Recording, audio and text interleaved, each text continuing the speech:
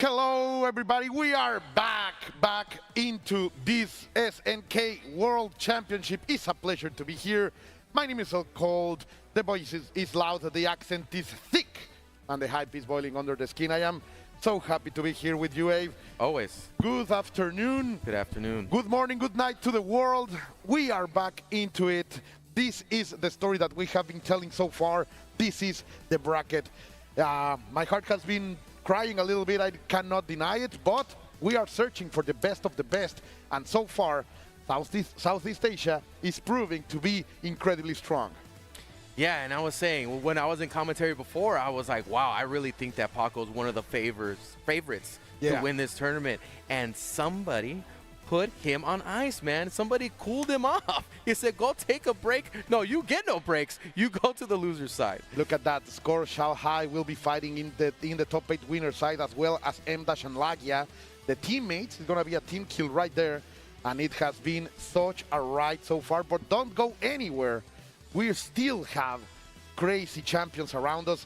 Right now, you can see this is the road that we are going to walk all the way from below. We will start with Pineapple against Kitsune 971. So this is going to be a Hong Kong against France intersection. Wow, yeah. There's going to be a serious battle here. I mean, well, we got another one. Looking at this match, Gio's on there too. Yeah, like all the names that we have on here, they've had such a dramatic experience in the tournament, right? So many close wins to taking out so many legends, and still we have one more opportunity for these folks to continue in the tournament. God bless the double elimination bracket. Exactly. Virgencita, Dios lo bendiga, pero vámonos. But for these players, it's their first match of the day. Yes. So we're going to see a lot of adjusting in the first round, feeling each other out, because I mean, it's just, you get the butterflies on stage. Yeah, no one wants to leave this place, right? This is like a party. This is la fiesta of the losers bracket. You don't want to walk away. But now let's see, because it's time for Kitsune and, of course, Pineapple to make history right here on the world stage, my dear Meta Abe. Yeah, and the composure that they're going to have to play these killers that are all in the bracket, that it is not over after this. However, we have to deal with the problem at hand, one match at a time, one round at a time. Pineapple versus Kitsune. We're going to walk this together, guys. So bring more people, share this stream, make sure the message of love from KOF reach everywhere in the world. So far, we can see Pineapple controlling this Ryo Sasaki very, very convincingly with this geese, going for a conversion, unable to convert out of it, my dear Meta Abe, but still, there is rhythm. All of this is being determined by Pineapple. Yeah, a lot of aggression coming out of the gate. They're not afraid to fight in this first round. It looks like all the rust has come off from being their first match of the day, and Kitsune is becoming very aggressive here while Pineapple has the lead. Let's go, the pressure, great guard break, but we're gonna find it. Sadly, he's unable to capitalize out of it. All that work. Again, backing off, not willing to engage here. Ryo has to find his target and gets the corner here and gets the throw. Pineapple taking back control of this match.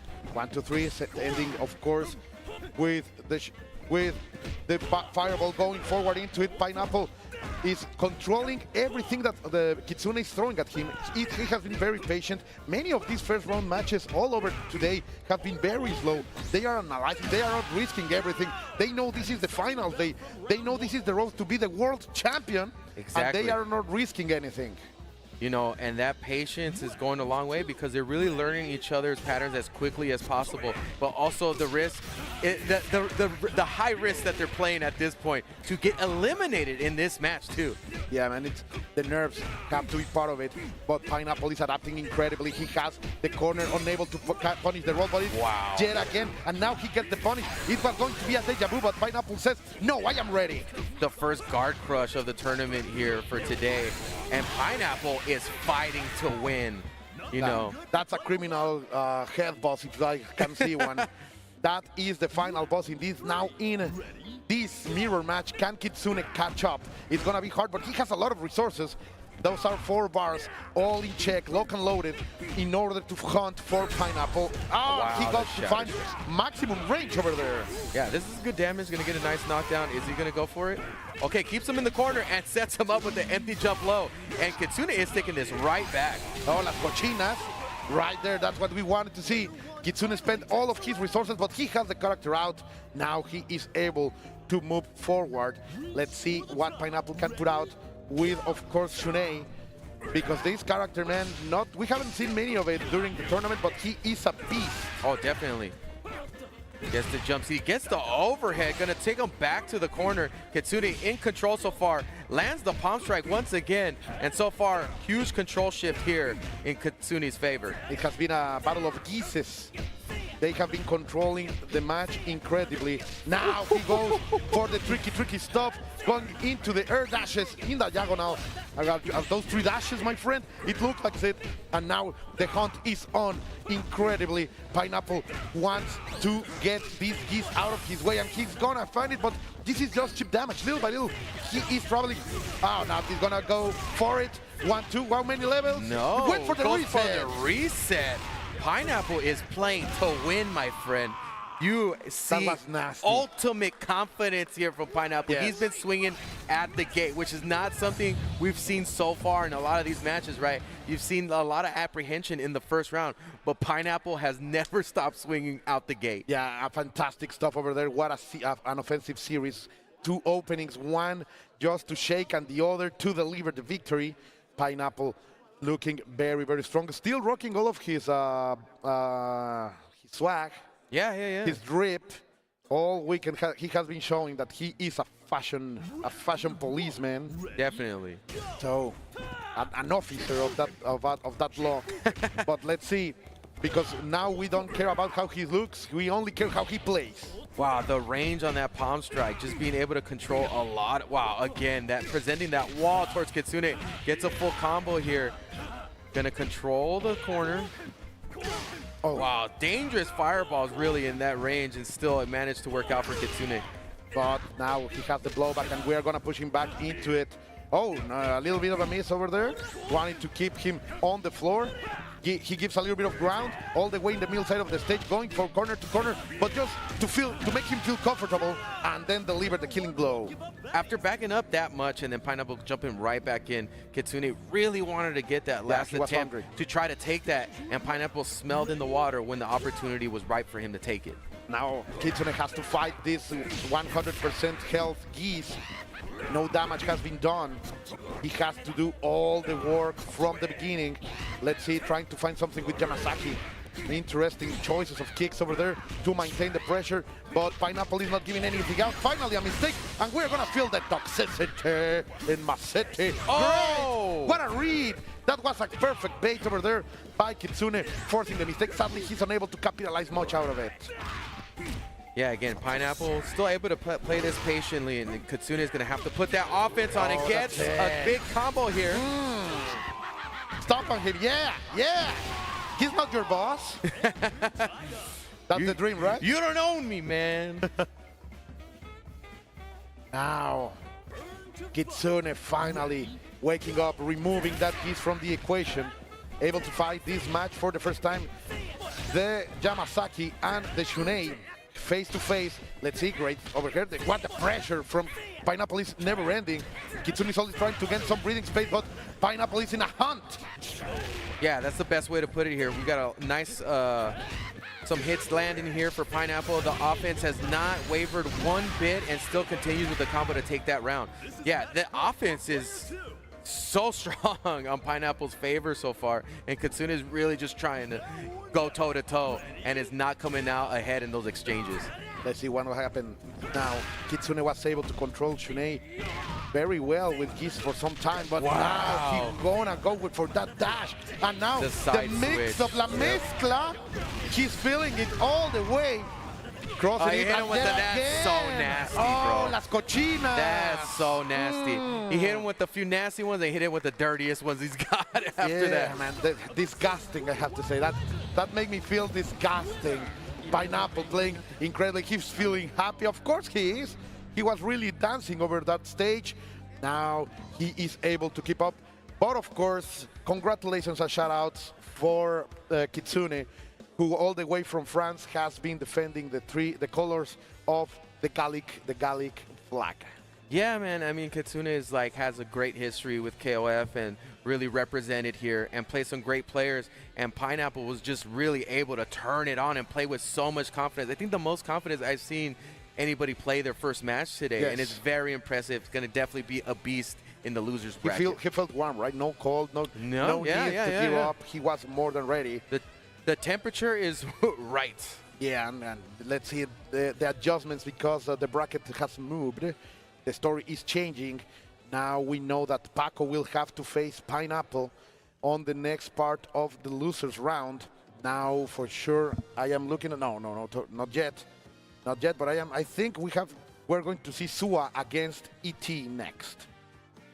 Yeah, I mean, So you ever streamed? No, we are not. We are going to see Inferno Kong and the Geo. Sorry, guys. Sorry. Man, Geo and Inferno Con, what an interesting match this is going to be. Geo early on had a crazy match, played one of the biggest legends of our scene, right? And looked like a monster himself. So close to taking that and changing the course of this entire tournament. And somehow the story remains that Shahai was the protagonist, and sorry, Gio, you got to go to the losers bracket. But the skill level that he displayed, Inferno Kong is going to have his hands full to be able to beat a beast like that. Yeah, man, but this is a young man who is writing his own history. I really have to believe that Inferno Kong is hungry for all what is happening here, and he has been playing such a great and high-risk game with those three big bodies, really trying to represent his style, really trying to represent that bigger-than-life personality. So I am so happy to see this young man from Manchester right here in the world stage, representing the KOF Familia from Europe. Yeah, this definitely represents a very different style, right? Like, we've seen the, super aggressive style. We've seen the very patient style, but we haven't really seen the big risks pay off, and this is the type of player that does that, represents that style, right? Like making the big reads, controlling the matchups in the mental game due to the way that he plays. So playing somebody that has such high stats on his own favor against Gio, let's see how this matchup plays out. But look, you have to also appreciate that drive that Gio has to represent his country, to represent Peru and all of his friends, that flag, who we also have as part of his profile picture, with all of the signatures of his community. That's some love, and that's what I love about KOF, man. I hope nuestro hermano peruano is able to deliver the kind of gameplay that he wishes on this match.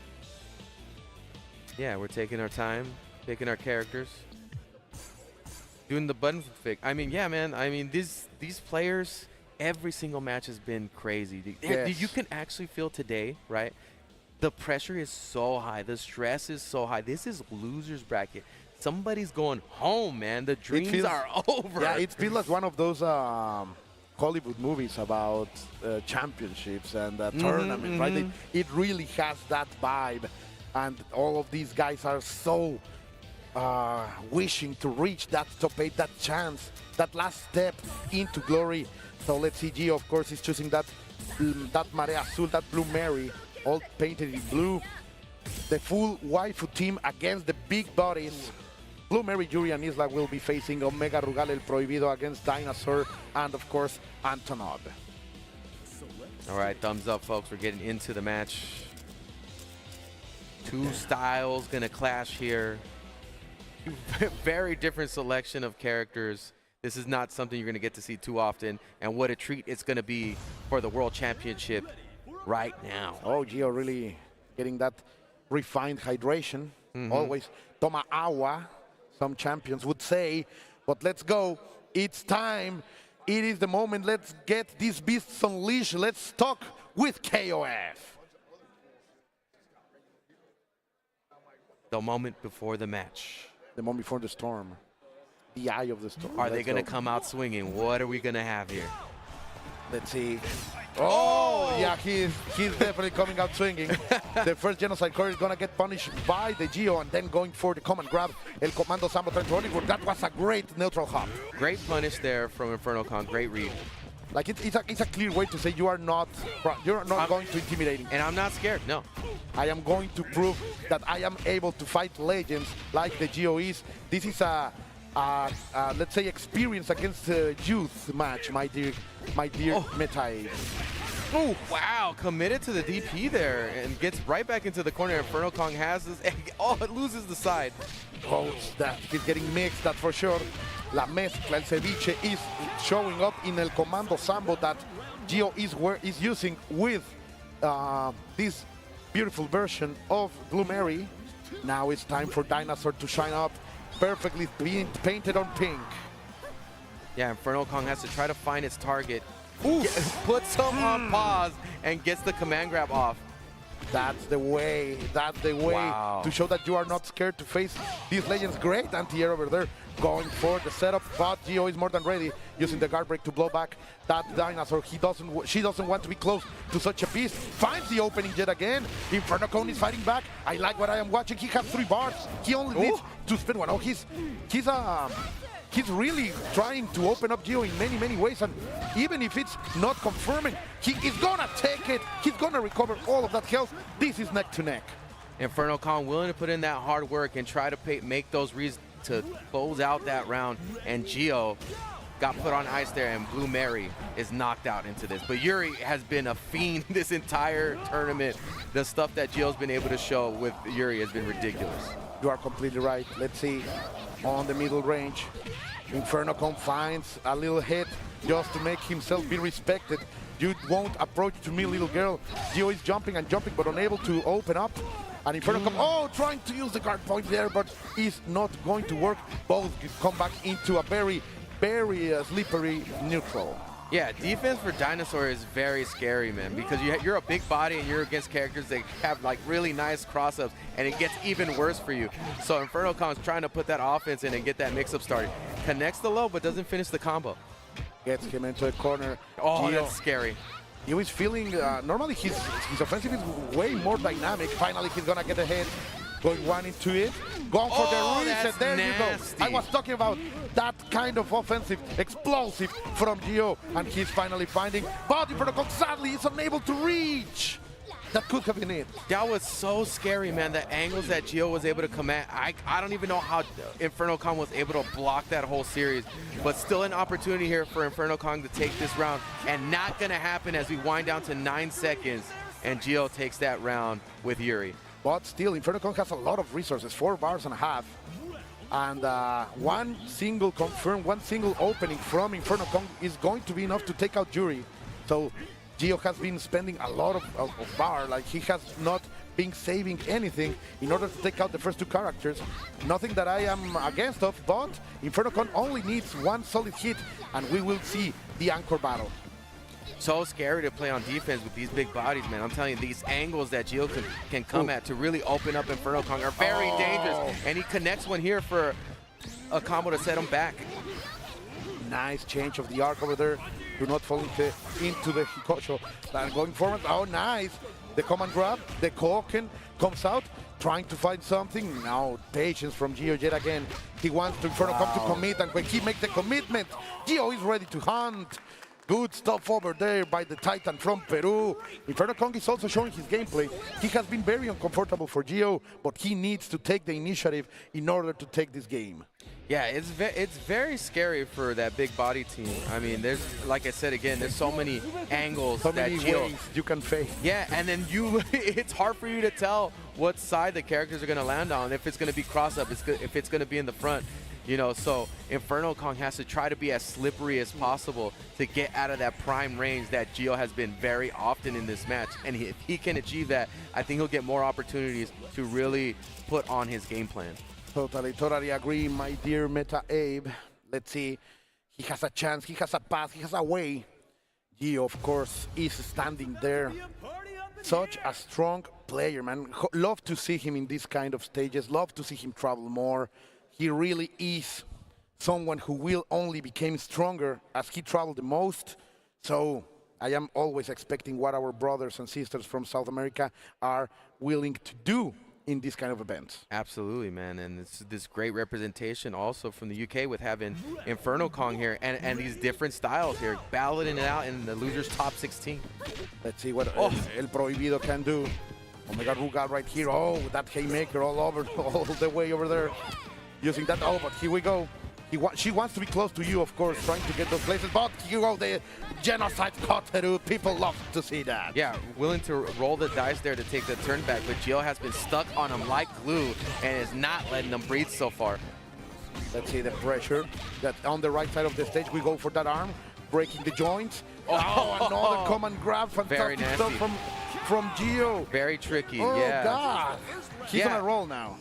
He got him frozen up there a little bit. You know, maybe thought that Stand City was going to hit and actually just canceled right into the command grab. Yes. And Inferno Kong was not ready. And that was a series of 3 turns that Gio was able to take back in that same fashion. So, again, this offense is really hard to deal with, especially for these big bodies. Completely right. And now he gets this opening, displaying everything, bringing up the current, delivering some voltage and breaking the joints. Yet again, the pressure is still there. And of course, nice patience over there by Inferno Kong Whistle to get out of there. And sadly, the hitboxes are not there for him. Yeah, the game told him no, and now he's back into the fight of his life, and Gio is willing to take that out of him. This is going to be enough to kill. Yes! We're going to take out that arm with us for the next match. Gio is feeling so strong right now. He has waken up after that first game. Inferno Kong, an uphill battle, runs into a jump B, resets for another attempt. Going to go, oh, there we go, the big chest coming out from Inferno Kong. His Antonov has been one of the highlights of this tournament, but he is unable to shine so far. Absolutely, man. I mean, really no real attempts to breathe here. Gio is really just suffocating this matchup with this great offense.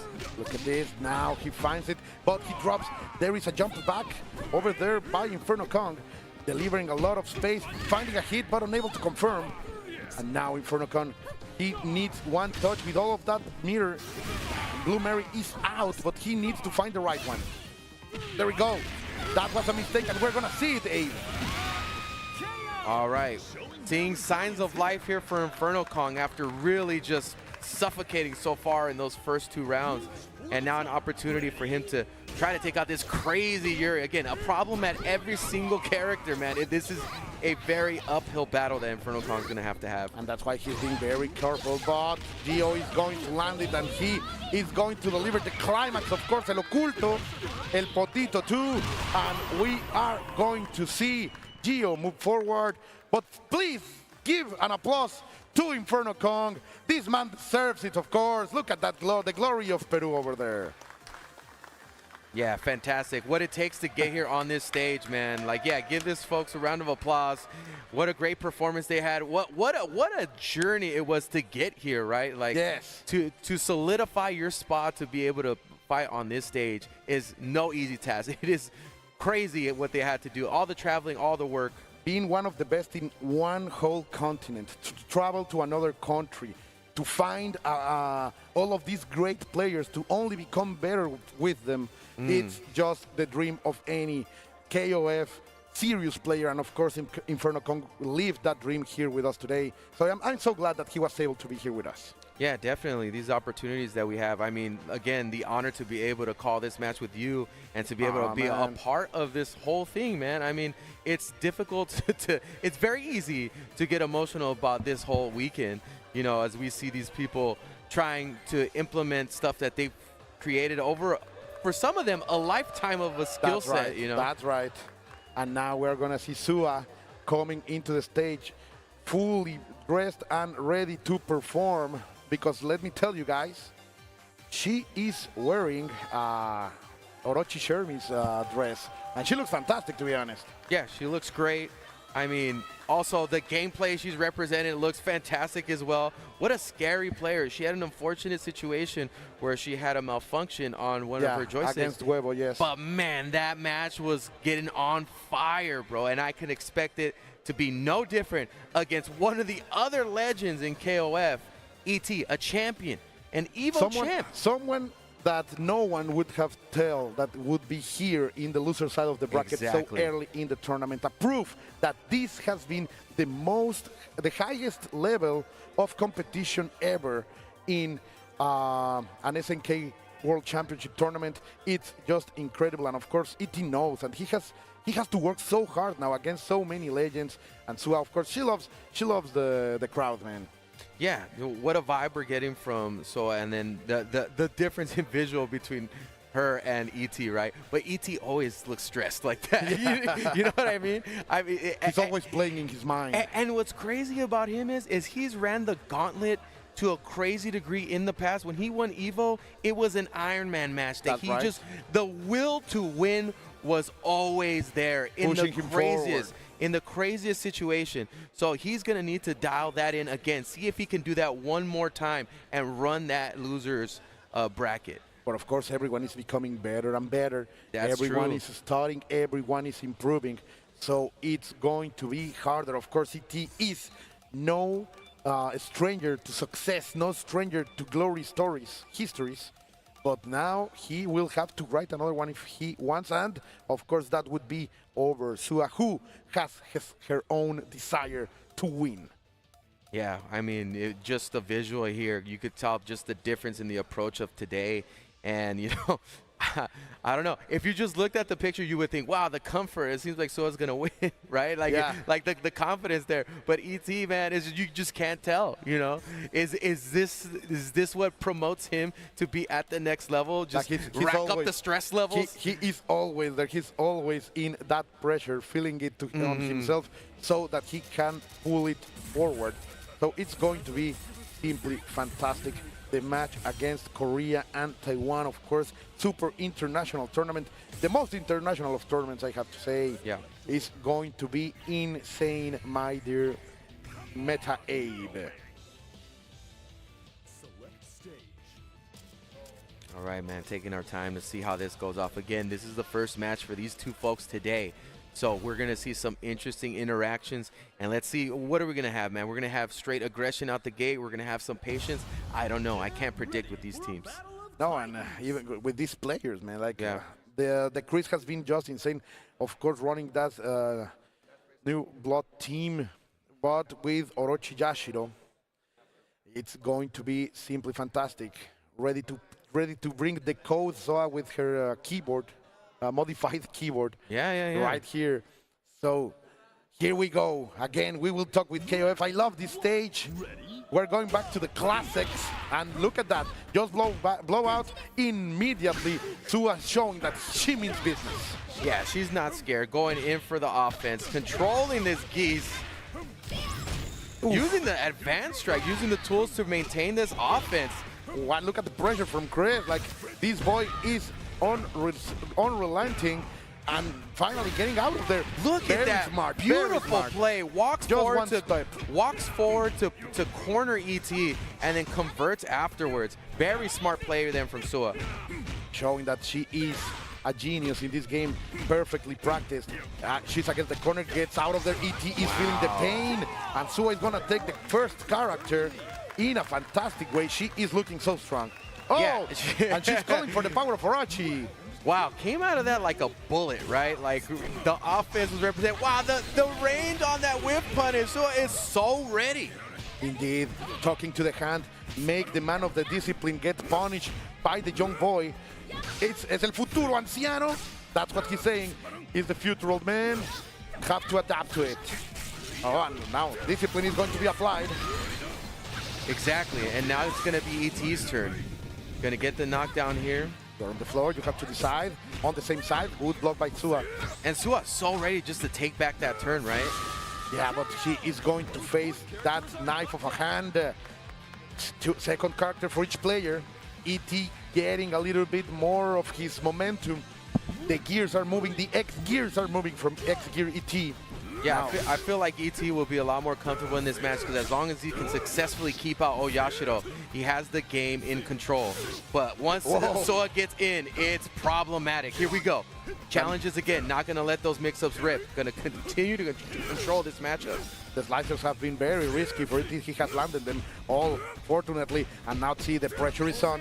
Let's find something. Oh, he was so ready. Don't roll out of there. Maybe you got the corner. You get out of there, but you have to pay the tax. The dash under is not going to work. Suez ready for the defensive positions too. But she needs to do something with his Oyashiro, or something No going to end.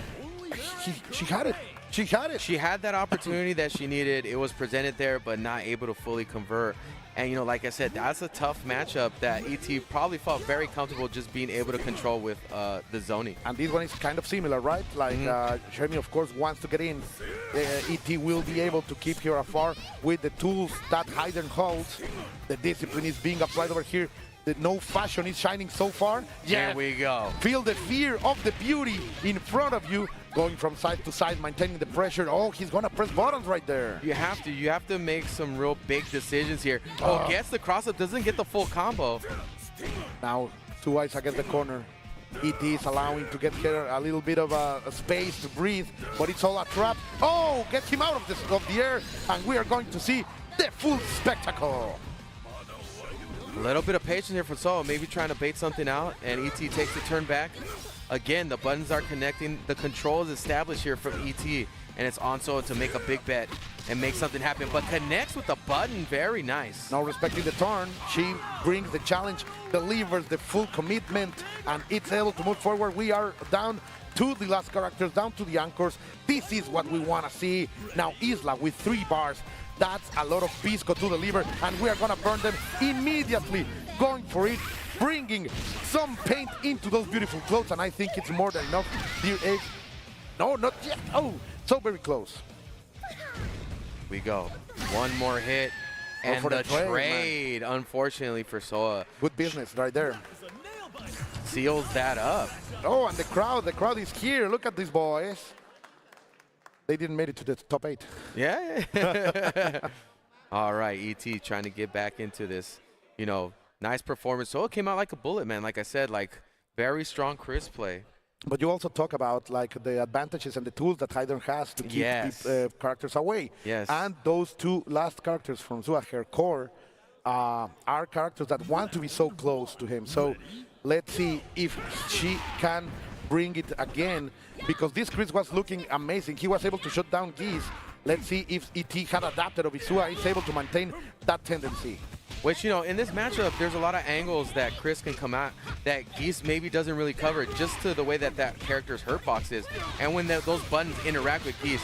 But right now, she is running away with it like a bullet. Just so much control in this first round. Only 30% left for Geese. Finally, an impact over there to get a little bit of breathing space. But she has such perfect spacing every time with those crouching kicks. It's so fantastic what Sua can do with Chris. So far, he is her best character in this match. And going for the grab, but finally he's going to land the big kick. And again, full domination with her Chris. So dominant there with Soa. I mean, how deliberate she is with her spacing, and how she's able to take back control and just outside of range on that timing to be able to fully convert. But again, still in control. And in this matchup, the speed is going to play the difference here, because she does have to close the distance with a lot of the other characters, but this one, at least there's speed in this situation. Finally, the crossing. It's going to land, and maintaining the momentum, not respecting Hayden at all. Don't touch me, old man. But of course, ET in the first impact that he's going to land, it's going to land. But going for the reset, and everything worked for ET right there. Soa not having any respect, but ET literally demanded it with Hyder in that situation, and it's going to maintain control and force Soa to try to make something happen, maybe take some risks, because that was a great play from ET, and sensed a little bit too much patience and goes for the cross-up special. Yeah, man, that was, to be honest, that tool from Hyder, it's always so good, man. Like, players accept that they don't know where it's gonna hit. Yeah, exactly. Yeah, and if I don't know, what an anti-air here. Come here, he said. This is big. This is big, because we're going to get some really good Oki here. An opportunity for Soa to mix up for a checkmate, but it's not going to happen. ET gets the throw on wake up. Right back at you from Soa. The meta is right here. Oh, what a cancel. ET with knowledge of the game, but he's going to make mistakes, and Soa is taking it. He's going to repeat a neutral hop into the cross, and final, the phone punish. Now he has an Oki situation, landing on the same side, but Soa is pressing buttons, and she's taking out this Hayden, who was a headache last time. Sua is adapting. Her game is becoming into the next level. Now ET will have to fight 2 characters with Isla. So much drama in that last match. So many use of the system mechanics, and so many stacking decisions that happened that turned out there for Soa. It's fantastic how these players can adapt so fast to so many options. Just slivers of seconds are part of their nerve system, able to react so fastly. I can't believe it. Okay, the trade. Of course, each one of these hits is money maker for Sua, who wants to bring an advantage with one solid hit, and there it is. Here we go. It's party time. No! Not going to finish the combo. Sua letting ET off the hook. Back into the action. No lo tires in the cross-up. She's on the corner now. Orochi Yashiro is going to feel the pain. Yes. But ET has to spend so much for that, and Sua is going to come with 4 bars, almost 5. Well, this is a pretty big advantage here considering how the last match played out. Hydern was able to control a lot of these matchups, but Hydern is now out of the picture, and Shermie at her most deadly. Still gets a mix-up opportunity, even with the activation, so still very scary. But ET fighting back. He's like so fast.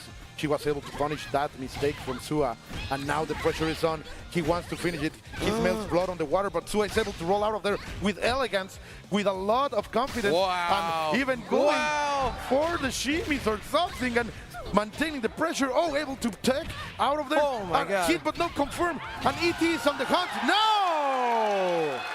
Both swinging at each other, had a reset situation, and Sua is able to put one on the board. That's Super fantastic. Dramatic match, one of the most dramatic matches we've had so far. It's looking so great. This is what we wanted to see in this kind of stage on the World Championship Finals. And this is when the stress starts to play into character here. I mean, now we're starting to see a little bit of the coolness start to wear off and really feel the pressure on their shoulders. Looks like always, right? Yeah, like a troubled man. Yeah, I'm always like this. Yeah. Bring it. When do I not have this pressure? I guess I just got to try to manage. Going back to the character selection screen, maybe trying to get some air in the lungs, you know, maybe clear out the emotions and clear out the thoughts, because this is all on the line here in loser's bracket. Benimaru is coming out.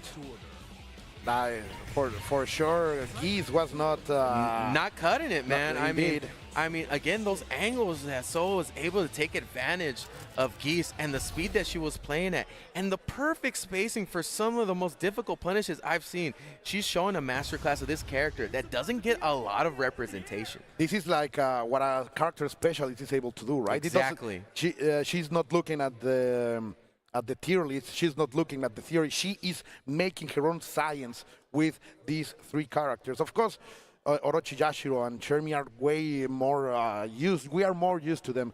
But Chris, the regular Chris, is here to represent. Now let's go, because these 2 are right now facing an elimination. They are 1 point away to going home. All right, already starting to see a lot more confidence here from ET. Gets the command grab, gonna get the cross up, and it hits. Gonna go into the corner for a nice combo. Yeah. And ET off to the races. This is not something we've seen so far in this matchup play out yet. Let's see. Oh, getting the credit. She went for the anti-air, but Benimaru just too strong. As you say, the angles are now on Sua's disadvantage. Disadvantage, yes. And of course, ET, like the kind of player he is, like the killer he is going to take all of those advantages into his favor. Now let's see. Oh, no confirm. She landed the high hit, but unable to confirm out of it. No one here over there. She's trying to read into the oblivion, my dear Metai. Yeah, and here's the thing about Benimaru, and the same thing with Hydern. Like, ET's very comfortable with controlling space in front of him. There you go. But whips a huge EXDP. And again, this is super dangerous, because after this super, she gets a really good Oki, and this could close out the match if she does the right thing. Charging a little bit of bar over there, trying to get as much advantage. He did the overhead, he was not ready. Another one, maintaining the pressure, trying to get out of his dead. Just outside of range there. No! Both of them feeling a little bit on so the nasty. cross. That was disgusting. But ET is going to move forward with his Benimaru. The confidence is oozing from ET, used to having this pressure on his shoulders and always ready to move forward, even if it's inch by inch. But now he's starting to get some stride in his gameplay and looking extremely confident, and so is fighting for her life. No, look at this. X-Gear ET, as you say, is completely moved. But then again, that perfect spacing, staying away from the Raijinken and able to deliver the kill. Oh! Literally at the most max range you could have done that. Soul was ready and has shown that she has that ability before in the earlier matches. She's fantastic. Let's see, now it's Hydern. The big problem Sua had a lot of problems with this the last time these two characters faced. Let's see if ET will maintain this momentum, because so far X-Gear's own is proving to be super strong. What a confirm over there from the overhead into the knife hand. Brings the explosion and, of course, the Wheel of Pain. Trying to bring the deficit to a wider margin here. ET burning the meter, gets the overhead activation, and this is not very dangerous. No. He's not going to be able to finish her off, but this is a huge margin of a lead. No, and the ET same side closes it out. After a scary performance here from Soa, ET is able to hold on and advance. Fantastic stuff over here by X-Gear ET. So she, in fact, will be always remembered on this event. Yeah. There is a lot of coming from her. Look at her. Yeah, bring the fire. Ah. Make some noise for her. Come on. Yeah. Yeah, fan favorite for sure. And what a performance. I mean, I don't know if we've seen anybody play at those ranges like she has. And you can see the potential that she is in the right place of being in this top 16. Always finding those crouching Bs and crouching Ds and max range. Yeah, fantastic so spacing. She is so precise in that stuff. Man, a master of her craft, that's for sure.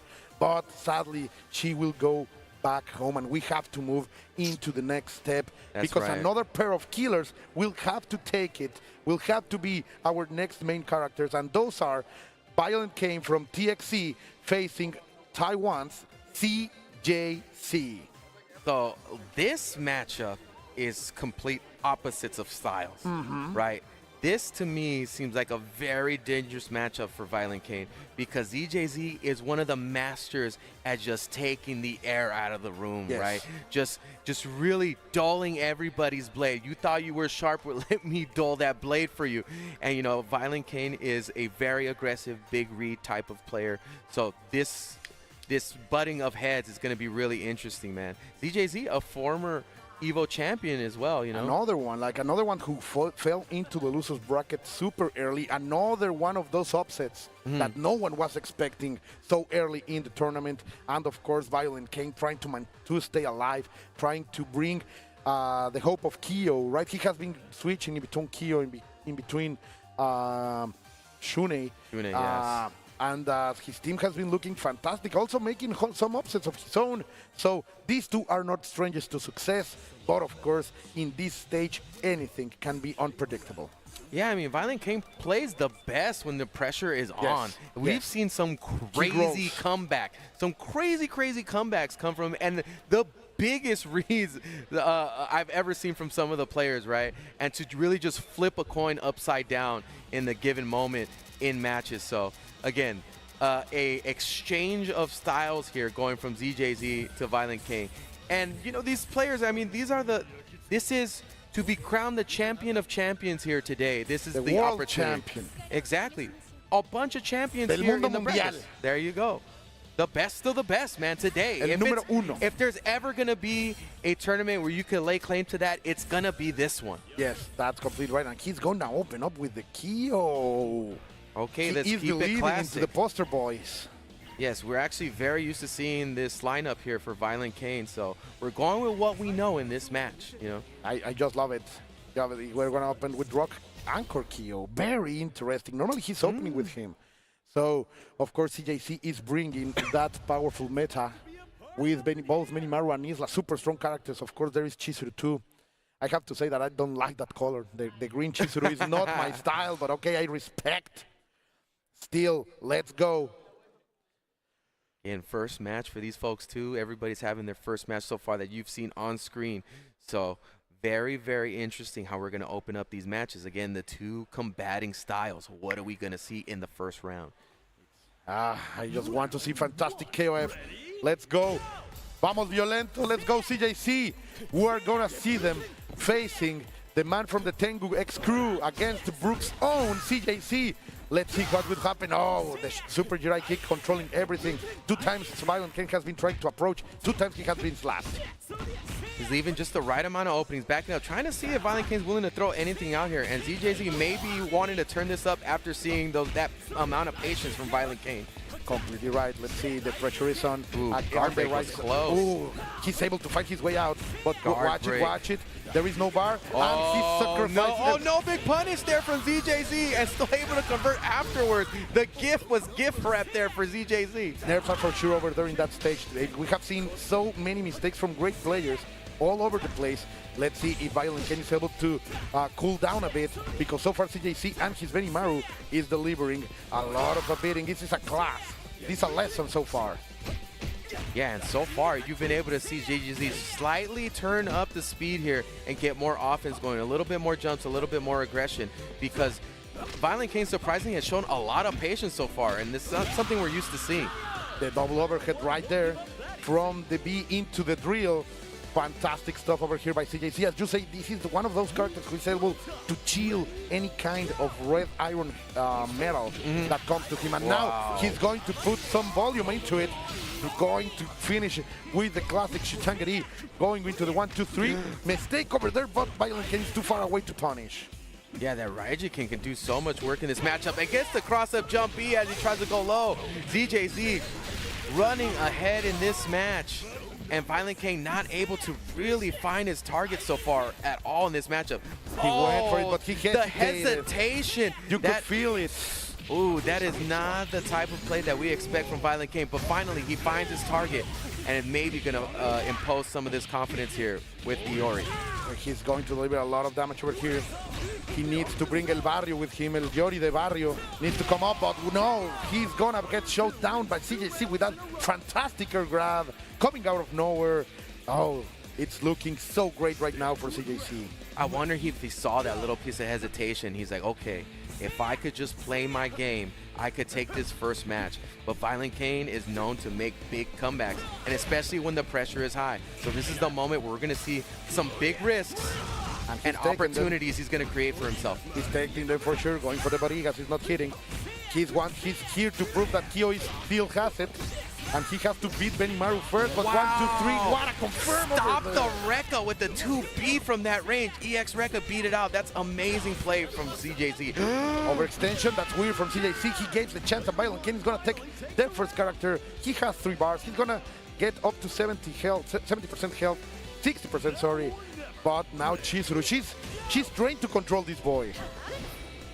Yes, absolutely, man. And, you know, Violent Ken's got an uphill battle. Chizuru's been doing so much work in this tournament, and ZJZ has one of the best. Well, as she connects the far D into activation. Going to use the roll to get out of there, spending the bar to forgive all of that chip damage. And now gets the read, but unable to punish. Sadly, the timing was not there for Violent Ken.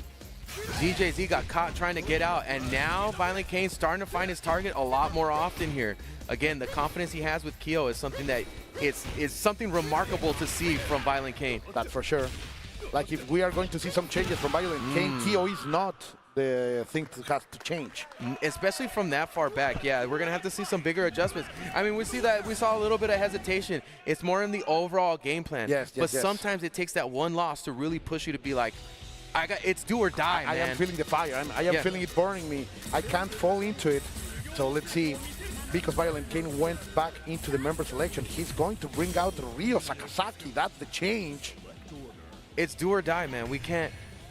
There's no time for hesitation. It's execution only, man. All the confidence got to go into it. And this is the time where, surprisingly, you know, Violent Ken starts to shine. So we're going to have to see that Inferno star start to blaze. I do hope so, but of course CJC will be looking for that. He will be looking for the swings. He will be looking for the risk that Violent Ken now has to pull out. So that kind of incident, the experience that CJC has, it's going to be so hard to beat. But I believe, quiero creer en el violento.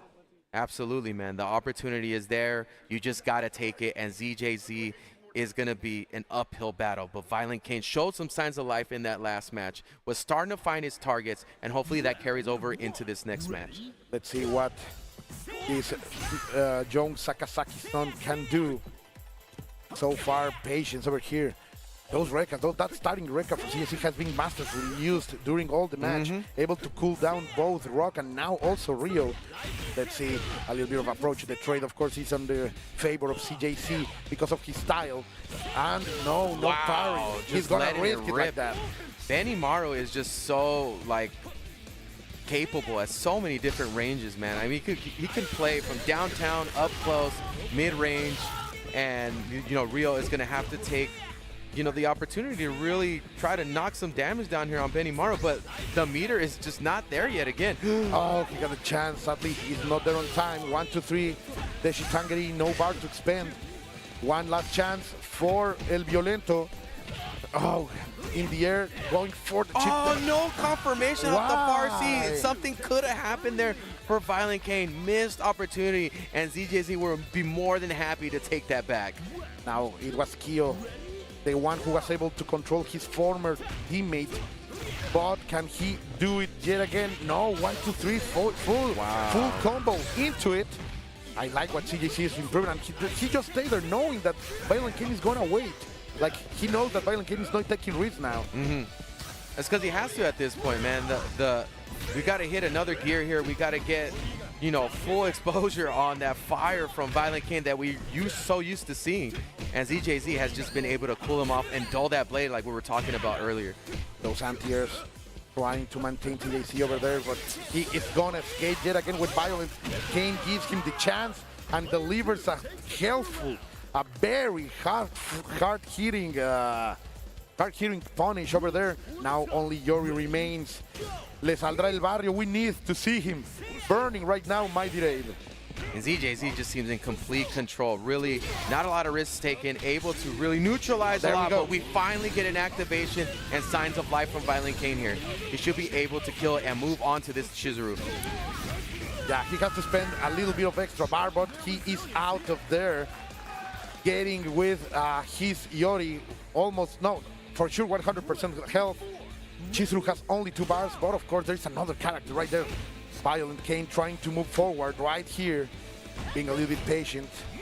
This is such an uphill battle. Chizuru has so many different options she can throw at Yori, but Violent Kane gets a gift here and is going to get an opportunity to get further down in this match. Doesn't get the punish on the roll. Would have been huge, but still finds his target.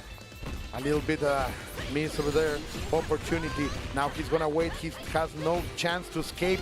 Watch the guard bar. CJC is looking for it, but a great wake-up grab from Violent Kane, and he's gonna dunk it. The heart is beating, the blood is pumping. This is what we're used to seeing from Violent Kane. An opportunity ZJZ has given to somebody that wakes up a sleeping giant. Isla with 2 bars. Let's see, patience from Violent Kane. Telling CJC, come to me. Great anti-air over here, going for the taquito, but he is going to be shut down by the anti-air. Too far away for it. He was attempting something. Very close. You can see the target. He's starting to find his target a lot more. The confidence starting to go up. The gears are starting to shift, and we're going to see a situation where Violent Kane needs to get close to redlining and gets the combo, but doesn't finish. It was too far away. I think that was the perfect call for Violent Kane. Oh, guard break is close. Cold guard break is close, and he's going to get it. But no get nothing out of it. Violent Kane is running with some luck right here when CJC was unable to confirm, but now he has everything to kill. We're going to see the level 1. I think that's going to be enough to the sky. Yes, there it is. CJC is going to eliminate Violent Kane in a very dominant fashion. Wow. You know, that's how it's done.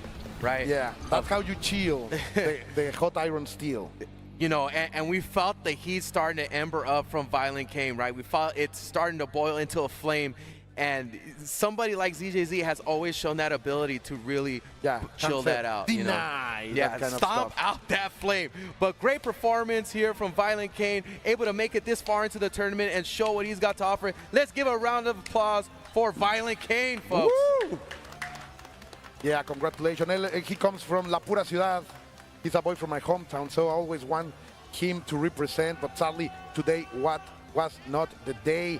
But my dear Abe, we have to remember all of these people that today is a great day to start playing KOF or give the gift of KOF because it's on Steam on 70% off. You could also dress up like your favorite character and perform at a high level just like so as well. Yes, you can and be have like fun with this. The game is very fun and it is on discount right now. So please go out of your way and purchase this game. Have a little bit of fun. Yeah, this is a fantastic title. Support this scene. Go and buy KOF 15 on a 75% off. Give it to your friends. Gift it to your grandmother. They will all love it, for sure. Yeah, man. So I have to say, again, it's been an honor to be able to commentate this, especially with you, a great commentator in your own right. But my day is done, and we are going to move forward with some more talents, some more players, and we're going to take it to break, and we'll catch you later, man. Don't go anywhere. Mm.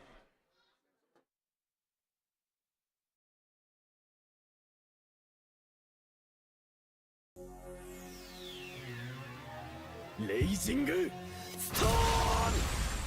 知らぬい究極奥義知らぬユニコファイナル訓練ビンゴファイヤーほう昇降創造戦イーフォーヒブリゼーレパワーカイザー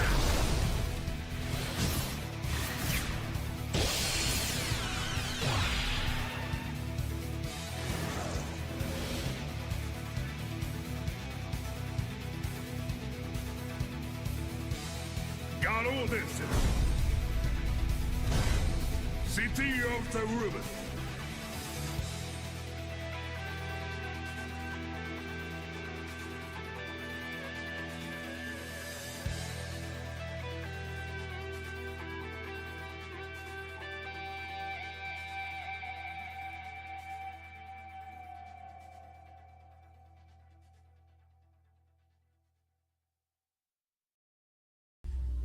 To be in the zone, gamers need true support. One that's in sync with your body at every angle. Takes your weight without pressure. Fully adjustable to cradle your spine and adapts as you shift in your seat. True ergonomic alignment to achieve your perfect gaming form.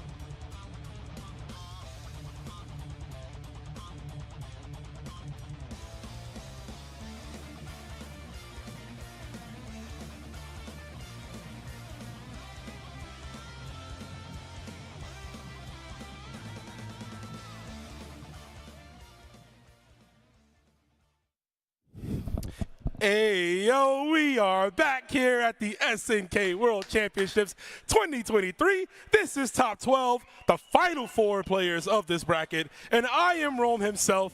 You already know who he is. He's been here. He's been giving you that great voice. Mr. El Colt, what's up, brother? Oh, I'm so happy to be here with you. Finally, this is our first time together live in a tournament, and what a stage that we have been blessed with.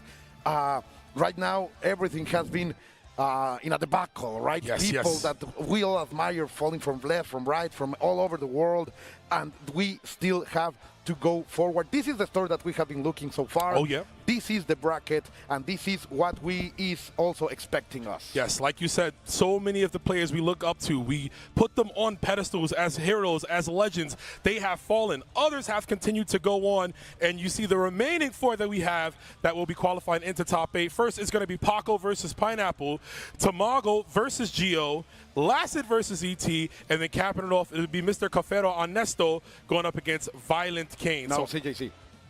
That's a little mistake there. Okay, ZJZ. Yeah, that's right. Yeah, a little bit of a mistake, but that is okay. As you can see, the players right there. A lot of Mexico still in this, Colt. I know you're looking forward to it. Yeah, but it losers. Come on, guys. We can do it. Yeah, it's We been a can tough do it. road. It's been a tough road. Lots of 2-1s. You know, can't really stress that enough. So The next one, Mexico against Hong Kong, Paco against Pineapple. It's going to be very, very interesting. Of course, Pineapple has been showing a lot of strength today, and Paco comes shaken from the loser side, from the winner side of the bracket. So I am hoping for Paquito to deliver us a victory right here. Chaos Reborn own.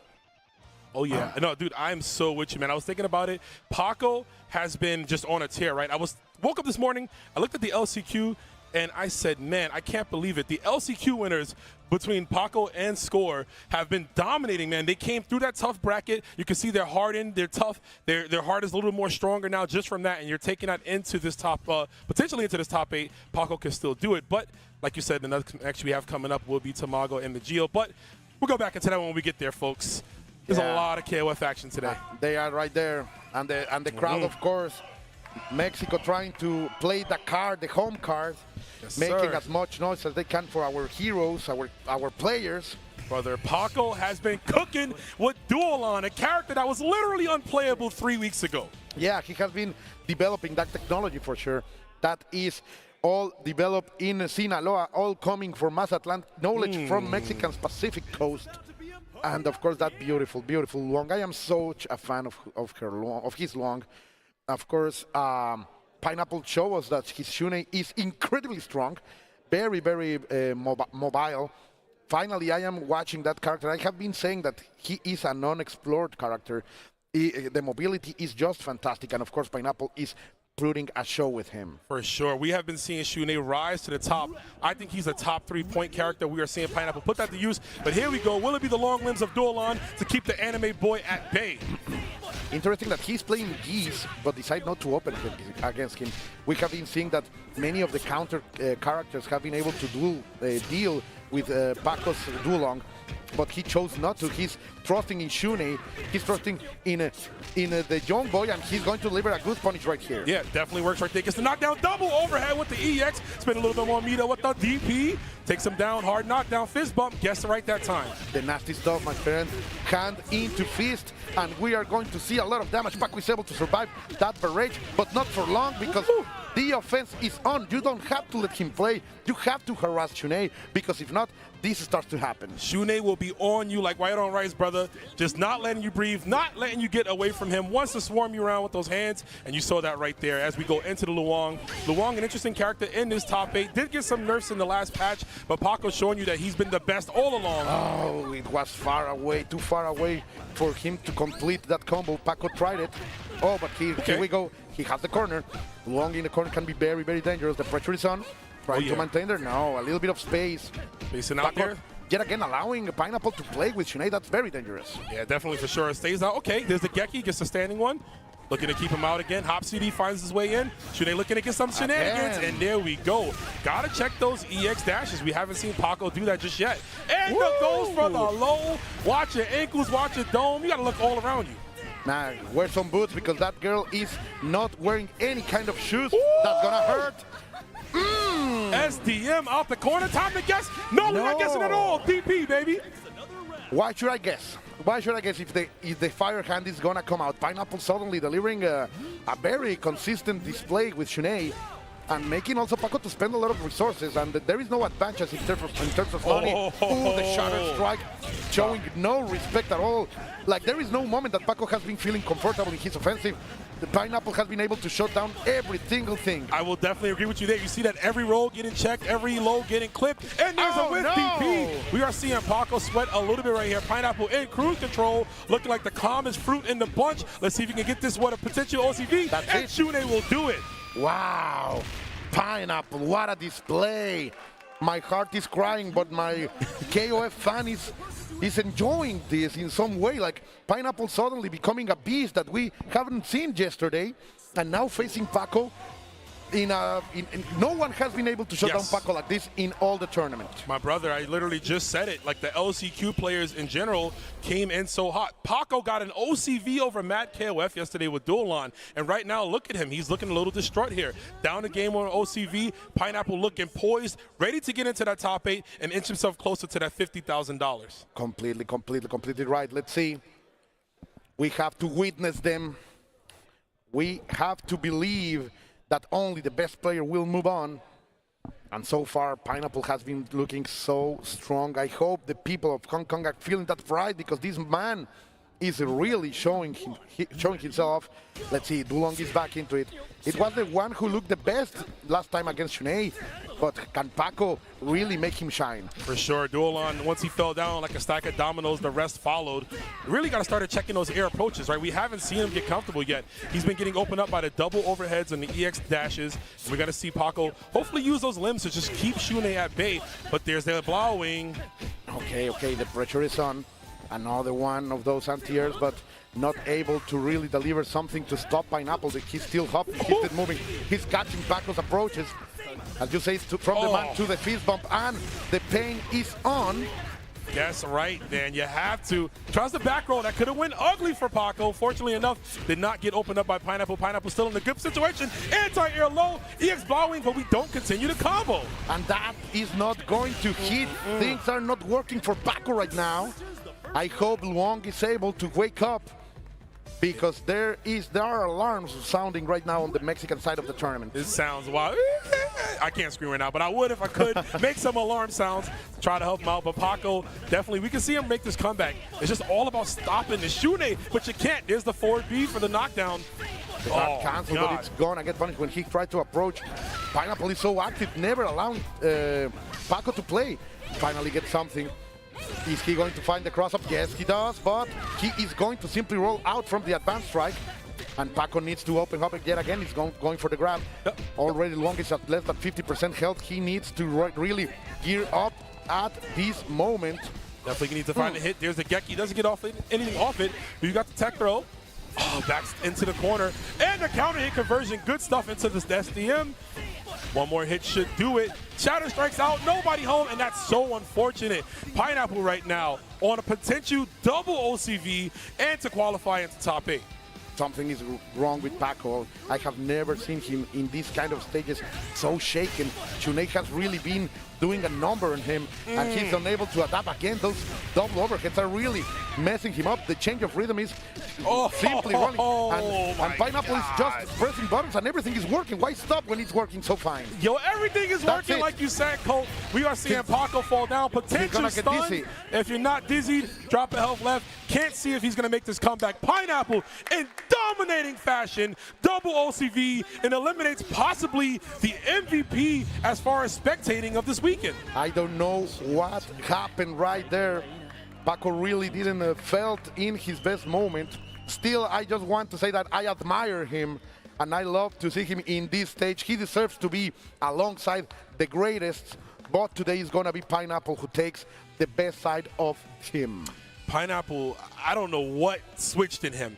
I think he had a bit of a slow start yesterday in his early matches, but right now he is looking. He must have showed the money. Strong, man. Somebody showed him the bill and said, "Yo, 50,000 is on the line." You have to collect, bro. He said, "I want." You have to collect. He said, "You know how much pineapples I could buy with that, bro?" Yes. Yeah. Like, man. come on now. But yeah, like you said, unfortunate for Paco. Paco definitely one of the MVPs this weekend in my mind. Just exceptional play, using an unorthodox team that he has, and just beating a lot of really strong players that on paper you might not have thought. You're completely right, Rome. Sadly, he was unable to unleash his real self. But, of course, we have to move on. Now we have a full Latin American Duelo de Latinos. This is going to be Tamago against the Geo, all the way from Mexicali, Baja California. Yes, Tamago, sir. the cook. Yo, he's chefing it up, man. Yeah, the yeah. egg.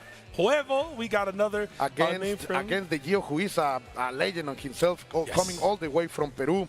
Again, I have to say shout outs to him and all of his community. That flag with all of the signatures of his friends, always backing him up. It's so special in my opinion. There is Tamago, there is Huevo. Dude, people constantly say that KOF is the soccer of fighting games where it's so beloved. And I feel that the passion from every region here, everybody's getting cheered. Everyone at home in Asia, everyone from Mexico, from all of South America, I should say, America, EU, everywhere around the world, people are looking at the players that they have in this bracket and putting them up as heroes, supporting them and hoping the best for them.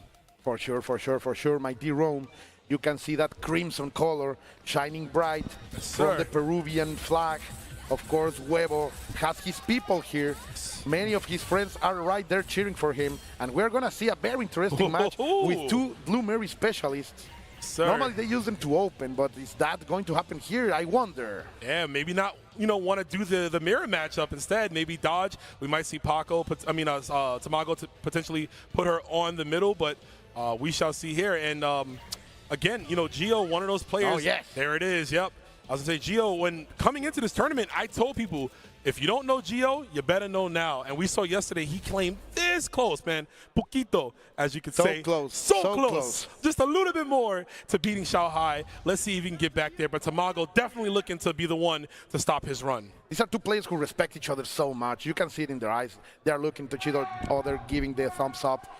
They have been practicing, but of course now they are rivals. Sir. They are contenders of this great tournament. Gladiators, man. In the path of being el campeón del mundo, the world champ, we are going to see La Marea Azul, full Marea Azul right here. And Gio is going to start just swinging and catching at Tamago's approach. More like Meri Rojo, though, right? Yeah. Yeah, see? I know. Practice. Here we go. Open it up with a slide kick.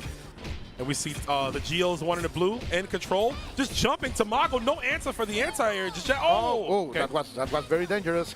Tamago escapes out of there with no harm, but Gio, it's simply moving forward in such a fantastic way.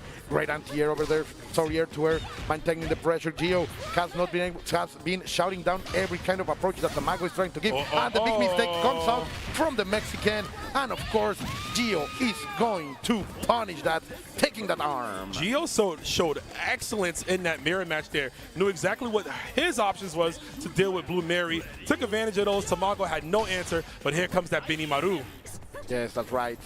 Tamago has always been playing with him, but he's gonna get shot out of the sky with the option, with the anti-air kick.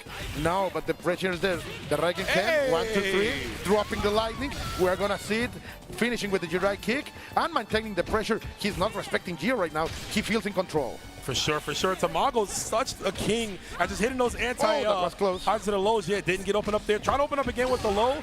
Gets the blowback, takes the corner, blowback right back at you. Very similar gameplay, very similar play stats over here. Look at Gio running all the way in there, trying to reach Tamago. Trying to run the clock. Okay, gets the frame trap into the combo. This is going to be big damage here and corner control for Gio. Time for Tamago to guess. No, we're going to drop the combo there. And Tamago only punished with a grab.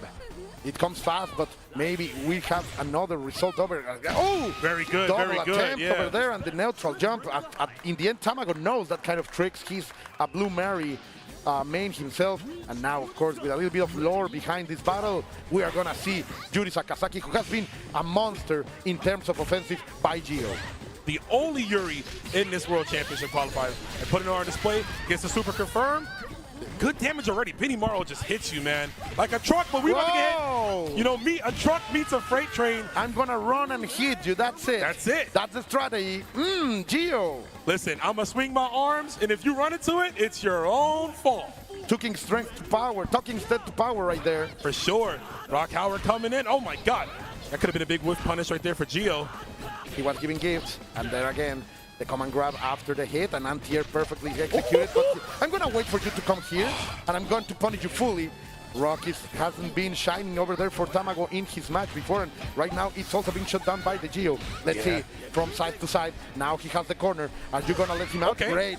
Blowback over there with the CD, maintaining the pressure. We're gonna find a trade. Of course, Tamago can't give those kind of hits right now, and the pressure is on. The guard break was going to simply run out, but Geo walked out of there elegantly. For sure, got out, backed up. Okay, that's going to be an demon flip. Not enough pixel of life left for Tamago. Tamago a little bit slumped. Not sure he's going to be able to make this comeback, especially with the guard cancel. And there is the fireball to the dome. Geo showing excellent control, excellent dominance, and just being excellent in KOF.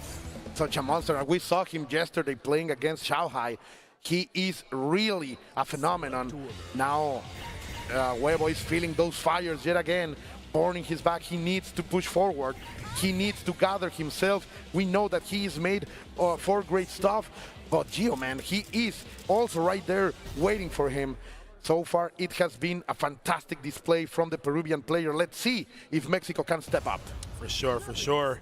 Looks like we're going to get not an order switch. No, we're keeping the same teams, locking it back in. Tamago took a breather right there, took a sip of water, thought to himself what he might need to do. Sometimes that's all you need. Go to character select, breathe a little bit, change things up, maybe approach differently, switch up orders at times. But no, we got this. We're going to run right back into this. But again, like you said, Geo is looking unstoppable right now. Very, very strong. Now Tamago seems like he wants to bring the offensive to get the main character special. What happened there? We hugging. That's free hugs, baby. Let's go.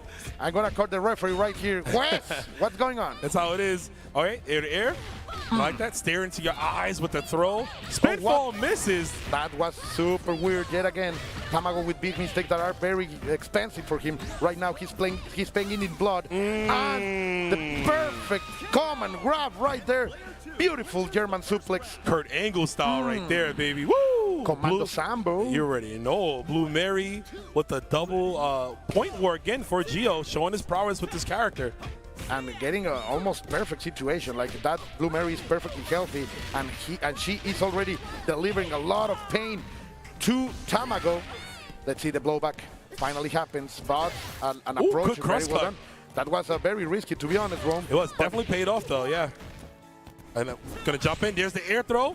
Yeah, Tamago definitely throw. Oh my God, Geo just with a DP right back at you. We are not respecting each other's strengths. Walk up with the two-way, and there's the 3D. That's gonna be it? That's definitely it. Wow, Geo shutting down Tamago with no problem at all. I am afraid. I am so afraid right now.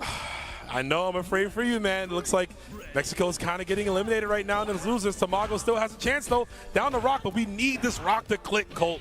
Oh, and finally, there's a little bit of a pause, and Geo fell for it. Great trap over there by Tamago, who is spending as least as possible. And now he's just going to run into it. Raging Storm! Not enough to kill yet, but maintaining the momentum, trying to go into it. Ooh, the shot strike is not going to land. That was good for Tamago. Definitely an interesting victory. Yeah, I mean, we take those, right? Because she just spent the meter, right? She just blew meter on that Shadow Strike, gives you a little more confidence. Yuri with less resources mean less damage, but you can't jump like that. Geo has been so good with the anti-air lows, reading on Tamago's jump patterns to know he wants to advance. Oh, finally, she gets opened up. We are going to spend all of the bar with her. Finishing with the rising tackle, keeping it simple, maintaining the momentum, going up. Great guard cancel over there by Geo, spending the rhythm to stay alive. But he is going to find Rock Howard, moving forward, finishing with the hard edge, and again another hard edge just to keep her in the ground. Yep, rage run. Oh my God, almost been bad. Drop a health left for Geo. Tamago gets whip punish with DP into Hawken. Blocks and gets the tick throw. Keeps himself alive. The meta. Let's wake up with grab. That's the stuff. Let's do it. It's one frame, baby. It's fast. Throw it out there. Geo was able to shut down Mexico last time. The people have shut down in the venue, but now he wants to push forward. He wants Mexico to believe. Let's see, because Isla is a super dangerous character. We haven't seen her so far. Yeah, I mean, not from Geo, but yeah, you already know. Best character in the game. Every trade is going to work in Geo's favor. He's got the life lead, sitting on 2 bars, so he has access to quick max if he gets the hit. Oh, that was dangerous. The challenge over there, the empty hop. Yo, Tamago is the cleanest at that. Let's see. Let him cook, they said. With the pressure is on, maintaining it over the left side of the corner. He's going to open it up. Yes! I got to believe. Let's go, baby. To believe. That's what I'm talking about. Ahí está el Huevo! As long as you have Tamago. life, as long as you have health, you have a fighting chance. Tamago bringing it back from an OCV situation, puts him on the board, ties it up 1-1.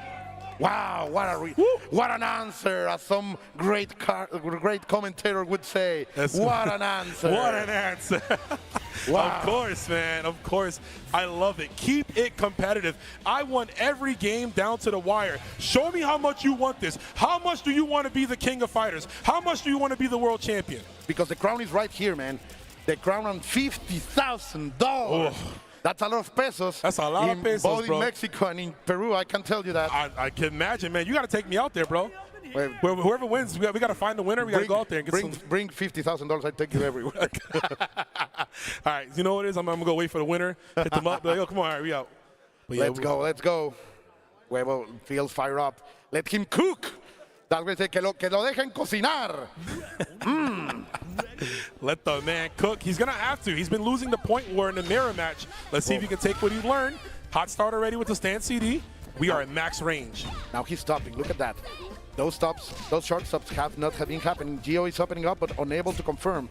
So far, the patience over there, the frame trap yet again, but no confirm. No confirm. Yeah, it wasn't holding back B to get the charge for the slide, unfortunately. Rare misses by Gio. Like, he is such a precise player. Refined, I would say. But now he finds it, and he's going to give the full mix. Let's see. Going for the empty stop. Going for the cross-up. Great roll by Gio, but he's going to get caught. No. He let it rip. He let it rip. Yeah, big unfortunate. Just out of range right there for Tamago. Gets a DP, and Gio just trying to close it out with a few buttons. Staying alive. Okay, good challenge right there. Why not? Yeah, thought a run throw was coming. This could be all he needs, though, Colt. Let's see. Deliver as much damage as possible. In the same side. Going for the command grab. You are falling by.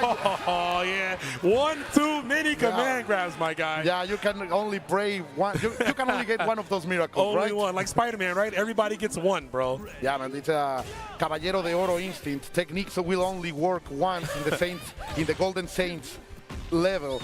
But let's see now. Again, Gio with great command grab once again.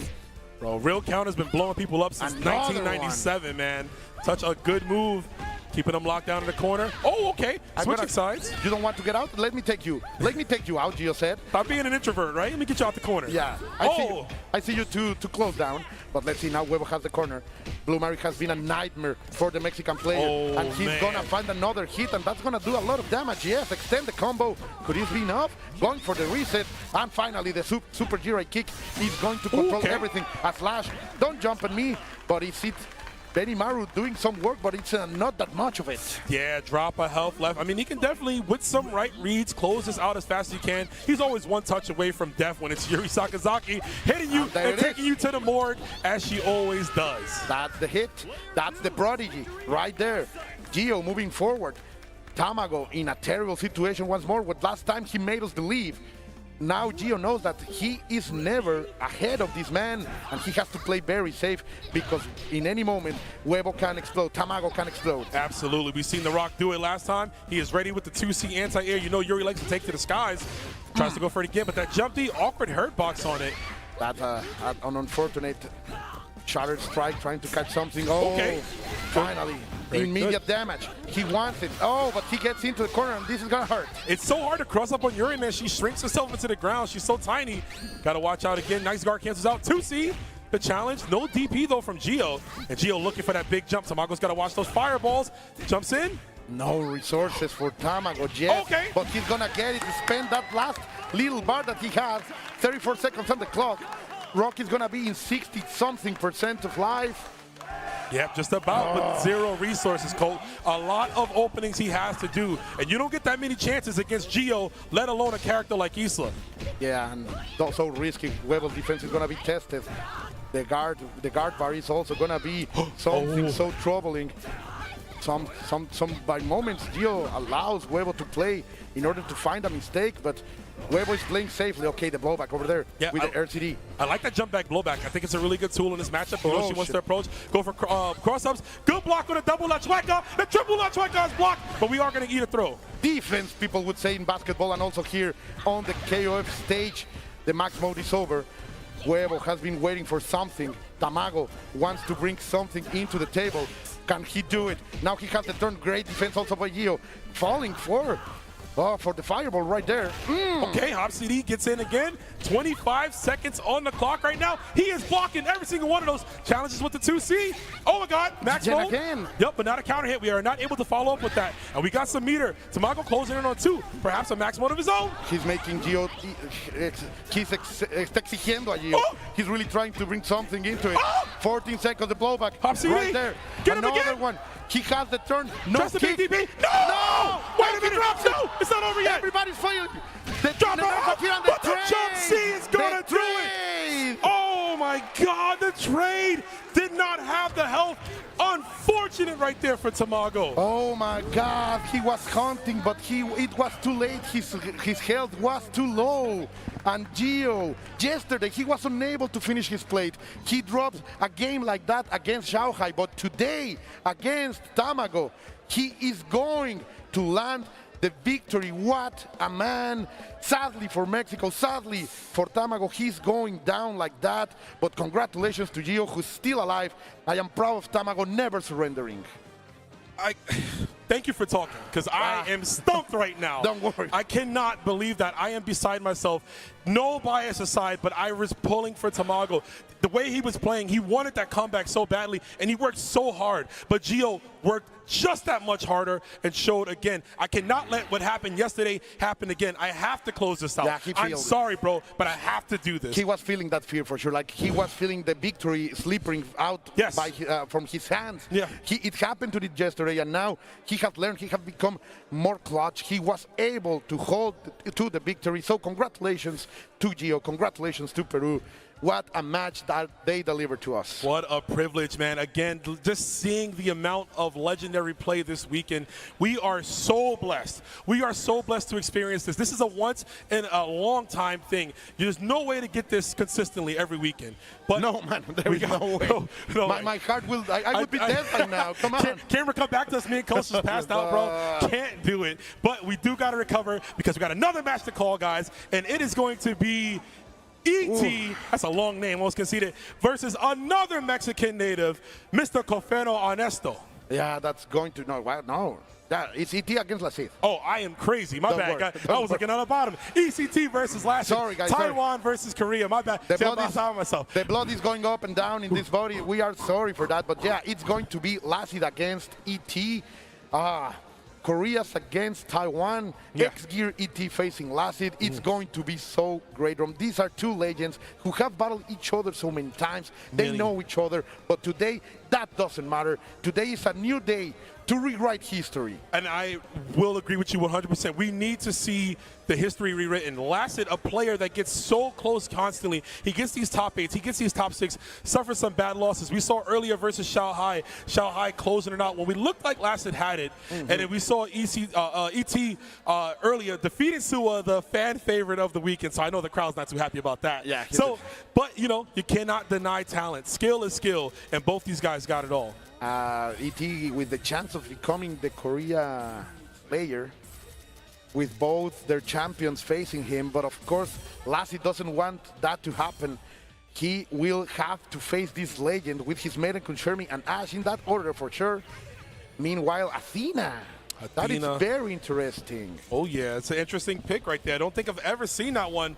Looks like they know something we don't. Shanghai earlier picking Kula to counter pick Lacid's Meetin-kun, and obviously it paid off. We might be seeing that with Athena, using to reflect the sim back toward the pillows. She has the 2C, which is a solid button, solid anti-air. If he jumps, she has access to Shining Crystal Bit. Just multiple options. Athena might be the right choice here. Lacid has to be so careful with that launch punch. We know he's an artist of that craft, but he has to be very careful. One single mistake against Athena would not only mean that it will only mean that you get some punish, but she will get the screen jet again, and she will be able to stay away from you. Easily. So let's see what can happen, because already That's a going big for a jump jump in, man. Yeah, that was a massive jump in already, and a bait on the DP, too far enough to get the punish. One of the weakest parts about Athena, if you max range 2C, you don't get butt bomb, but that was close enough, so we got it there. We all were expecting that reflector, man, but ET decided to come out swinging with the beautiful psychic idol, the member of the Psycho Soldiers, from side to side.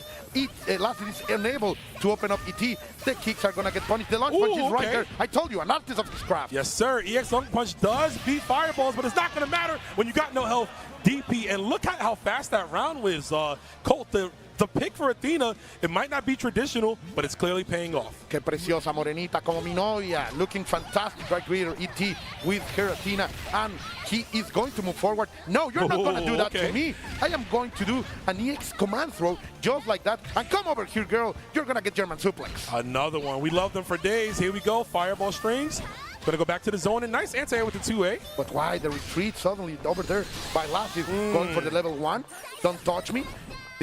That's the real bear spray over there, my dear Rome. Yeah, keeping the corner control right now. Yeah, that stand D, a solid button, just fast enough to hit high enough as an anti-air.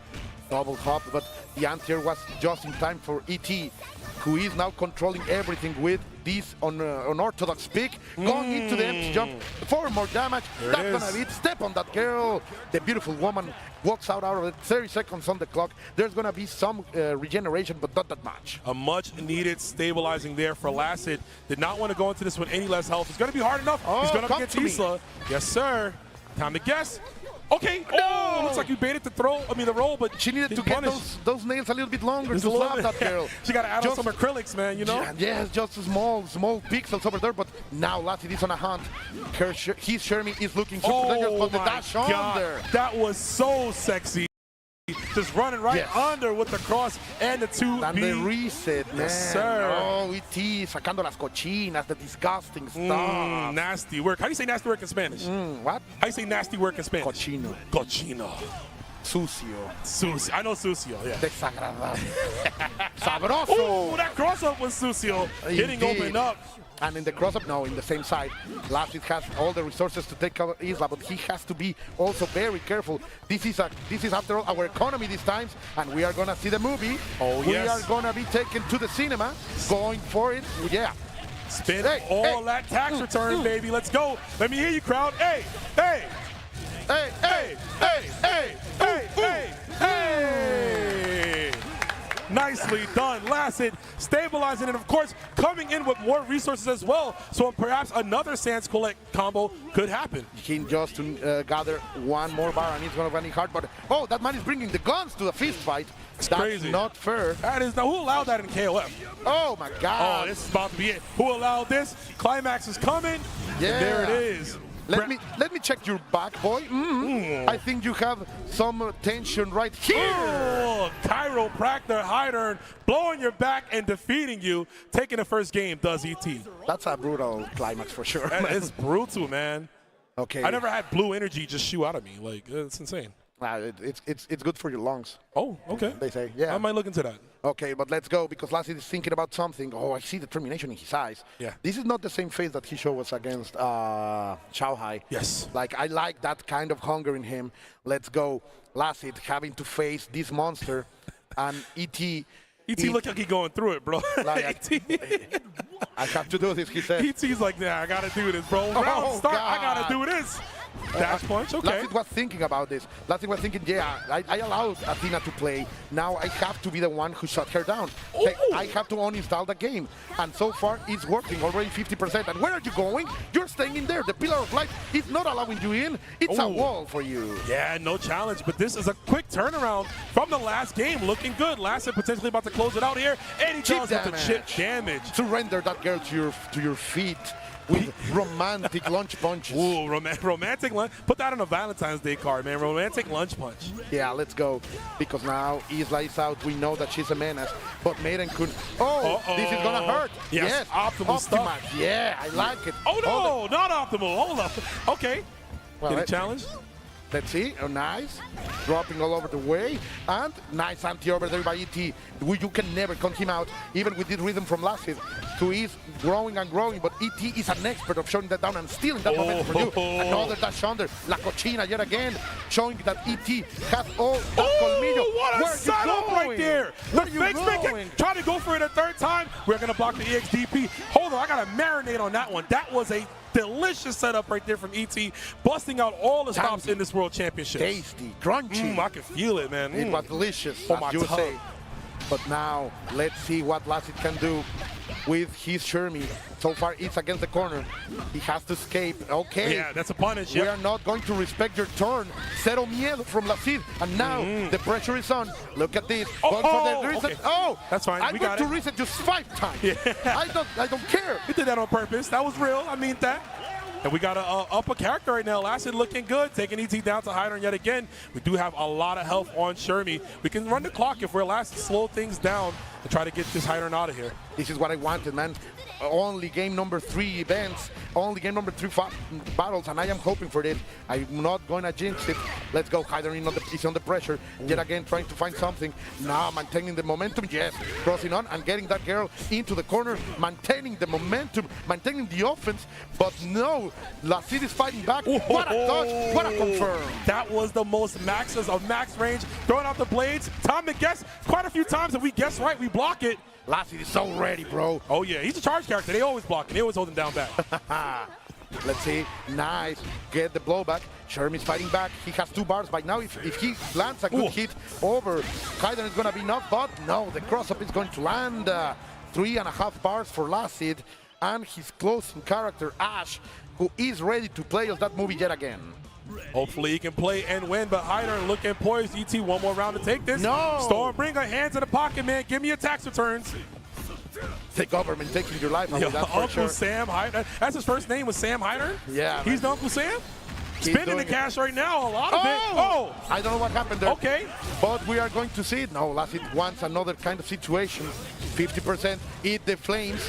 Oh, what a hitbox. All over the place. They jump in and going for the reset to keep a little bit of momentum out of him. But we're not going to respect it. I told you, Cero Miedo Lacid. Also Cero Miedo ET. Not respecting Oh those no, offensive. that was a That's bad gonna be fireball. Not going to be enough left on the pixel. Yes, Oh my God, it I was hoping. is. I was trying to will it in my mind, keep him alive, but that's not how fate turns out, Colt. And just like that, ET again with a smirk on his face, knowing he got by the skin of his teeth. In the end, he knows that he's a monster, of course. Shout outs to Lacid. I love that man. But indeed, ET became that Korean Slayer. Ah, look at that. He's so I wholesome. love the showmanship between all the players. Like I said over the weekend, if this was a nice guy competition, Lacid would have won Yeah, for free. sure, He for would have sure. beat everybody in it. He is legitimately a sweetheart of a guy. Always happy to see him. The biggest heart. The biggest heart. And we're glad to see him get this far in the Yeah, bracket. he's just fantastic. Sadly, he is going to drop out of the tournament.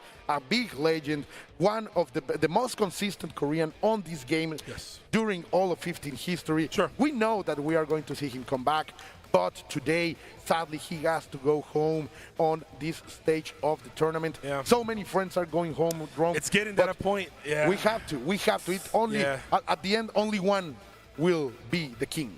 That's true. And you know, like you mentioned, him being one of the best representatives of Korea, he's actually the last one that's eliminated. Mad KOF, Lacid, and Suwa all are eliminated. Korea is no longer in this tournament. So, you know, thumbs be the breaks. But yeah, man, I feel you. We wish these guys can go on, wish all these players can continue, but that's not how it goes. And we got one more top 12 into top 8 qualifying match coming up. And who do we got, sir? Oh my God, this is from del Clan del Mal desde Sinaloa, Clan del Mal.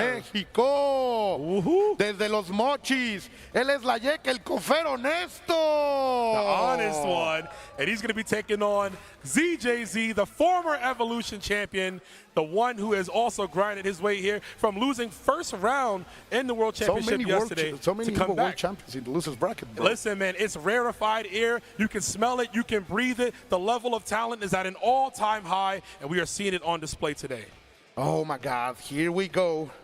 Here we go. CJC has been such a heel. He is a winter heel because he chills you down. Ooh. He really quenched that fire and is able to establish his own game. But like Jack, El Cofer Honesto, he is not afraid of that. He owns a very particular gameplay style. He is not the typical, very offensive Mexican KOF player. Yes. And I think that can make the difference.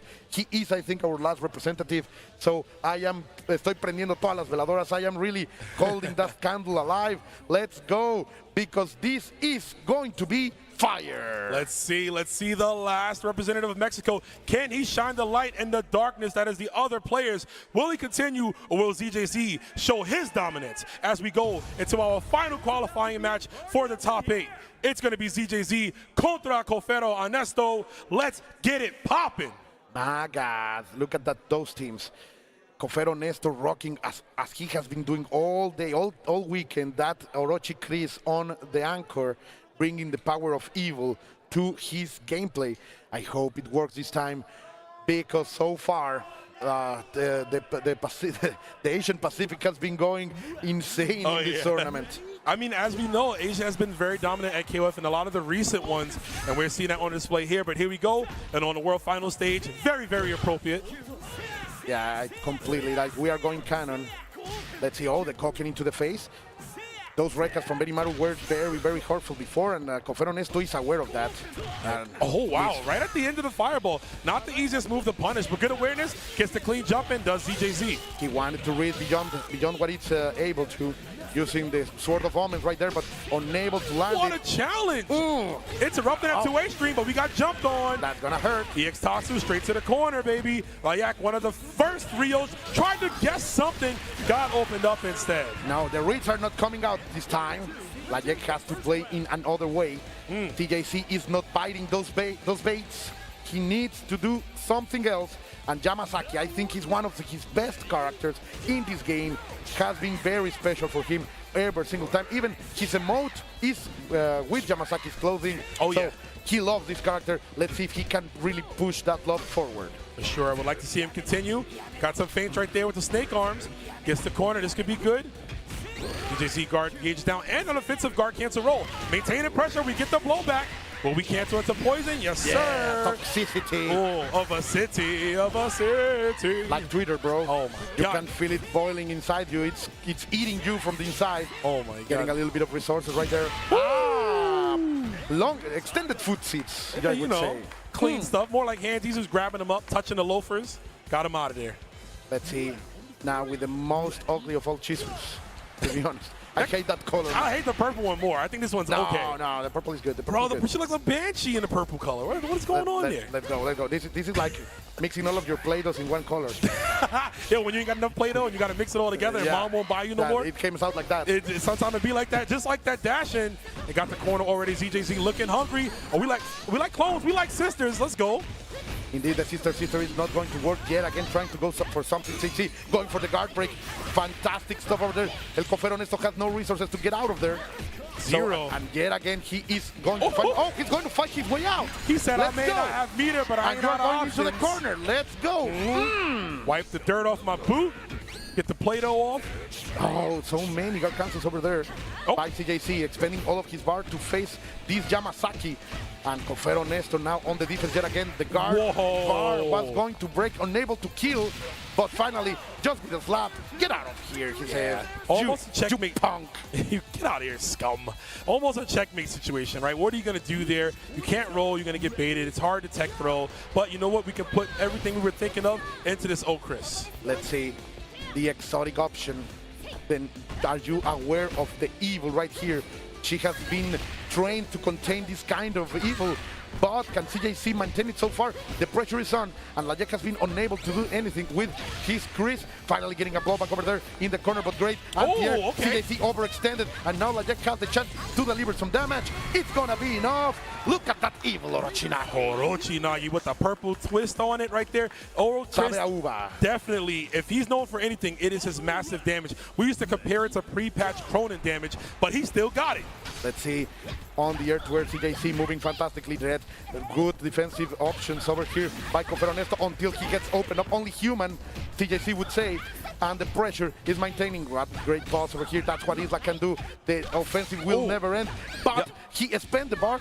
Now Cofero Ernesto has a little bit of calm because there are no many resources over here. And the DP all over the way. Good read, and the hop CD is in. Look at the movement. Look at the plus frames. Plus. Oh. Good guard cancel from ZJZ. Doesn't have the resources to spin.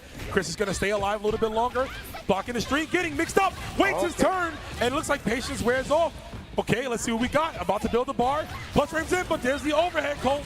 Now it's working Ernesto way. No respect for Got him again! He's gonna take it, and we are gonna take the flames from hell! Persistence is key. Look at that smile. He's feeling it. Bring it all the way back. Se la robó. As he should. Look at him. I want to see that excitement coming out of him, taking it back from a potential defeat situation. But like I said, persistence is key. He blocked every single set that ZJZ had for him, every single trap. Yeah, the defense options. We saw it before with Huevo, right? Challenging the offensive from Gio. Now Cofer Ernesto is really saying, I am ready for this. I am ready for the mix. La mezcla is not ready. It's not ready for me. I am here. We are one But look at game CJC, away. man. He looks so stoic. He's a stone. He's been here before, man. He's a former world so many champion. times. So many times. This is like another day for him. He's been here, whereas a player like Ernesto, who is a very strong player, hasn't always been on this stage. Let's see. Again, this Benimaru has been something. Not a fast reaction over there by Cofer Ernesto to punish that slash. But now it feels way more confident. I can feel it in his gameplay. Good sweep over there by CJC against the corner. Can Rio do something about it? This is his favorite character after all. Get out of the corner. Yep, just gonna go right back to the full screen. But we see ZJZ doing a good job with this Rio. His Benimaru, but Rio with the DP. Oh, DP the right range. back at you. I got one, 6-2-3, baby. Oh, and the grab has been so fantastic. Benimaru is such a Run up, see in your grill, in your face. Get tenderized, brother. and getting against the corner. The pressure is on. Let's see. Vamos a ver CJC trying to get out of there. To get Lajek into some terrible situation. Jumping into the slash. He's not going to get. Yeah, No, that's going to be it. Building the meter for the Ryuko Rambu, the very first super in fighting game history. One more with you. Missing the overhead coat. Why? He was not there. He was knocking the doors of heaven, but nobody opened. And now CJC has another chance, trying to stay there. CJC with that calm. Look at this again, the stoic gameplay. Oh! Eat this cake to the face. To the face. Pie faced them with the Karakatsu. Get that extra length on that arm. Busted open his face. Layak taking the first round. Oh, but that Chizuru, this was the best character from CJC the last time. Let's see what's the approach from Cofer Ernesto. What can he do belonging to the Clan del Mal, trying to maintain the control over here, being very patient. I like this from Cofer Ernesto. Yes, I agree. Yeah, I mean, he's the honest one, right? He says he has the best neutral, the best footsies, and we're seeing him right now play at that full length, playing as honest as can be. Let's see, maintain. Look at this, not giving anything, getting a little bit of bar. That was risky, but he get away with it. A little sliver. Oh, come over here. Good grab on the same side, on the other side. He's going for the same side. The no mix-up. CJC was ready, but you're going to spend a little bit of bar to get all of this real estate. Now the pressure is on. CJC is against the corner. Look at the guard, but I don't care about the shadow strike. Absolutely. Gets the confirm off the EX Tatsu. This is massive, massive damage. And you look at the clock. He's been running away the whole time. Yeah, 5C. It doesn't matter what happens. Like CJC will not recover so much health for her. So, okay, he had to believe. You have to believe sometimes. Listen, Rio put in a whole lot of overtime. You can clock out, my guy. Take the day off. The next shift is coming in. Let's see if this shift can close out the rest of this dinner. Yamasaki was big for Cofer Ernesto last time. Let's see what JC has learned from the matchup, because those snake strikes were a little bit far away. Everybody's making mistakes right here. Back into the neutral, chilling down, maintaining the momentum in order for CJC to drag Lajek all the way there. But I'm going to kick your sister. You're going to feel it. Yo, sisters got to go back and get your brother now. If you got one, counter in conversion with the sand kick. Chip of health left on ZJZ. How is he going to approach Layak? Just big chilling with the teabag right now, letting you know what are you going to do. I got the life lead. I got the health lead. I got the mental fortitude. What are you going to do, ZJZ? Oh, are you going to come? I am waiting for you. I'm waiting for you. I am dancing. Mira mi cumbia, mira la banda sinaloense. This is my house. Come to my house right now. Open me up. Open these doors. Can you do it? CJC trying to just etch his way in so closely. He does get the DP. Yeah. There it is. Never debug to get body. Never do that. That's a true combo sometimes. It happens all the time, yeah. There's the crowd. You already know, uno más, baby, they're saying it. Cofer Ernesto, the last hope for Mexico in this tournament. Can he eliminate CJZ? They are feeling it. The crowd is feeling it. El Cofer Ernesto is doing two, but Isla has 2 bars, almost 3. And that is danger. Es peligro. Oh, let's see. He's going all okay. the way. That was very exotic. Now we have the corner going forward into it. CJC spends the bar fantastically to get out of there, and the pressure is on. Glajek tries to do the same thing, but now he's gonna get punished for it, and he has to spend bar. No. Oh my God! Go down to the final game. Chat, let me know, who do you want to win here? Let's see, I'm hearing Ernesto. Actually, not final game. Excuse me. CJG has to win one game. I got excited, chat. But let's see 2 bars for this Chris. Can he do it? Can he beat him 2-0? Let's see. Oh, there we go. The contest is here. Then we go for the grab. There is a roll over here by Kofer Ernesto on the same side. CJC was more than ready. And in the trade, but we're going to see the Orochinagi. So no, the Orochinagi. Everybody's making mistakes, even us. And we got to burn her. Purple for days, baby. Oh, there it is. Open. There it is. Yeah. There it is. Last hope of Mexico. Look at the emotion on his face. Ernesto punches his ticket into top 8. Into grandeur, bro. Into history. There it is, Lajek. There it is, the flag. Show it. Show it. Yeah. Show it. Thank you. Gracias, Lajek. There it is. For all of us. Oh, look at the emotion. I want this. Coach, I've been wanting this all weekend. I want these players emotional, crying, happy, laughing. I want to see who wants it more than anyone else. Oh, this is fantastic. And the handshake over there, that's a legend. That's a legend. That is good recognizing good, great recognizing great. What a fantastic way to end our vlog. What a fantastic way to keep this tournament alive. 2 Latinos are still alive. Of course, Asia Pacific is so strong right here, right now, but they are pushing forward. Of course, you hear a little bit of bias from me, but come on, give this to me, people.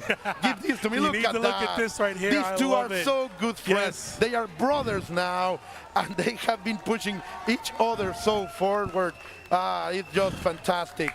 Oh, Sinaloa, tus hijos vuelan!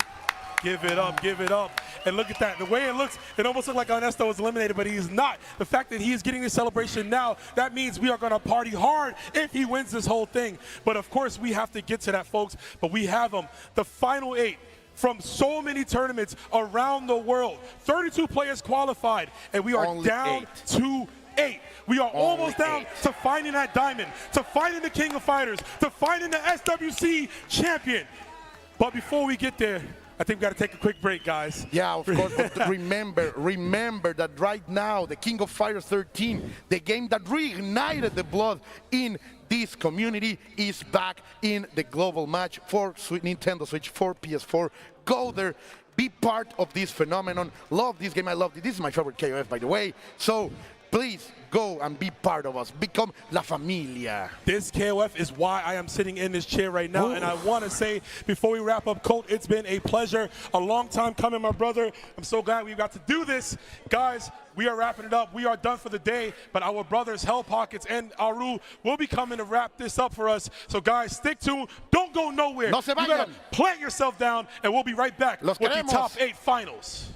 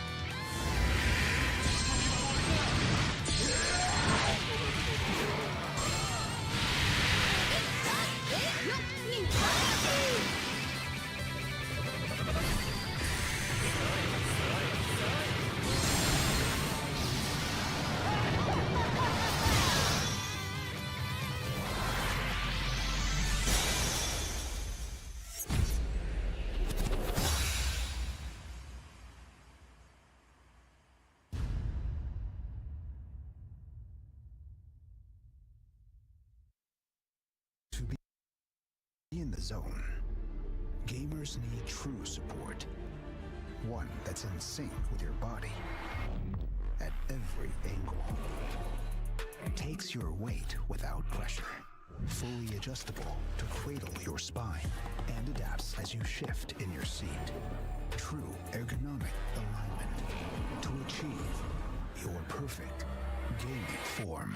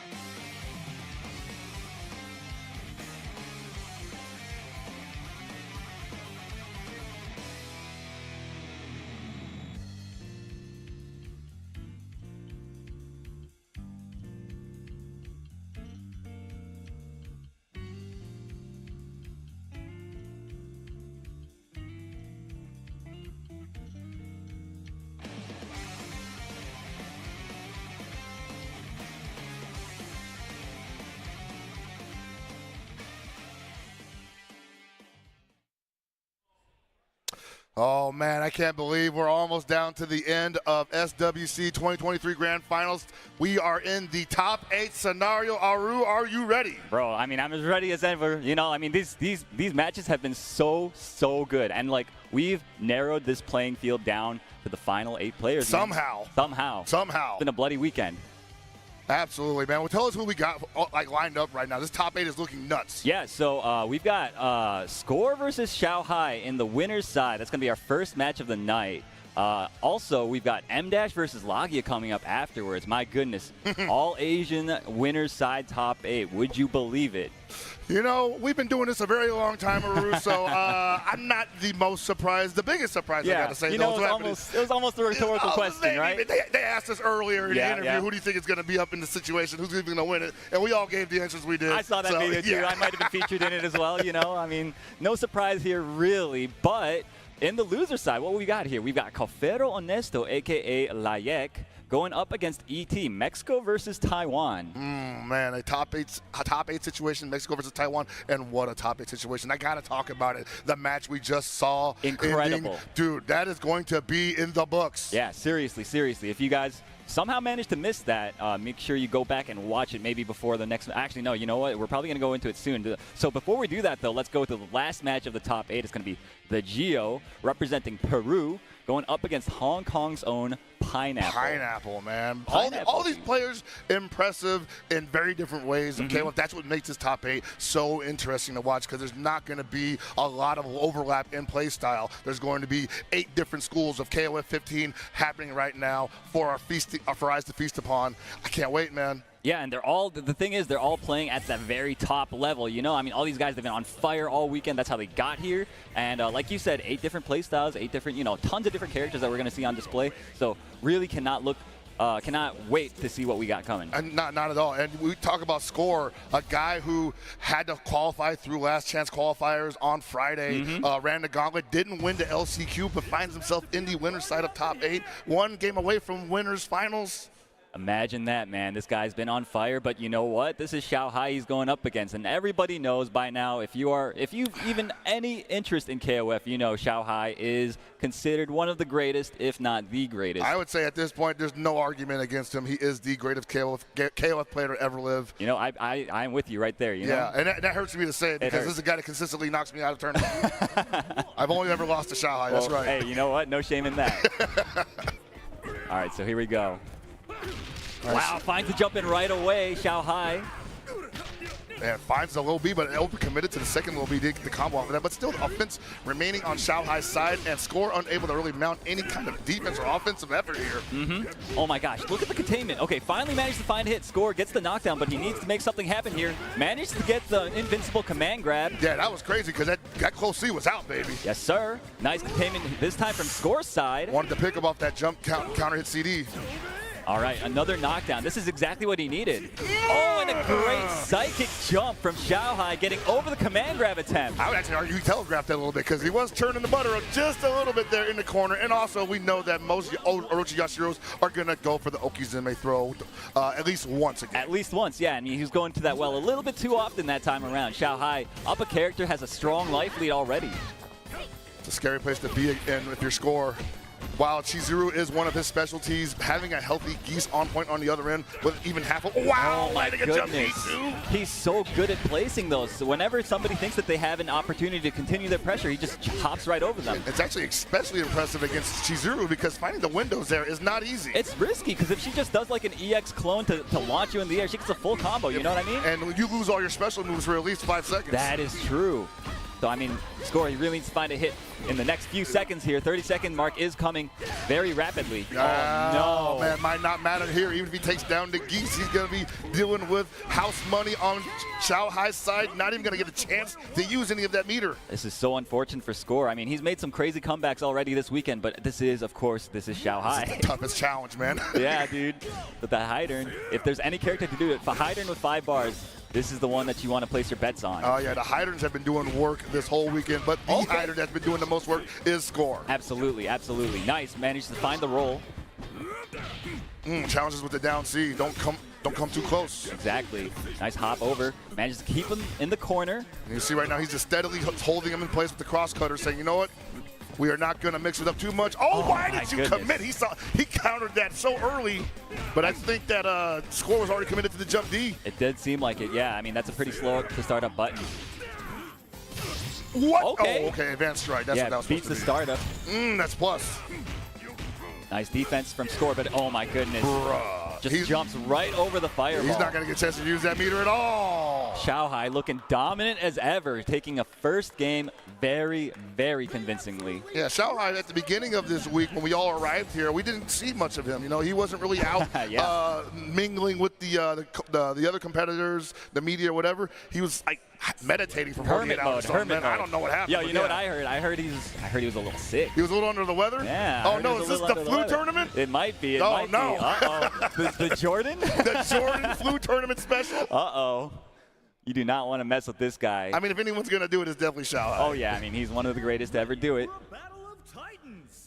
But, yeah, you know what's funny about that, though, is in that game where he almost lost it to the Geo, when that happened, immediately he started playing casuals afterwards. You know what I mean? Like, he was like, okay, maybe I need to get some de-rusting in, you know? Sometimes you need that fire lit, though, man. Yeah. Sometimes you need it that way. Yeah, for sure. All right, let's see. Score is going to need to dig deep if he's going to make this, you know, what I would consider an upset against Xiaohai. Feels weird to say, right? Yeah, exactly. Yeah, These guys have definitely faced each other in previous KOF majors, in grand final situations. Even. Of course, yeah. But yeah, Xiaohai has so far outpaced so many other of his peers that it's weird to say things like that, but it's kind of true. It is true. I mean, and you know what? Xiaohai has looked a little vulnerable in this tournament, you know? I would say the most vulnerable he's looked since 15 came out. Exactly. Nice. Okay, finds the hard knockdown into the EX OTG. Wow, a lot of patience shown from both sides, but a great poke out. Yeah, Geese is just so good for that kind of play style, too, because he really just needs that one hit into palm. If he's got meter, he's got super, and that's going to be it for Orochi Yashiro, possibly. Yeah. Wow, there's a lot of damage at the end there. Xiaohai, again, pretty dominant first round, and he's just like, he finds all the hits somehow. It looks so easy when he does it. He just doesn't seem intimidated by what Orochi Yashiro's got to offer the Geese as far as offense, and Score definitely not confident in that matchup. Yeah, absolutely. Okay, got over to low D. Ooh, a little bit of razzle-dazzle there with the fake frame kill into the far A. That's right. All right, trying to space out this Geese. It's, oh my goodness. Yikes. Swept the clone. Nice, finds the anti-air clone. Yeah, man, Xiaohai's going to hold on to this Geese as long as possible. If he gets that Chizuru down to half health, that is definitely a moral victory. He's playing with house money. Hold on to that meter, too. If he gets a significant hit, he might dump it. He might. Okay, another nice little clone poke. But again, Xiaohai, with even less than 100 health, still a very dangerous guy. Yeah, I like the way Score's playing this right now. Wow. There was no reason for him to get overly antsy, keep the offense up from a distance. You're going to have the life lead regardless, unless you overcommit to something. Absolutely. Oh my goodness. No. He just finds all the hits. It's uncanny. Bro, he was a statue. He wasn't doing anything, but like as soon as he presses buttons, man, they're somehow landing, bro. My Lord. Xiaohai once again running into the third round with the Geese still in the building. Haven't even seen the Benimaru yet. That is so demoralizing. All right, putting on the pressure. Scored, remaining patient, but getting thrown as a result. And oh, nice roll. That is a great punish. That is exactly what he needed. So the advanced strike, got a lot going for it. If it touches, you get your half bar back, and that's hit or block. A lot of guard point on it once you give it a chance to start up. Obviously, kills throws. But man, when you whip that bad boy, you're there for like, it feels like a full second. Yeah, you are stuck in that animation. Yeah, man. Nice air to air, and again we find Score in the corner. Oh my goodness. Oh, now he's got to deal with the EX command grab gimmicks, and he's got 3 of those on deck with the 1.5 bars on Benimaru's side. Wow, goes straight into the super. That's going to hold him there for another 5 seconds. Oh, misses the grab, unfortunately. Unfortunate, yeah, because he wasn't in the corner. It was a little awkward. Oh, man, no reason not to hit the low B there. I totally agree with that. Psychic. Not enough to kill, though, but still, I want him to happen. Wow, he thought he's just like, whatever, let's just try it out. He doesn't even let it complete the cycle. Of course, my man knows the punish. This man is, it's Xiaohai, man. You can't get away with anything against him. Oh, my Lord, just like the eye of an assassin at that point, man. All that data in that brain swimming around, ready to trigger at a moment's notice. This guy, that is Xiaohai. He's pretty good, this guy, He's all right, Yeah, he might be the best KOF player to ever walk this earth. I think, yeah, there's definitely a case for that at this point. I mean, when you're doing that, most people let that buzzsaw just play out. Yeah, because they're scared. They don't want to, like make a mistake and get hit by it and take like 500 damage or whatever it is. Exactly. But that he just knows, man, and that's Xiaohai moving on into winners finals. That's right. So Score, we're going to find him later on in this bracket. He's still on the loser side, so still has a chance. Up next, though, we're going to have M-Dash going up against Lagi. It's a Sanwa team kill. Not only a Sanwa team kill, but a Senpai Kohai team kill. This is definitely one of the brighter stories in the KOF ethos as far as community goes. M-Dash, the sensei, I guess you could say, to Lagia, the protege. Yeah. And several times Lagia has outpaced M-Dash in tournament, but they continue to go back and forth constantly, and that's one of the most wonderful things to see in this game, because they've just been consistently doing it for so long. I mean, since 14, when Lagia even jumped on the scene, he basically got the rocket ship. Yeah, yeah. Oh, yeah, he definitely got the rocket ship for sure. Yeah, M-Dash, of course, one of the gods of the game, right? So from Japan, of course. Considered one of the most dominant players in the region, right? But Lagia, he has been making a case for himself, like you said, during the 14 days when he started. He's been in position several times during this game's lifespan to be the best in Japan. Yeah. So One thing, I'm glad to see that he's still messing with the game hardcore, obviously. Oh, yeah, absolutely. And two, that is still a possibility. He could still take the crown of best in Japan at any moment. Yeah, what a statement it would be to beat, M-Dash, one of the guys he looks up to, right, on this type of stage. Absolutely. But right now, he's not even thinking about just beating M-Dash. He's thinking about taking home this trophy because that would solidify him as being probably our youngest champion ever in the SWC and in any KOF scenario. That's right. Yeah, I mean, all these guys that are left in this tournament, they are in the conversation to, of course, take the crown home. So don't sleep on any of them. Lagia especially. I mean, this guy is hungry. Yeah, puts him in a GOAT conversation too. M-Dash also another GOAT of KOF. So I would say Lagia even getting himself in grand finals here probably, I would say definitely GOAT adjacent. And at such a young age. I would absolutely agree. All right, we see the players sitting down now, getting everything set up. One thing about these guys is that they take their time to do everything, especially when they play against each other. Hey, yeah, you got to make sure everything is just right. You only have one opportunity to play your tournament match, and you want to make sure it goes perfectly. Absolutely. I remember we were doing the SNK regional bouts, and in the East Asia region, it was these two in grand finals, and that took forever. Hey, some players are very particular, and maybe that's part of what makes them so strong, Hey, some of the best players, like you said, some of the best players are particular like that, and we've got a number of them that were here today that have shown us, sometimes the slow and steady play definitely gets you the best results. Yeah. I mean, guy like me, I just kind of just sit down and play, and just bang it out. But that's why that's the majority of us. That's the majority of us. So that's why none of us are on the stage, and those guys are. Yeah, absolutely. And this is actually a testament to the meta of the game right now. I remember, in the previous season, these guys were definitely running identical teams. And now they couldn't be more different. Yeah, absolutely. All right, so Lagia, of course, with the signature, the Yashiro. Get that water. I think Yashiro. Shout out to Yipes. Yeah, shout out to the Yipes, man. Over in New York. I think Yashiro's pretty good, man. I feel like it's kind of surprising to only see one in this tournament, and not that surprising to see him make it this far. You're right, though, because I think Yashiro's having a great season. Yeah. I definitely expected to see more of him throughout the top 16 scenario, but there's just so many good characters right now. That's true. In this is a very healthy patch, I feel, for the game. And especially against the Geese, who is pretty much not even arguably the best character in the game right now. Yeah. I actually think Yashiro kind of boxes with him pretty well. Yeah, I agree. He's got some good normals to actually, like you said, box with him and fight him on his own terms. All right, has him in the corner. There's a down C. You got to be aware of that on Yashiro's side. That down C, remarkably fast and has great reach. Absolutely. And Lagia having a hard time cracking this nut. M-Dash, one of the best defensive players in the game. For sure, yeah. Oh my goodness, like you said, that defense coming into play. Okay, manages to throw himself out of that situation. He'll absolutely smother you. He'll get that commanding life lead and then just say, you know what, it's okay if the timer runs out. All right, you see Lagia kind of disengage. Oh no. It's a little far for that uppercut to actually touch. Dude, look at all these techs, bro. Right. I mean, come on. How's he so ready? But right now, M-Dash is like, you know what? You're going to have to throw me because I am not going to put myself in a position where you're going to be able to get a punish. You're going to have to open me up here. And I'm rolling back to the other side of the screen. Let the clock run out, baby. Look at how deliberately he places everything. Like, that's the level that can. Oh, okay. I can't believe that combo. Yeah, me too. I guess that hit stun is just absurdly long. Managed to get the OTG. 2 seconds remaining. Finds the Are you serious? You know what? After this level 2 super, I'm pretty sure M-Dash was like, I already got what I wanted out of this round anyway, and you just spent all your resources. That's true. That's true. I mean, he does have a bar on that Benimaru, almost 2, and that's, that character is very efficient with bar.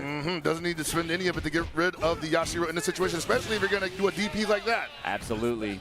But if you're Lagia, you can't be feeling too bad. That first round was looking so bad, and he manages to reverse the situation with that miracle hit from the Yashiro. Exactly. May not affect M-Dash negatively, but for Lagia, it definitely gives him some confidence. Yeah, for sure. Uh-oh. Hopefully he keeps that confidence. I mean, that would have been big. Absolutely. This character hits like a freight train. Yeah, even after the low B, not a lot of scaling after that. Absolutely. He wishes he had that one back because I don't think he's going to get another opportunity at a low B so close. Like he tried to do low D there, but tried it again. Hold. Okay, that's a good pickup. That was amazing. Yeah, he gets out of the corner, and now he gets a ton of damage. Oh, the meaty close B, but he didn't commit. That could end up costing him Hell Buckets. I think so too. Like I don't think he gets that touch ever again in this round. He's going to need to be creative with something else. Maybe an air-to-air into EX on Redskin. That's the most likely case, but it might not happen. That looks exactly like what he was trying to do. He did the kind of early hop D. You see a lot of that when people are trying to fish for the air-to-air into the anywhere juggle, right? Oh yeah, for sure. And M-Dash, I guess he was just one step ahead. He was like, I'm just going to chill here. You're going to land behind me, and I'm going to kill you for it. Might even gave him a little bit of data by showing those drops that he showed earlier. So maybe M-Dash said, I know exactly what you're looking for. Yeah, so I'm going to go for it first. I suspect these two must play all the time, right? So, for certain. Yeah. Nice, DP. Trying to hop over the fireball there? I don't think so, buddy. Ooh, that was tricky. Got him. This time, it's Lagia punishing the landing frames. Good stuff. Cashing out very efficiently, and now evening the score. Very neck and neck in this first game of this set. And this is an interesting matchup, too, because you got a character that's got, like, so much movement on the ground and in the air versus a character who kind of has, like, a scary good jump CD that covers, like, most of the front side of her body. Yeah, man. Look at Nice. that, right? Yeah, you cannot stick nothing out against her. It's like a force field. Look, again. That's dare I say, love heart-esque. A little bit. A little bit. Like, don't ever jump at her. Don't be in the air. Don't do anything. Yeah.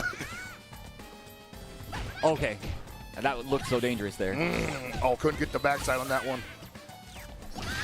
Jesus Christ. Yo, Lagia is just, he's putting up the wall. So far, M-Dash has not been able to hit him one time. And that's what you see from a lot of Sylvies in all situations. That jump CD just does so much to them. They get so much mileage, but he gets a jump in C here, and this is going to be a lot of damage.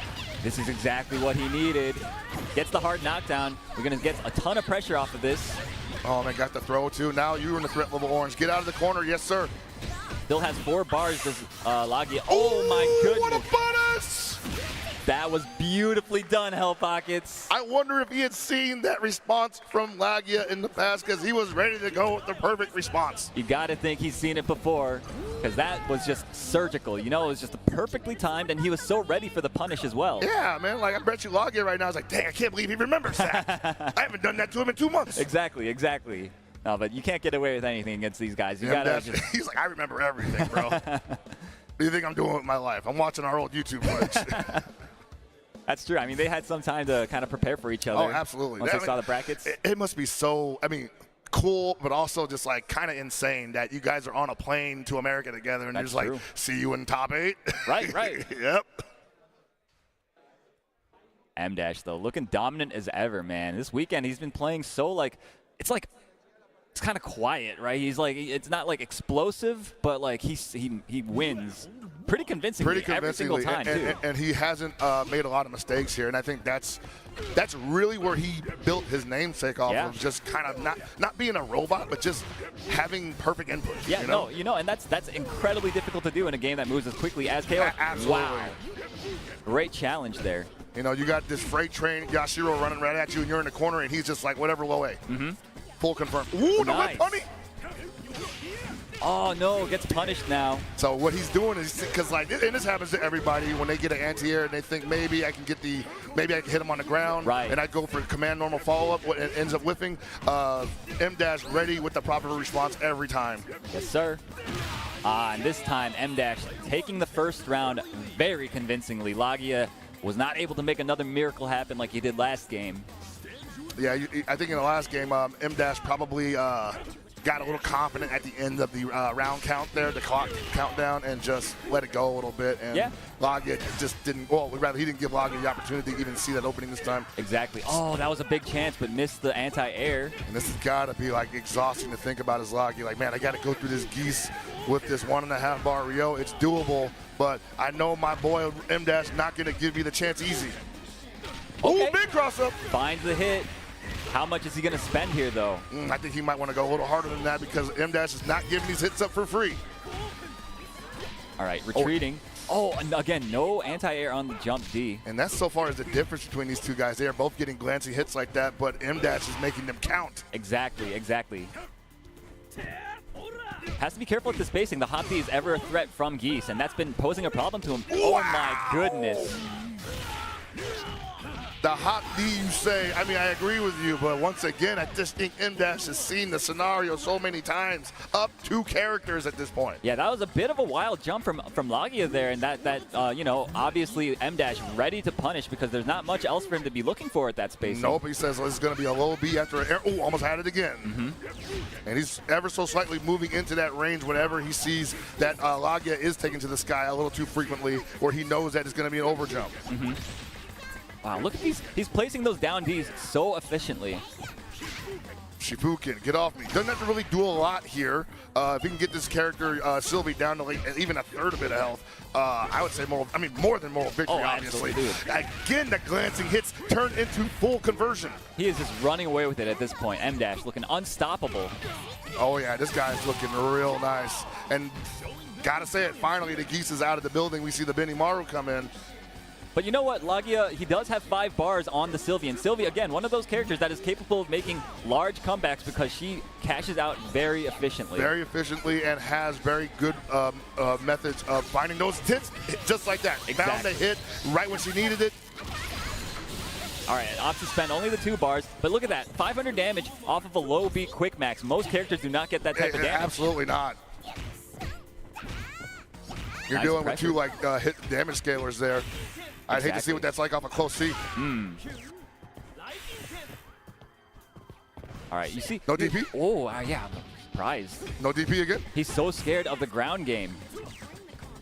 Another missed opportunity on the anti-air. Yeah, the defense is not looking good on Lagia's side right now. Wow, M-Dash is daring him to try to make something happen here. It looks like he's only looking for the down B into quick max right now. I mean, that. Oh my gosh, he had it. Overcommitted. Again, look at all these hops that are going unchecked right now. Lagia is just kind of letting him do whatever he wants, and M-Dash, normally he, oh my gosh. I think M-Dash is feeling real nice here. He's like, look, even if you time me out, you got to deal with the Isla with 3.5 bars. Do you really want to play that game? Of course not. And now, okay, he's in. Nice jump back to the fadeaway. But Lagia, again, less than 15 seconds remain. He's not going to get almost any health spin back. a bar too. Yeah, this is rough for Lagia right now. Lagia needs to make spikes, but it doesn't really matter. He's only going to have wow, that's going to be it, Aru. And he finds the hit. M-Dash, after a grueling 55-second round, manages to find the opening. And my goodness, there's only so long that you can play keep away on a character like Benimaru, especially if you're not going to be anti-airing. Absolutely not. I told you these brothers take forever to do everything. You're right. You're right. You're right. But I cannot blame either of these players for playing so, what's the word? He's like, no handshake, don't passively. talk to me. No, these guys 100% earned every bit of success that they got. The position that they're in right now, they've earned that spot, and the way they play is what earned it for them. So, yeah, I don't blame them for playing that way either. If it works, don't if it's working, don't fix it. Yeah, exactly. Yeah, I mean, these guys, it's just like textbook KOF on display. M-Dash, of course, getting the better of Lagia, but, both players, world-class players. What a treat it is to watch these guys do their thing up there. Yeah, no, I'm having a great time watching them all weekend long, and it's been intense this weekend. It has. I've definitely seen some people just like not have a good time after taking the L on stage, and that's the nature of our business. Someone's got to lose, and it can be rough. Yeah, I mean, especially with how much these guys want it, But you mentioned intense. I heard the crowd kind of rev up their engines a little bit because we got a pretty exciting match coming up. Yeah, man. Like Mexico's last export. Cafeto Ernesto. I did it. I said it right finally. It's really hard for me to get that out. Cafeto Ernesto versus ET in the first loser side match of top 8. And once again, I will mention that barn burner of a match that he just had to get into top 8 loser side. Yeah, truly. I mean, it was just incredible level of play that he's been displaying all weekend. I mean, like, it's crazy. Like, being the last Mexican representative in this bracket, it means so much, especially with this venue being so full of the Mexican contingent. It's going to be, I really hope to see the crowd go crazy. And this is why I love this whole event, because I just wanted to see all of us in a room cheering for who we want to see win this tournament. No dissenting voices from outside. Absolutely. Everybody just enjoying KOF right now. And the cool thing about this tournament is that everybody knows each other. You know? Yeah. Everybody's training with each other behind the scenes anyway. So there ain't no animosity. Right. But definitely some sides being chosen. out of convenience, sure. you know? No, yeah, absolutely, man. When I was watching, I think it was Gio versus, I can't forget, or I can't remember, but it was one of the Mexican players. I think it was Tamago. Oh, yeah, wow. Yeah, there was some cheering back and forth going on in the crowd, you know, like you heard a lot of cheers for the Mexican Huevo, but like as soon as that ended, I heard like, you know, Chino Funky and like Yurikov, the Peruvians, you know, trying to add their voices against the cacophony of the They cheers. out here, brother. Yeah, man, they're out here. They're out here. All right. So, yo, if you like Layek, let me hear you guys in the crowd. There they go, man. All right, yeah, they definitely popped off for him there. ET, though, Taiwanese representative, one of the favorites to take the entire tournament coming into this whole thing. Several times world champion, man. This is a champion. tremendous mountain for Cafedo Ernesto to climb right now. Not that I don't think he can do it, but if he does, man, that's definitely going to be like it's going to be considered an upset. Mm-hmm. As well as he's been playing today. Yeah, you know, it does feel weird to call anything an upset at this point, but yeah, I mean, everybody had ET pegged to be like one of the you know, like top four at the least. On right? record right now, he's really the last one to do that against who's already the first. Exactly. The number one. Whoa. Almost thought this was a button check. Right? All right, spacing each other out right now. Cafedo Ernesto, one of his main strengths, though, is the fact that his neutral is just so clean, so perfect, but it's going to be so difficult to play neutral well against ET's Geese, this character. Oh, wow. Whoa, yeah, he was just like, hey, I dare you to hit on the Are you kidding me? Right off the bat, the conditioning coming into play, it's looking kind of dire. A big roll, managed to get out of the corner. Wake-up throw is tremendous in this game, so I can understand that advanced strike at least once gets represented, but that early, wow, and ET did not let go of the steering wheel. No, not at all. At all, man. You got to get your own car. He looked in full control, and wow. Okay, we got the Yamazaki coming into play against these, the Southtown boys. Oh, man, ET's just like, I kind of got an idea of what you're looking for, Mr. Yamazaki. What in the world? Well, Yamazakis do like to do hot B a lot, and that's kind of the perfect answer to that. Sure, yeah. All right, has to find an answer to some of these air buttons. These air approaches from ET are going unchecked at the moment. Yeah, you know, and Yamazaki not without his command counter options as well. In fact, a really good one if you really want to talk about it. Uh-huh. But yeah, again, the problem so far seems to be, you know, the Geese jump CD, the jump D. Whoa, oh my goodness, the cross under. Dude, that's not a dead Yamazaki, but so much life gone. And again, he's barely touched the Geese. Oh. Golly! That's like the 8th attempt that he's done, and it's finally paid off for him. But you know what? He's got such a health lead that he's allowed to take those risks. It doesn't matter. You know what it is, Aru? You forgot to ask the crowd who likes ET so they could cheer for him, and now he's making Layek pay for it. He's upset. You're right. You're right. All right, this is Orochi Chris. This is how Cafedo Ernesto got into top 8 in the first place. Oh my goodness! Just wake up with the Rekka series. Yeah, man, ET, no fear at all. Wow! The punish, why would you roll there, he said. The control is just immaculate. Cafedo Ernesto looking almost a little lost against how to stop these approaches, man. Hey, man, Geese is definitely like one of the best characters in this game to play this kind of game that ET's playing right now. You know, in and out, in and out, in and out. And he got a bar, too, so the next one's wow, this guy. This guy. That was a really brave run. Yeah. Less frames. Oh, my goodness. He's so ready. What? Yo.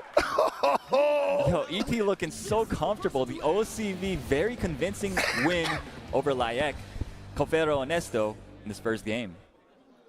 Look at this guy, man. He's like, hey. He's such a clown, dude. Business email and profile, by the way. Yo, Cafedo Ernesto looking. I mean, I'd be kind of shook too, brother. Yeah. Like, that was looking nasty serious. work. He's looking serious, bro.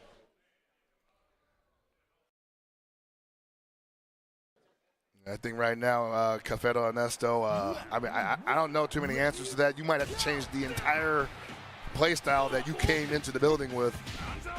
Yeah, honestly, though, I'm like, where I've almost seen no openings from the way. Okay, there you go. That's what you need to see. Like, the anti-airs being absent in the last game ended up being such a problem. Ooh, okay. Front side? Okay. All right, Cafedo Ernesto coming alive a little bit. And this is what we were talking about. We need to see a little more production out of Cafedo Ernesto in the second game, and we're getting it so far. But ET ready to go on attack. What, was that the OTG scoop?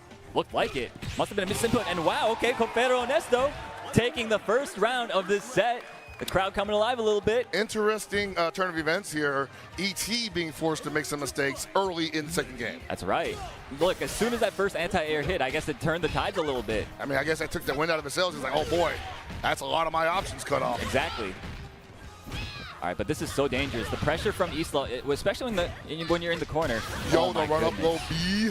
Yeah, looking for another throw. Got opened up as a result. No punish there. Wasn't ready for the roll. Rolls are so good in this game. They are, man. Just getting out of there. Wow, lands on the low B, perfectly placed by ET. Speaking of perfect round from ET as well. That Isla looking unstoppable now all of a sudden. One problem gone, and now the next one steps up to take his place. And we're used to seeing that from ET. Like, sometimes he will, commit to the OCV, especially if he smells blood in the water. But if he loses that second character in the second game, then we got to see the secondary come in. And it's been Isla lately. And famously at previous tournaments, this guy has made champions like Shanghai switch their characters up, not only in roster, but in order. That's right. Because of this character. Oh, my goodness. What a problem she is, man. Finds the hit into the quick max conversion. Out of the, oh, okay. I think he might have not pressed the D there. Possibly, or maybe a little too late. Wow, jumps and gets hit by the flip kick DP. Isla up a character, and I think getting full health back? Yeah, I yeah, think so. Man. Yo, Confero Honesto, I mean, he thought he had a chance there, but the DP just shutting it down. Ooh! There's this. The run under, he was like, what do Christians like to do at the beginning of round start? Well, if they got slide, they'll probably do that, but most likely hop CD, right? Oh my gosh, what a challenge. Every time Confero Honesto thinks he has a chance. He's playing a very similar game to that he was using with Geese earlier, except it's kind of like in the air now. Exactly, yeah. Oh my gosh, again. God. Get out of here. The plus frames, nice tech though from Confero Honesto, but again, this comeback is going to be almost impossible. Dude, he's got to dump it. I know he's thinking about the next round, but oh man, I don't know. The Shatter Strike interrupted as well. Oh, yeah. Man. Stopped in the jump CD, dead in its tracks. ET, the surgical display from him. Palms are sweaty. Yeah, ET right now, man. You can kind of tell where a player's at mentally during their losers match. Yeah. And they played the way he was so dominant in that. I'm like, this guy is in a not nice place mentally right now. He wants to maul. Oh, absolutely. I mean, he's not happy about being in the loser side. I'm sure he ain't, And it ain't the first time he's even been in a situation like this, but, that's probably the most aggressive I've ever seen him play. Yeah, I agree. Even on defense, he was swinging. It's crazy. Yeah, kind of like M-Dash, M with the Geese, we're just turning these glancing hits into full conversion combos. ET doing that is scary work because this guy so far is the only one that's ever taken down Shanghai.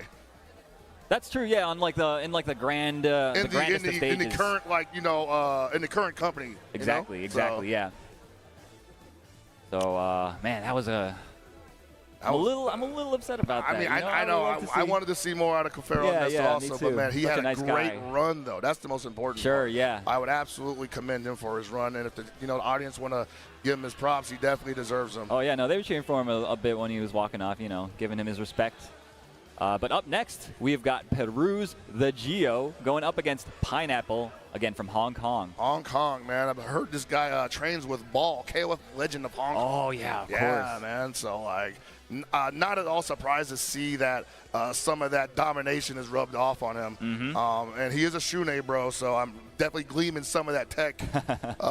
No one's blocking it, so I'm like, hey, might as well give it a shot, right? Yeah, it's he plays at such a frantic pace. It's so hard to keep up, and especially when he's on the offense, it feels like all the decisions that you make are the incorrect ones. Yeah, man, because no one wants to mash at this stage of the game, but I think it might behoove somebody to at least challenge it once or twice. But Pineapple's been running away with this offense because people have just been leaving him unchecked.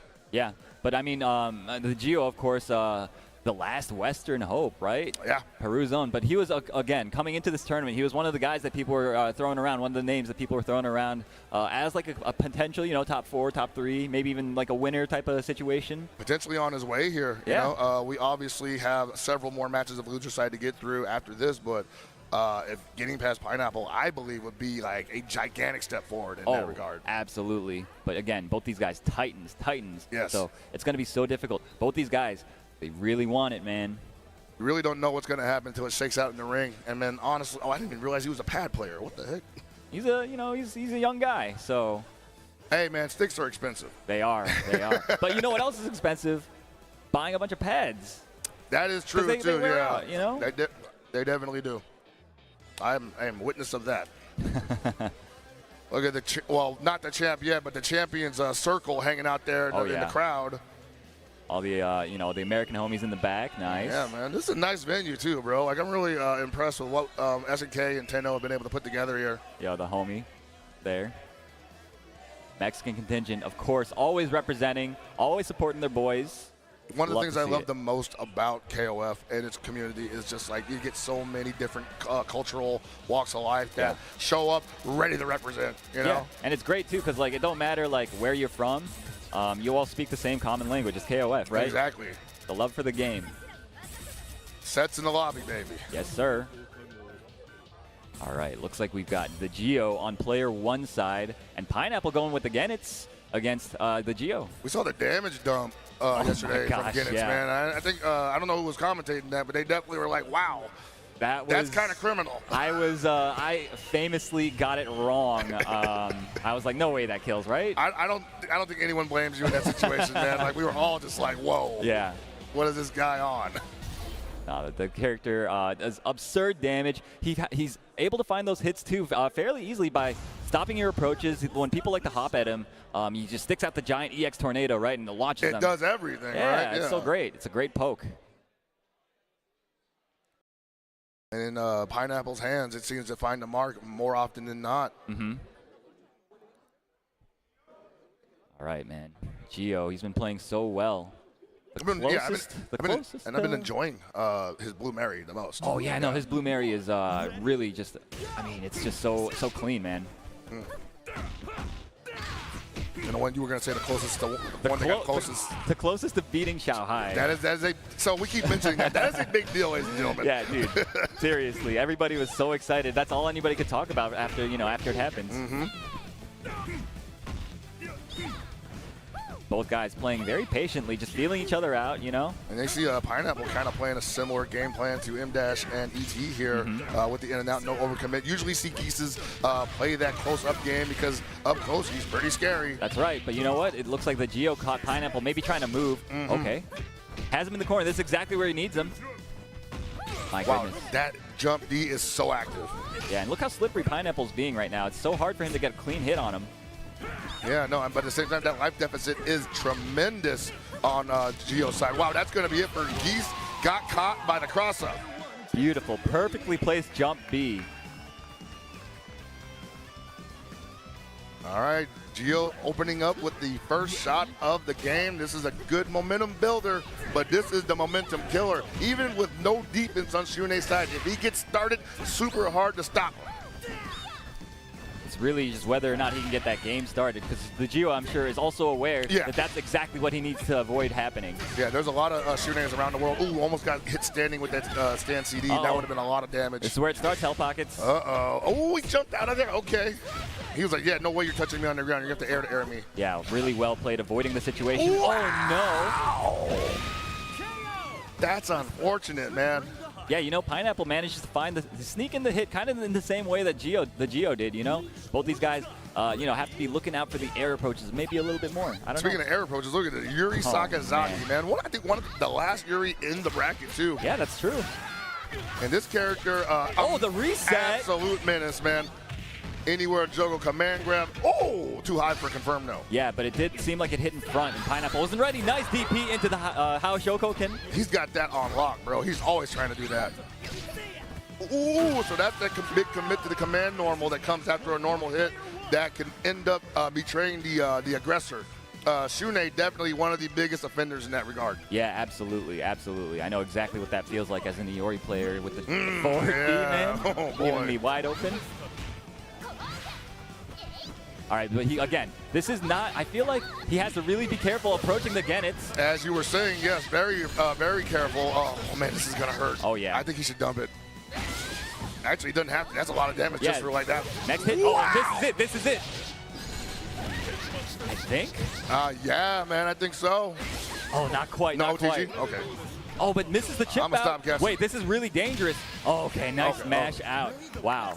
The Pineapple avoiding a very dangerous situation. If you give that Pixel Yuri a chance, she can run all over you if you let that aggression go unchecked. I hope that, honestly, the Geo sees what he's dealing with here, because every touch has been at least 45, 50% damage. Again, oh, here we go again, baby. Like you were saying, 45, 50 damage. Yeah, man, you cannot get touched by this character. I know you're not trying to do that, obviously, but wow. Okay, big counter hit, or rather not counter hit, rather big CD in the corner. That's great for Geo. All right, he's got 3 more of those EX Tornadoes on deck. I don't think he wants to give him that real estate, though, man. Has to really be careful. Whoa. Don't jump recklessly against Genitz with meter. Wow! I think he thought he was going to hit him out of the air. I think so. Because he saw the teleport start up, and it looks like he swung.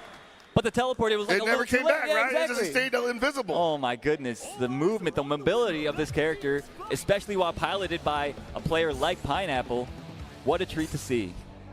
I wonder if you can delay the reappearing. I don't know. That was like the longest I've ever seen that. No, I mean that's just how it goes. But like when you're sitting in that chair, sometimes you kind of like you jump the gun a bit. You know? Sometimes you think like, oh, okay, I got to do it, because he did do the jump attack, expecting to stuff it, but there was just nobody home. Yes, sir. All right, are we getting a character change up here? Got the KOF 14 costume, Sylvie. Bit of a throwback for us old heads. Absolutely.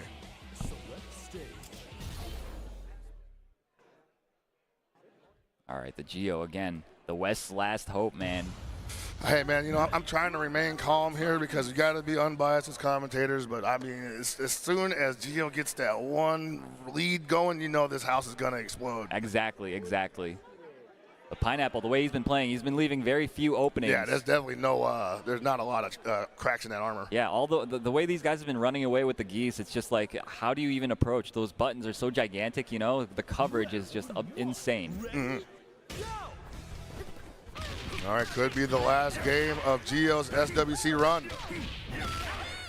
Pineapple right now with 2 great confirms.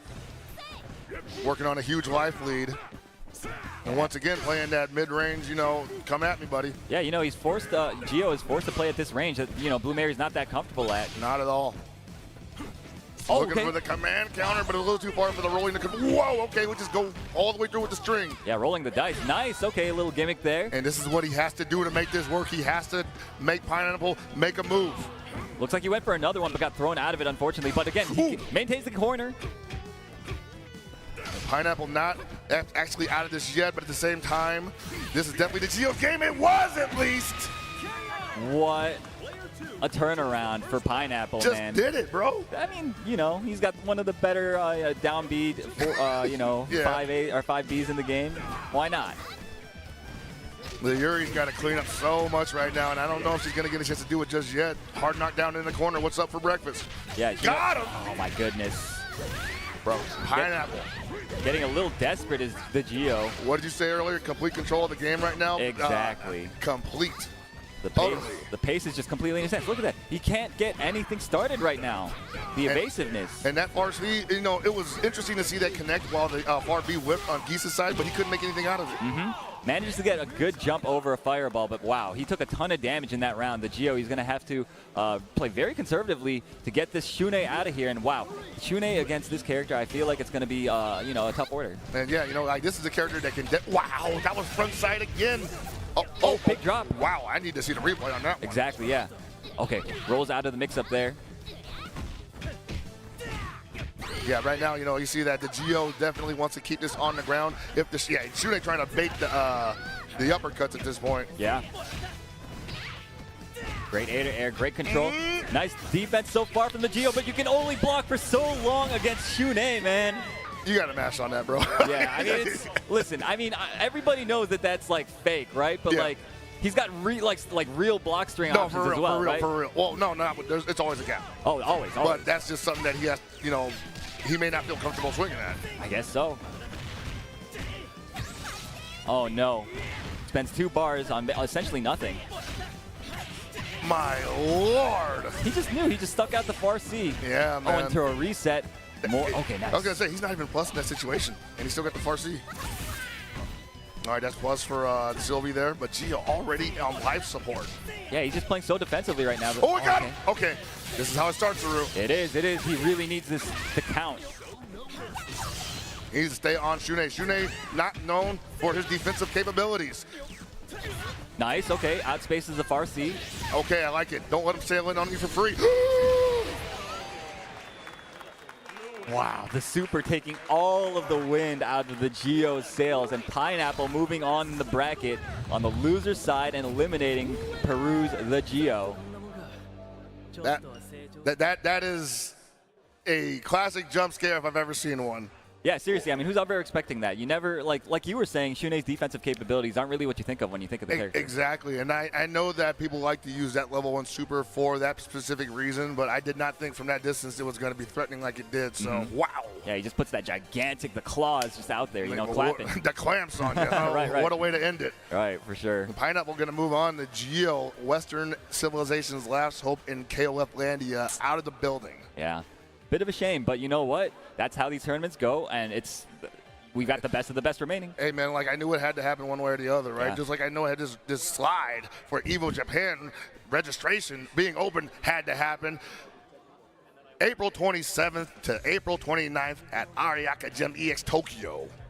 Yeah, I mean, Get your tickets now. I am always looking forward to Evo Japan. Always one of the, you know, the meccas of fighting game competition, right? Is Japan. There's so many good stories that come out of that competition as well. You know, you think about like the legends that were born in the last 4 or 5 years, and we've worked it before. Exactly. So definitely have some stories from that as well. But yeah, if you want to register, it's still open right now. KOF 15 is a main game available. But right now, speaking of KOF 15, we got more coming at you after these ads. So we'll be right back. Don't go anywhere.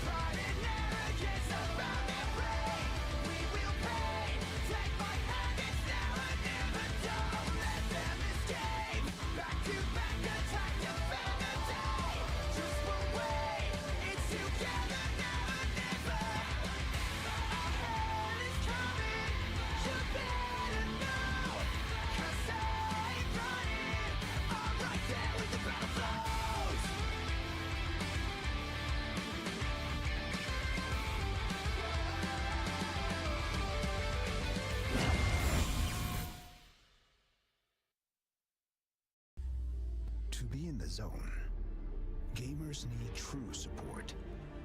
One that's in sync with your body at every angle. It takes your weight without pressure. Fully adjustable to cradle your spine and adapts as you shift in your seat. True ergonomic alignment to achieve your perfect gaming form.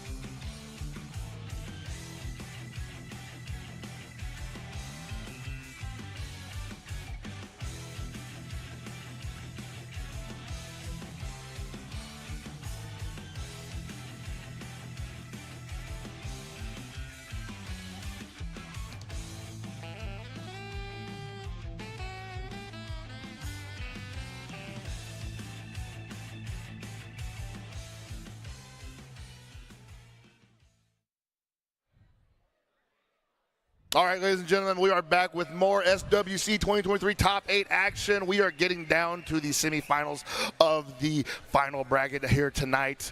And it's all East Asia, baby. From here on out, it's the people that you've been growing to love to see every major tournament. The song remains the same, just as beautiful as before.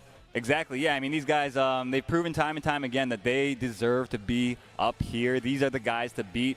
And my goodness, they're putting on quite the show. Absolutely, man. You know, we got Shanghai versus M- coming up in winners finals. We've got Lagia versus ET in the losers quarters. We got Score versus Pineapple in the losers quarter.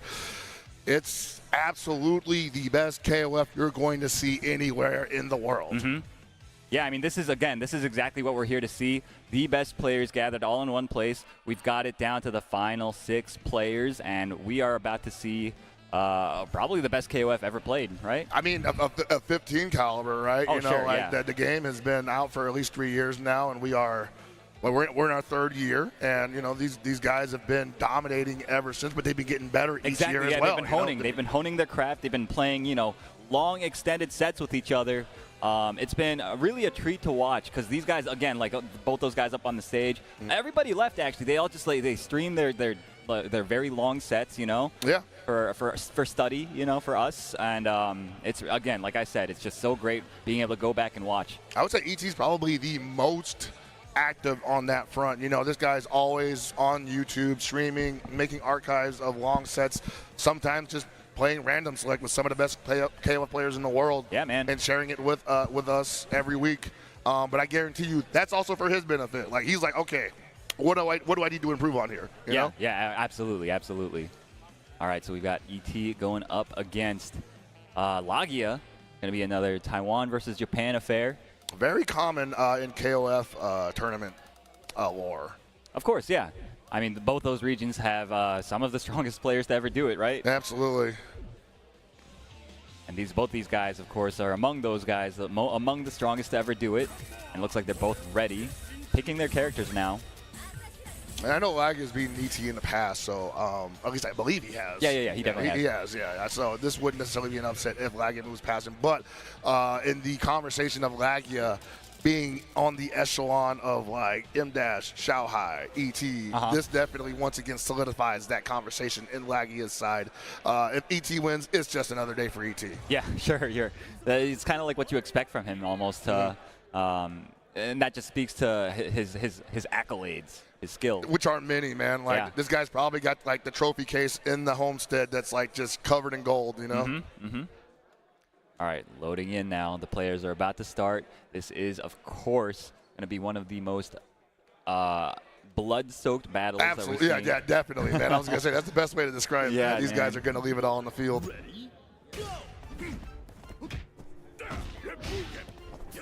All right, yeah, definitely 2 big button characters up front, too. Yeah, and we were saying before, I feel like Yashiro might not have that bad of a time against the character like Geese, the character that's been giving so many players, particularly the Western ones, it felt like in this top 8, a lot of trouble. Yeah, there's a lot that you just can't do against the Geese, especially if you're going to try to stand up with them, you know? You kind of got to take advantage of the whiffs, and there's not a lot of them on Geese's side, especially ET. Yeah, but you know what? ET was very ready to take advantage of the whiff to jump CD. Yeah, I was going to say, he definitely did.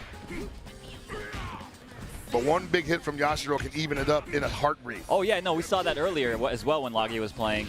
The man, he is ready with the big confirms, with the big damage. Oh, man, counter hit, but didn't have the follow-up. Get the plus frames. Wow, that was a really brave challenge with the down C. Wow, again with the hammer. Oh, no, you know he wanted close. He wanted it, yeah. I feel like he might have pressed it too early because he saw it and reacted too fast. I think he thought, you know, if I do it too early, maybe I'll throw him on a roll and then I'm not going to get kill damage. So he delayed it and ended up just getting forward A. But it doesn't matter. Got the Geese out of there anyway. ET might have been a little bit nervous. Exactly, yeah. All right, Lagia kind of salvaging that. Again, we saw that before as well. Lagia doing really well with the Yashiro point war against Geese, at least in the first game. And Yashiro, one of those characters that's very good, like you said, salvaging the mistakes because he's basically designed to just hold forward. Oh, yeah. My goodness. Not enough yet. There we go. Isla, man. What more is there to say? The character's pretty good. She came out the box pretty good. You know, you talk about the pre-release Isla, we're like, oh, remember those? Yeah. Do not remind me, bro. She was a fun character then. She's a fun character now. Sure. All right, hard knockdown now in the corner again. This is where Isla really shines.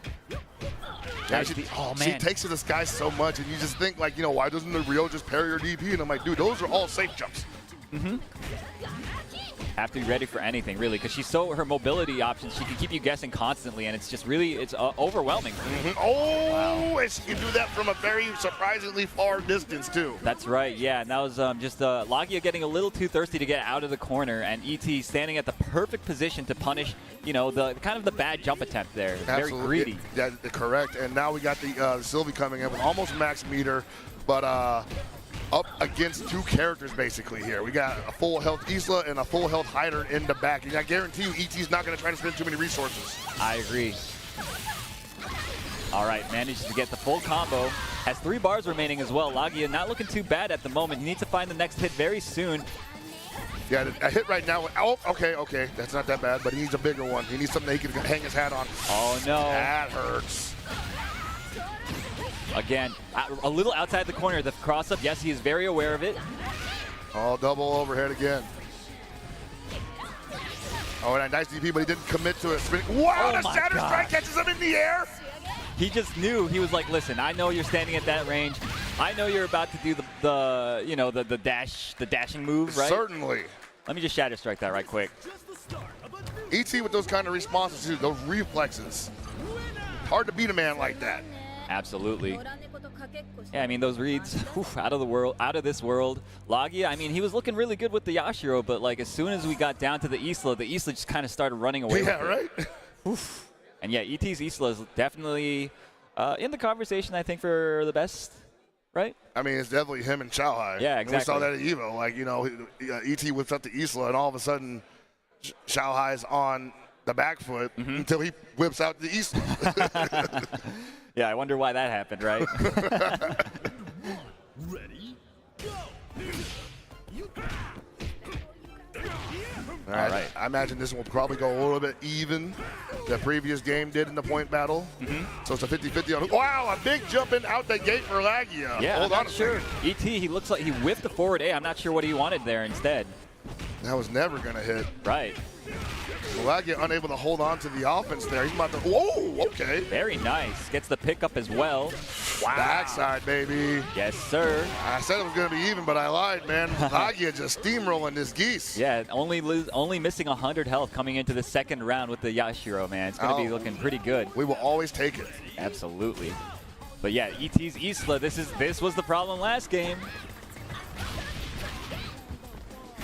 And again, this is the problem position. A front side again. Amazing. So how many times do you think you see a Yashiro take to the sky and it's probably going to be a cross-up? That's, you know, I think ET's probably thinking like he hit the front twice. Never seen a Yashiro do that 3 times. Wow, the jump A. Very nice. Lagia running away with this one. 3 times, Aru. Sometimes you just, when you see a Yashiro take to the skies, you're always looking for the cross-up, Always right? in the back of the head. Yeah. But you forget that hop A active forever. The hop C can hit front or back. Beautiful block on the cross-up attempt, though. Lagia is looking so strong. Nice DP. What a response. All right, he's going to have to spend a lot of meter here, at least. No, okay, he's just going to go for standard damage, but I don't know, man. I feel like you don't want to give this Yashiro too much time to stand back up. I know he has to go with the optimal combo, but man, if the Yashiro gets 1 hit here, he's going to dump that meter. Absolutely. Very dangerous straights here for ET at the moment. The down C underneath that jumping. Ow, might be an OCV here, bro. It is looking very possible. Has to be very careful with these jumps, though. The flash kick might come out at any moment. There it is.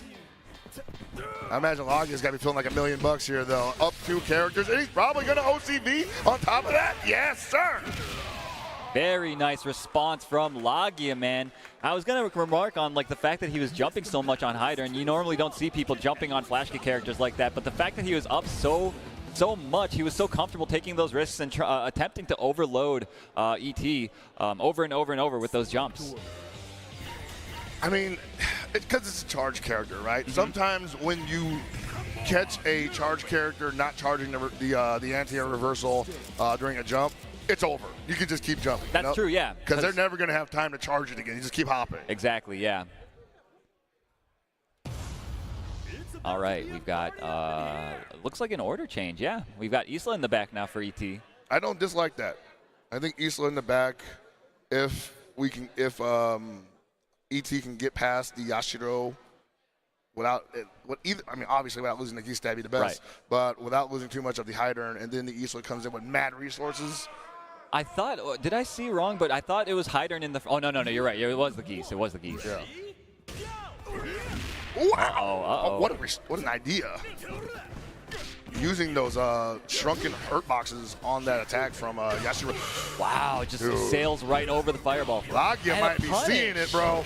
Wow, okay, ET's kind of looking a little desperate to get out of these situations. This offense that the Lagia Yashiro is putting on. Yeah, he's looking nervous, and Yashiro definitely the kind of character that, like, if you are just making moves to get away from him, you'll be surprised at what hits you. Exactly, yeah, I mean, you really have to play it right, and right now, Lagia is doing everything correctly. That's 4 jump-ins. 4 jump-ins, unanswered. And this is a part of ET that I think we've seen in recent months where things just kind of fall apart for him, and the simple stuff starts working. Yeah, man. Jump D forever going to be one of the best jump Ds in the game. Great check with the far C into quick max. Let's see what he does. Yes, gets the hard knockdown, and everybody knows you get an Left, ambiguous left-right here. Blocked it correctly, went for another one. And a jump A doing work right. Wow, dude. Oh my goodness, It's into a hard knockdown. Suffocating. It sure is, and it's going to be even more suffocating right now. Could have DP'd that too. That would have been mega impressive. And you see right now, ET just like not come. Okay, too high for a confirm no. Gets the command grab. One more 50-50 coming left, right. Maybe he just might roll. No, goes for the block instead. Says, I'm confident. I know where you want to go with this. Yeah, the defense staying very solid, getting the throw as well, and he has an opportunity. The cross up. Couldn't get anything out of it. Doesn't even try to block it. Just said, block it with my chest, buddy. Okay, gets a little greedy with that, but again, he was playing on borrowed time there, so I'm sure he's very happy about the amount of damage that Yashiro was able to do to this Hydern. And leaving him with just a bar, maybe almost 2 after a couple touches. The Hydern has to play perfectly. Meanwhile, the Rio just needs an air-to-air. Air-to-air, anti-air, a trade would even work. Whoa. Now, no matter who you are, you still have to guess. Nice. Great response. Oh, man, he went for the EX. I think he could, well, actually, I don't know if he could have got a reset into the EX on rescue. Wow, he jumped over both of them, and ET's still committed to the buzzsaw. Oh, man, that's not good, bro. That is not good, Aru. Beautifully done by Lagia. Now he's looking to send ET home already. Yeah, and I know I said Isla coming in the anchor battle with so many resources would be the best case scenario. He is literally in the worst case scenario right now. Down 2 characters with only 1 bar. Yeah, absolutely. But anything can happen. Isla is one of those characters that's very efficient, is able to build her own bar, you know? Oh, this is gonna hurt. All right. Do you dump it? I mean, think about it. I think that's a wise decision not to dump there, because if he gets another hit, he has the option to do another. It again, yeah, exactly. Nice. Okay. ET kind of messes up his offense a little. And rolling out of there does not even want to deal with the cross-up potential. Take that throw. Okay. The overhead again. The corner. It's so dangerous here. He got the hit, but he couldn't get the firm. Yeah, unfortunately. Nice far A. Didn't go for the EX on Redskin there. This is not looking too bad for ET. He's going to be sub 20 on the No, it's not Hell Pockets. Oh, my God. That's it. That is actually. Oh, wait a minute. No! Oh, that's so unfortunate. I mean, he still might take it, but wow, you don't want to let somebody like ET live a little bit longer. That I got to say right now, one more time, he's got to do it. Anything will do it. Chip will do it at this point. Bro. Wow, are you serious? ET putting it all on the line. Choking on my own rage over here, man. How dare you? Oh, my goodness. What a lord. But again, almost 100 health left. Oh, he almost got that jump in. With 3 bars, that would have been pretty big. Wait a minute, oh my God. Wait a minute. Don't do it to me, Haru. Don't do it to me. Come on, Lagia. You got 1 more touch. No way! No way! Gets the hard knockdown after this. Anything can happen, Hell Pockets. Oh my God. Come on. All right. I'm speechless, bro. I'm speechless. He's like, do I got to do this one more time? Oh my goodnness. Is this not over? Do I got to do it again? My man looks lost, bro. Oh my God. Did I win? Oh. Can't believe. None of us can believe that that either. either. Even he can't believe it. He's the one that did it, too. He's like, I want you to say it. Tell me. Tell me who won. Tell me I won. To my face who won. My goodness, that was incredibly done. I mean, really, E.T. was just on the cusp of making one of the most legendary comebacks that I've ever witnessed, you know? Dude, that is what – give me a second. That is something that I've seen him do before, and that's why I got nervous when he did the run-up DP in the previous round. I'm like, oh, boy, he's got nothing to lose, and he's got a lot of bullets. As soon as that first hit landed in that last round, I was like, uh-oh. It could actually happen because that character setup, they're nasty, bro. And then Lagia just stops blocking jump-ins, man. What are you doing, bro? Yeah, but you know what? It was good on him to keep it together until the very end. E.T., of course, kind of overcommitting with like that late jump on the wake-up. And the great reaction from Lagia gets him into the loser semifinal match. Really well done by him. Yeah, man, and once again, I say that Lagia getting past E.T., I would say in the GOAT conversation. Definitely on the Mount Rushmore of KOF players right now. Oh, sure, yeah. Taking down a guy like E.T., it doesn't happen by accident, you know? All right, so the next match that we're going to see who has to play against Japan's Sanwa Lagia is going to be between Score and Pineapple. So this should be interesting. Pineapple has been really playing up the momentum side of being on losers, I would say. You know, he's been just a freight train coming down the tracks, and Score kind of stumbled a little bit on winner's side. Yeah. So if Score can make the adjustment, now's the time to do it, obviously. But Pineapple's got to be feeling like he's got the Acme rocket ship on his back. Yeah, for sure. I mean, like you said, like Score, he did just come off of playing against Shanghai, taking the L. Hopefully he's not still thinking about that. I doubt he is a player of his caliber. I think he's very focused, fully locked in on this match against Pineapple. I'm pretty sure these guys play pretty frequently as well. Yeah, Score a legend in his own right, too. You know, definitely having quite the background in 98. Yeah. 98 UMFE. And also most recent KOF games as well. Yeah. Always in the top 8 and grand finals conversation at most majors. And doing it for the fun, you know? Yeah, yeah. He has a tweet up right now talking about never imagined I could have been in this scenario coming from LCQ, winner's side top 8. Let's have some fun and enjoy KOF, basically, right? Yeah, it's all gravy for him. I'm paraphrasing, obviously. Sure.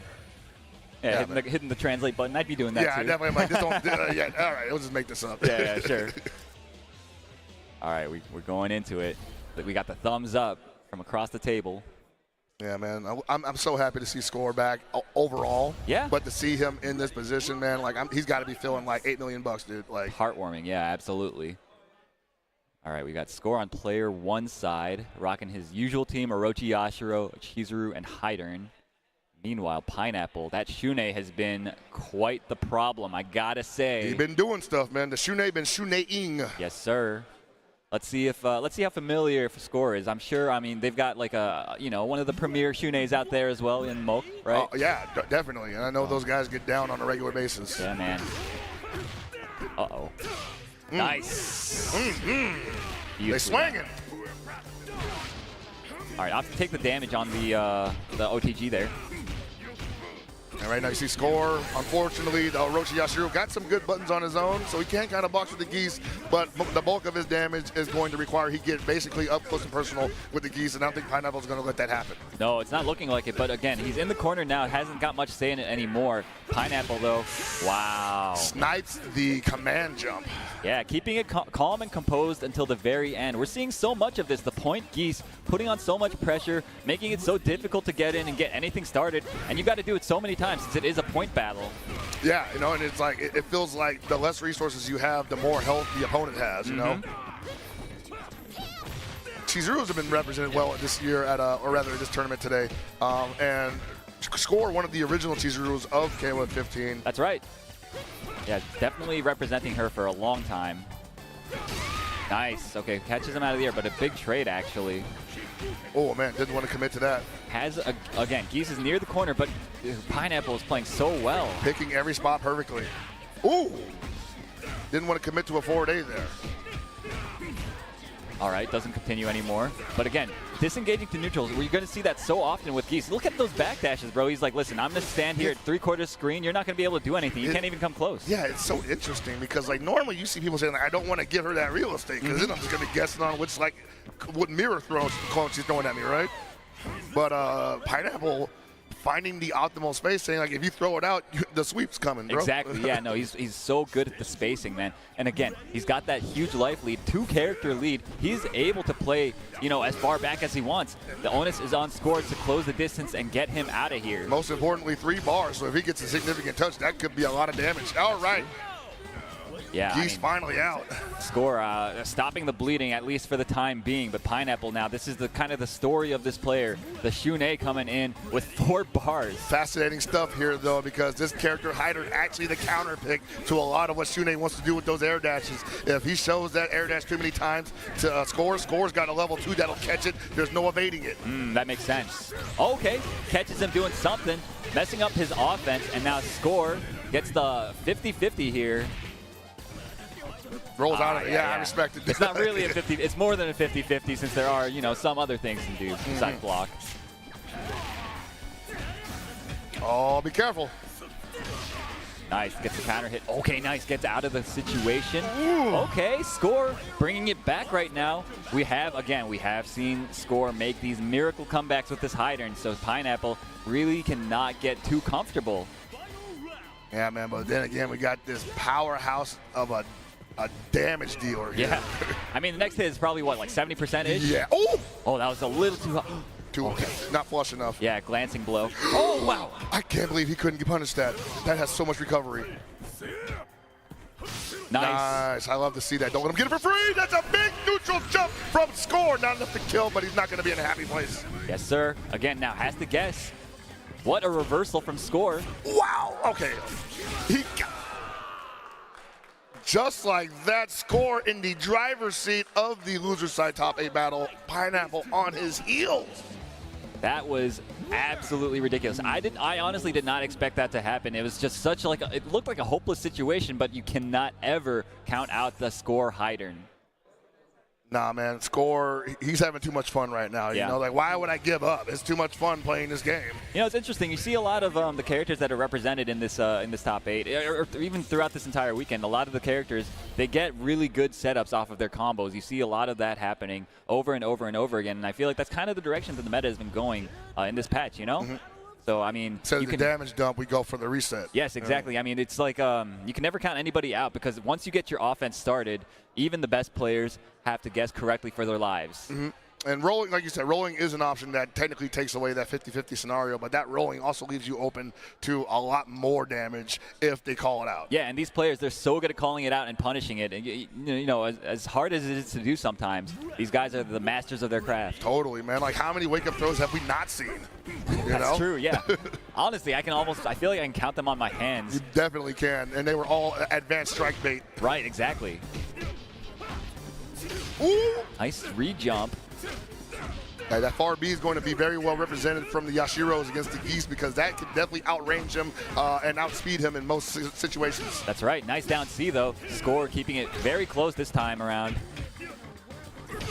Nice down C. Get off of me. Ooh! Wait a minute.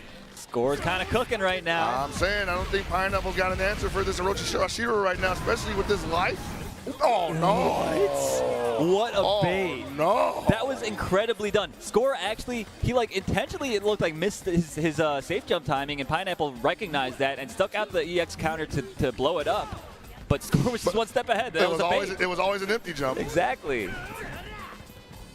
And now, right now from Pineapple, I'm a little nervous right now because 2 characters by Shunei with 2 bars, not an easy task. Again, these down C's so well represented. He's anti-airing like a champion at the moment. Bro, Score playing like one of those online Yashiros right now. Was there a gap? I'm command throwing.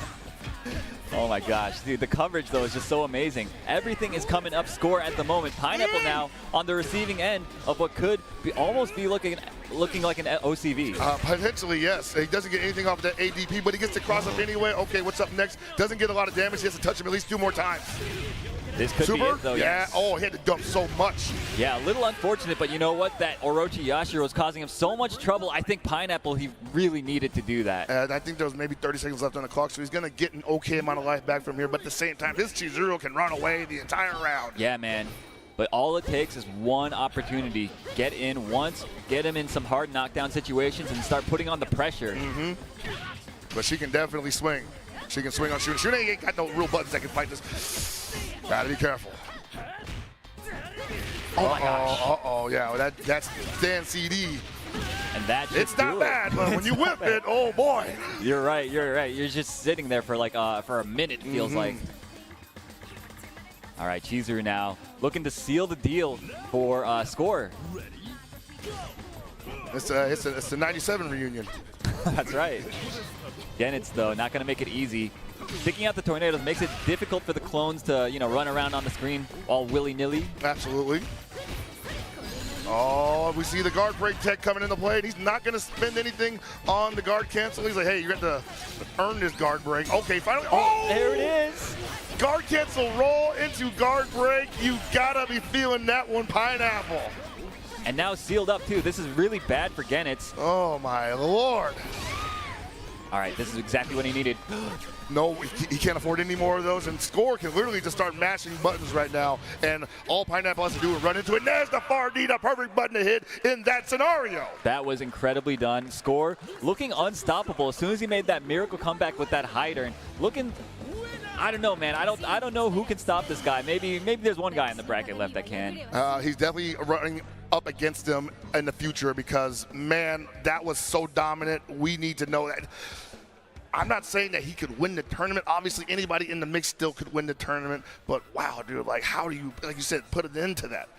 Yeah, honestly, the way Pineapple was playing, he was one of those guys as well that I was kind of like looking at to be like, hey, maybe this guy is a chance. That's what I was thinking, too. Yeah. Pineapple had the rocket ship on his back, and he was playing that first game perfectly. You know, like, it really came down to the high turn, just being all gas, no brakes. Yeah, absolutely. And Score just let him have it with both barrels twice in a row. Yeah, I mean, the clutch factor that we're talking about here with Score is just incredible. So, most certainly a clutch factor that has been honed over many years of combat and competition. So I think that came to the forefront there, man, because Score been doing it for a while. Yeah, he has. He's one of the OGs for sure. And speaking of being an OG, we've kind of got like a clash of the ages. OG and the new G, as they call it. We got Lagia versus Score in losers semifinals, waiting in the wings. Oh man, and these guys probably play each other a lot too. Oh, sure, Like that whole circle definitely just be like exchanging blows. So we're down to the top four. Of course, on the winner's side, who could forget? We've got China's own Xiao Hai going up against M Dash. China, Japan, all left in this top four, man. That's kind of how it goes, man. It's like the story of our life, man. right. Yeah, so pretty exciting stuff. I cannot wait. These guys have been all these guys have been playing so well. Their opponents, they almost look like they just couldn't stop them, So yeah, and that just speaks to the caliber of play here because Pineapple, up until that point, like we just saw, was like a steamroller of a Shunei player, and then Score, who had just gotten steamrolled in winner's side, was coming in basically cold. Yeah, had to make an adjustment and makes the biggest adjustment at the witching hour. And now Pineapple is watching from the bleachers. Yeah, I mean, unfortunate for him, but he put on such a great show. Kudos to Pineapple, Yeah, man, Lagia obviously someone else who came down from the winner's side and has been dominating everyone in his path up until Score. We'll see how that shakes out because right now we've got a big one for you guys. Oh, boy. So we are moving on to our winners finals. So this one is going to be 3 out of 5. We've got Xiao Hai versus M Dash. I would suggest you get your drinks now. This is going to be one of those games that we want to see everybody on their feet for because it's going to happen, man. It is, This is going to be one of those things we talk about for a long time. That is true. And I'll be honest, this is actually kind of special for me because I don't think I've really witnessed them clashing like this in my country. That's true, actually, because I think this might actually be M-Dash's first time in the States. Not in the States, but definitely playing Xiao Hai in 15 in this kind of scenario. He did show up to EVO 2017 and got... Oh, did he? Okay, I must have missed that. He was in top 8 there, I believe. Okay. I mean, where else, right? Maybe. I don't know. I'm senile now, bro. Old man pockets. Yeah, we're getting old, bro. It's fine. I understand. This guy. I am too. Maybe at the same rate as you are. You know what I mean? Yeah, forever 45. Yeah, dude. All right, looks like the players are readying up at the moment, getting their buttons set up. Oh, dude, they definitely feel it. This is an important moment in history right now. They're just like, there is no rush to get this started on either one of them right now. Yeah. So, I mean, Looking kind of at like the history of these two players, I believe Xiao Hai, as you might expect, has gotten the better of M Dash more frequently. But like I said, everybody remaining in this tournament has looked unstoppable. So what does it take to stop an unstoppable force? Another one, man. An immovable object. Or just another unstoppable force. Let's see what happens. A bazooka. Yeah, right? A space laser. Either way, I'm looking forward to it, man. We got Benimaru, Geese, Isla, player one. Wait. We're seeing... I'm seeing the mirror match, man. Okay. But it's Xiao Hai. You don't know what his team is, man. He just played cool today. What the heck? That is true. He did. Okay, looks like it. They're locked in. the complete mirror. Yeah, man. I'm excited. Yeah, me too, honestly. Watching both these guys play these characters at such a high level, always a treat. All right, no more waiting, except for the load time. All right, we're finally getting into the nitty-gritty, man. The winners finals, 3 out of 5 action for you guys. Who gets to go to the grand finals on winner's side? Such a coveted position to be in. Just want to once again just say this is an incredible feeling to be doing this here for SWC 2023. Yeah, I mean, likewise. And I know they feel. I know everyone in this building right now feels that. And it's Yeah. all about this right here. Dude, honestly, the atmosphere here has been electric all day. Absolutely, yeah.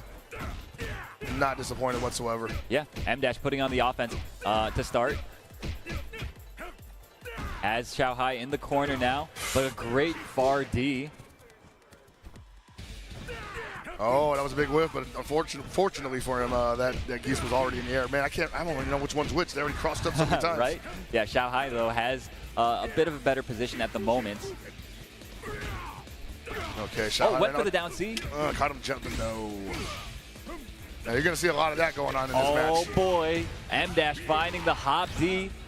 Opt to keep him in the corner. We've seen a lot of Geeses throw people out of the corner for the damage lately. Mm-hmm. And I think it's worth it, too, because you get the hard knockdown still, so you can kind of set up shop one all over again. Sure, yeah. All right, has Xiao Hai again in the corner.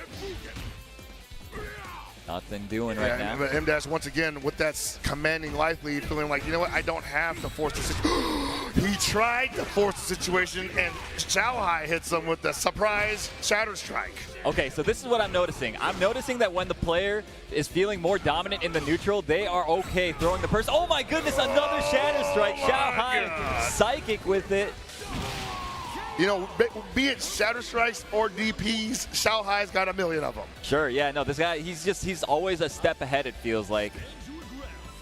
How do you beat him? I don't know, man. Like, he had no life basically at the end of that, but M-Dash just gave up on the gas.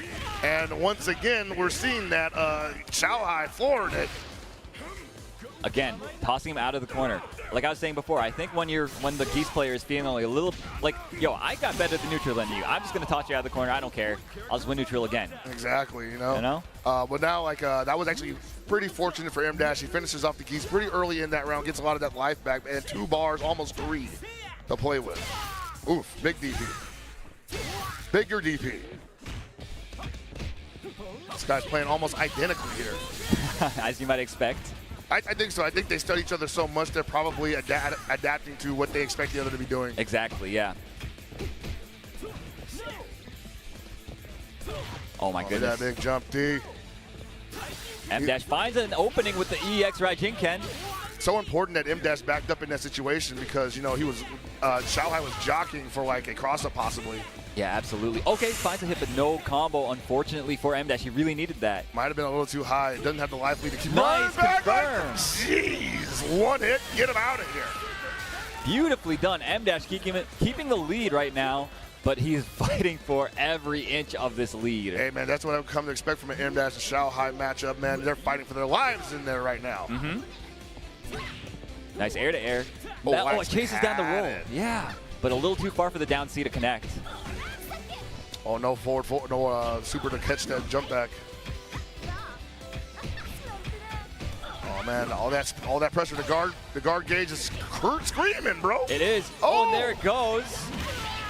Wow, I'm surprised he didn't DP as soon as he recovered, you know, because we've seen that same situation play out in the last game, the last set as well. Maybe he just expected to be comboed immediately and he just was not ready to act. I'm surprised he didn't DP instead of guard canceling roll, the guard cancel roll. Sure, you know? yeah. That would have been a little more beneficial. Xiao Hai, though, stealing the lead away just like that. M-Dash in the corner. All of a sudden, the situation. Wait a minute. He really thought it was coming, and so Xiao Hai said, okay. All right, let's see what we got here. We're gonna, no, air reset, yes. Never seen down C get pumped like that so much. Oh my goodness, okay, M-Dash finding the jump C. That's it. Wait, yeah, it is. First blood goes to M-Dash, man. All right, M-Dash putting one on the board, showing that even gods can bleed. And you know, we've seen that already this weekend, right? Oh, we've seen that several times this weekend, but we've also seen every day of this weekend big adjustments in the second game. Uh-huh. Yeah, never get comfortable, man. This guy's always looking at your habits and adjusting his play style to counter you. Yeah, and I think right there we saw Xiao Hai going for the 2 low down C's in a row and ends up eating a jump in anyway. That's something that I would expect him to not give up on, but possibly temper a little bit in the second game. Sure. All right, we're going to see another very patient grindhouse game. Okay, nice neutral jump from M-Dash, finding all the openings at the moment. Oh, M-Dash playing this perfectly right now, man. Starting to feel like M-Dash has been playing stronger than Xiao Hai all weekend. You know what? You might just be right. Man, I mean, it wouldn't be the first time, but at the same time, it's still surprising to say out loud, especially with the run that K115 has had competitively. Exactly. All right, Xiao Hai, though, working that guard gauge, but M-Dash fighting his way out of there. Oof. Very dangerous situation. Look at that guard gauge, bro. Yeah, because like that guard gauge was screaming, but he was like, dude, I got the life lead. I can't get guard broken here. So smart maneuver to guard cancel blow back there and take your base. Beautifully done. I mean, M-Dash, that was looking just one more blocked normal, and everything could have turned so bad for him. But such an interesting game plan, too, because that's the second time we've seen M-Dash get that life lead and just abandon the offense and then almost lose his defense. 2 bars, that would have been activation for sure. But already M-Dash up tremendously in this game. Oh, wow. Whoa! M-Dash looking to take another character, has the Benimaru in the corner, opts to keep him there. Doesn't go for the grab yet. Oh my God, now he's, oh, actually that wasn't a hard knockdown, that's right. Oh, went for the chip? That is a punish, baby, you missed it. Wait, what is happening, Xiao Hai? Usually so sharp. A little gun shy, huh? Uh-huh. Okay, one more. Hey, man, it's M-Dash working on an OCV here, bro. M-Dash is looking so strong, looking like he might be the first to pierce Xiao Hai's plot armor. This would be tremendous, man. Isla coming to clean things up. Never count this man out. He's almost got 5 bars. Yeah, I would expect Isla to do something big here. That's one big maneuver. What just happened? That sucks. That's okay, you watching? That's rough, buddy. Still, though, he's still alive. You know, anything can. Wait, that was so dangerous, that down C. Oh, man. I wonder if M-Dash even trusts himself right now, man. That's one of those brain-breaking moments. Yeah, you can't think about it, though, when you're on that stage. And I'm sure, yeah. I bet he's probably forgotten by it now. I hope so. He needs to adjust immediately. Exactly. Dude, he was in so much control up until that point. That's true, that's true. But you don't have the freedom to think about anything else when you're playing against Xiao Hai, right? All right, we got the Benimaru coming in, 3.5 bars. We've got plenty of resources on M-Dash's side to make this competitive. 4 on Xiao Hai's side in his Isla. But the big cross-up is going to spell the start of the momentum for M-Dash. Yeah, let's see what he does here. Goes for the Rekka series. Nice, okay, guard cancels out. Really wanted out of the situation. Look at the guard bar, though, for Xiao Hai, and look at him disengage as well. He knows that another sequence like that. Wow, he got the hit on that. This is going to be good damage. He's got the corner, too. Might be going for the reset. Yeah. All right, putting on the pressure, the double overhead. We're seeing that a lot. Another one, but great block from M-Dash. M-Dash is trying to run this clock. Oh, he had a punish opportunity there. Wasn't ready, didn't expect it. But again, Xiao Hai cornered himself. Oh my God, are you what? What is happening? Xiao Hai dropping so many things right now. Yeah, I don't know what to say about this anymore. Is he on? No! Bruh. M-Dash taking game 2 in kind of a dominating fashion. I gotta say, Xiao Hai looking a little nervous. We're humans, and humans get cooked time to time. I don't know what's going on, man. This guy, everybody's been talking him up all weekend, myself included. But you know what? Yeah, we're on the hook for that one, bro. I'm still a Shanghai believer, bro. This guy, you can never count him out. You know? I totally believe he can take it, but at the same time, I know what it's like when you get that gift-wrapped punish handed to you on your front doorstep and you just hit him with a Farsi, and you're like, I got nothing left. I can't believe it though. At this level of play as well, you got to think that the nerves have to be a factor. Oh, I'm sure, but and that just speaks to the volume of talent that's on that stage right now. They both recognize each other as absolute monsters. All right, we went back to order select, but I'm not sure if we're actually going to see a change. We shall see in just a moment. I don't even think it would be worth it at this point. Those characters are working perfectly in the slots that they're in, and really it just came down to human error. I agree. All right, M-Dash looking one game away from putting Shanghai into the loser's bracket. Nobody would have Did not have it on my bingo card. Yeah, nobody I think would have expected that. This guy, everybody expected him to kind of breeze through. But, I mean, he's had to sweat a lot this tournament. That's true. Now that you mention it, Xiao has not had the most dominant run, I would say. No, not at all. Usually we are used to seeing that, but he's been getting checked. You know, it's everybody has just leveled up their game, I think. And that's great. That's what I love to see. All right, M-Dash taking the first bit of damage in this third game. All right, though. Fights out of the corner. Back to neutral. East neutral. Shanghai might be turning it up a little bit. He needs to. Checks him out. Wow. What a great stop. response. Yeah. Oh, man. Oh, my Lord. 2 empty jump throws in a row from M-Dash to Shanghai. And now M-Dash once again gets the commanding life lead, backs off of it. Back to neutral. And look at him. He's putting up the wall using those hopped CDs. What? The reactions. Yeah, no, see, I think what that was is like he's okay with the clock getting below 30 because then it's like, hey, if I got such a good life lead, I don't care if I'm below 30 seconds by the end of the round. It's still going to be more than what you would expect coming into the second. What? That was psychic. He just sat there and he just saw Shanghai roll towards him. That was amazing. I think he's been cooking that all day, too, because he's been missing them, right? So he's like, all right, let's take a breath and just wait for it to come out because we know it's coming. Yo, M-Dash has such a huge life lead right now on Shanghai. It is really, I did not expect this. This is really surprising. No, yeah, this is not the third game I thought we would get. But, okay. All right, Shanghai cooking right now. Dave Sambar, though, this is he's playing a little greedy, I got to say. Nice DP, though. I think it's because he hasn't taken any damage yet. He's like, whatever, don't need to end it too quickly. You're right, and the strategy seems to have paid off. Shanghai evening the score here very quickly. And winning in the resources battle. Right. Ooh, no activation there. That would have been really big. That would have been crazy, bro.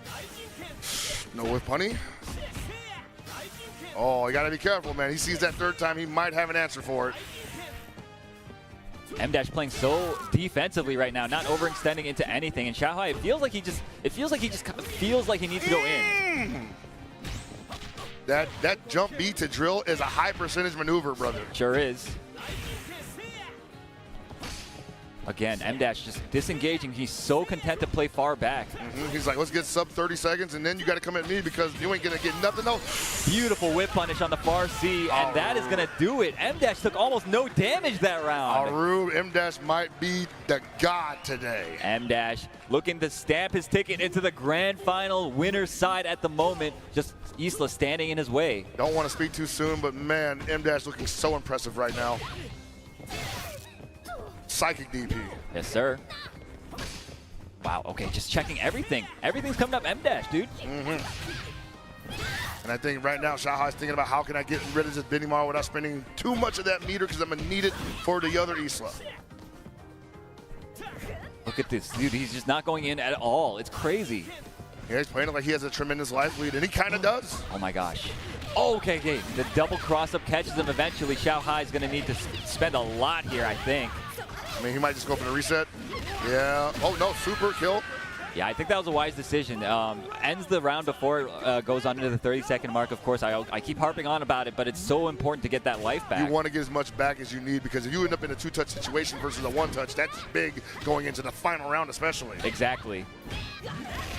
Oh, man. M-Dash still looking cool as a cucumber, though. Yeah, dude, it feels like he's in the driver's seat. It's a little like a bit of a role reversal, I feel. I think so, too. Oh, my God. Unfazed by the pressure. Goes to the little B. And I don't know. This doesn't do a lot of damage. We're going to have to wait to see, man. I don't know. I feel like he's dead. I don't know. I feel like this is it. M-Dash advances the grand finals. Yo, M-Dash, what a dominant performance against the tournament favorite in Shanghai. That was, I don't know what to say. That was legendary, man. That is legendary. And we all looked dumb on that Evo video. I know, dude. I mean, listen, he's not out of it. That was He's literally, definitely not out of it. No, There's still an opportunity. There's still a very big chance. Yeah, no, seriously. But wow, M-Dash was looking like he was just on another level at the moment. Yeah.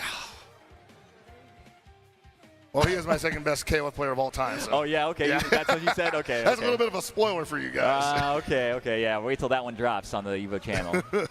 Oh, my Lord. That was mind-blowing. I don't think I've ever seen Shanghai get handled like that. No, man. seriously. Yeah. I don't think so either. I mean, he's still in the losers finals, so we're going to take another quick look at the bracket here. You can see it. We've got Lagia against Score to see who has the honor of playing against Shanghai, who was sent here just recently by M-Dash. Yeah, man. Lagia Score got the... That's going to be a barn burn its own, man. But Shanghai, not used to being in that situation. You know he's got to be stewing in that seat thinking about, man, whoever comes through that door. That's true. Going to rip him apart. Oh, yeah, I know. I mean, he has to be angry about it. I'm sure. Yeah, certainly, man. You know what I'm not angry about? These merch deals we got going on at the 10-0 booth, man. Look at that right there. The SNK soccer jerseys, courtesy of Southtown via 10-0, man. I got to get one, dude. I don't even like soccer like that, but I definitely got to get one of these. Oh, absolutely, yeah. I mean, they've been running the booth here all weekend. They've been doing getting a lot of sales, you know. Don't make sure you guys don't miss out. Use the QR code at the top right, scan that, or go to the link above, and you can get your merch. Yeah, and you can see me rocking this black and blue Benny Maru variant right there. Lovely. I think I might get the white one later on, actually. Yeah, I got the Fatal Fury guys. That's like my favorite image from the promos, man. Pretty good. I like the Joe eating the glizzy. It's pretty nice. Speaking of glizzies, we need to grab a bite, so we'll be right back with more KO 15 action here at SWC 2023 Grand Finals.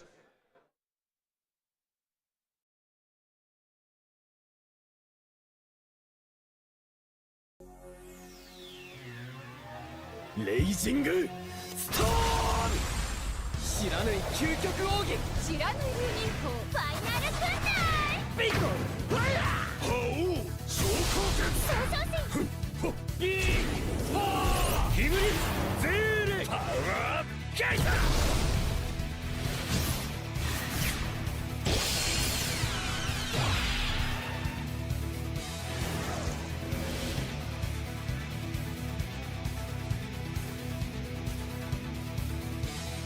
ガロー伝説 City of the Ribbon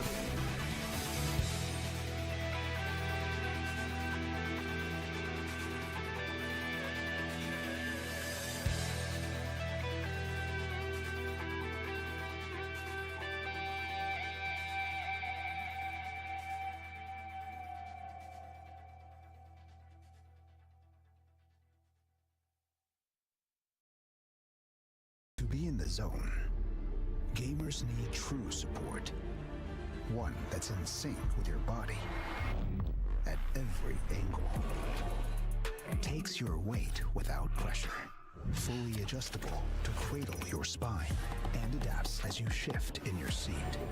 True ergonomic alignment to achieve your perfect gaming form.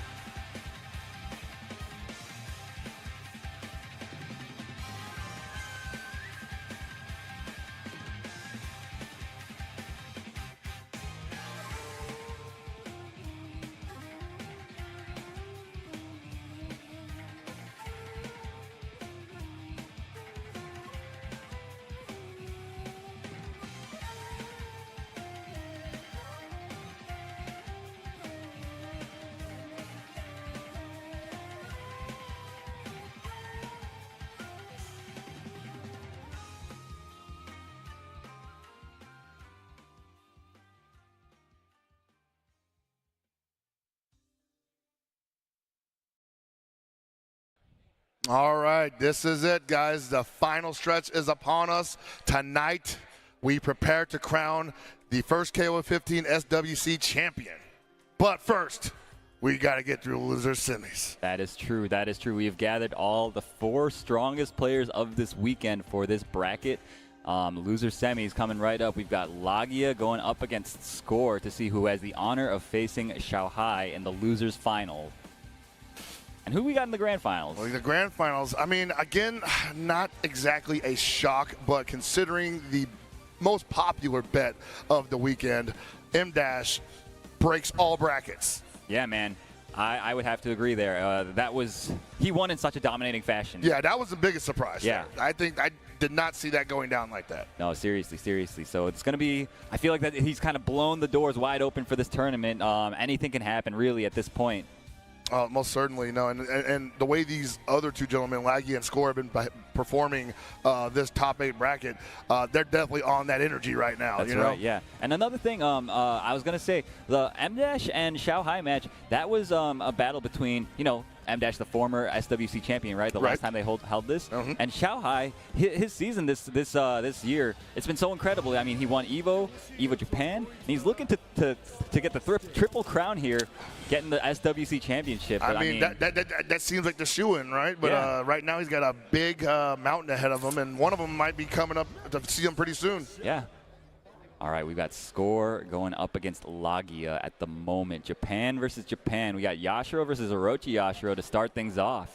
2 big guys with 2 big buttons, but 2 different schools of thought. Yes, for sure.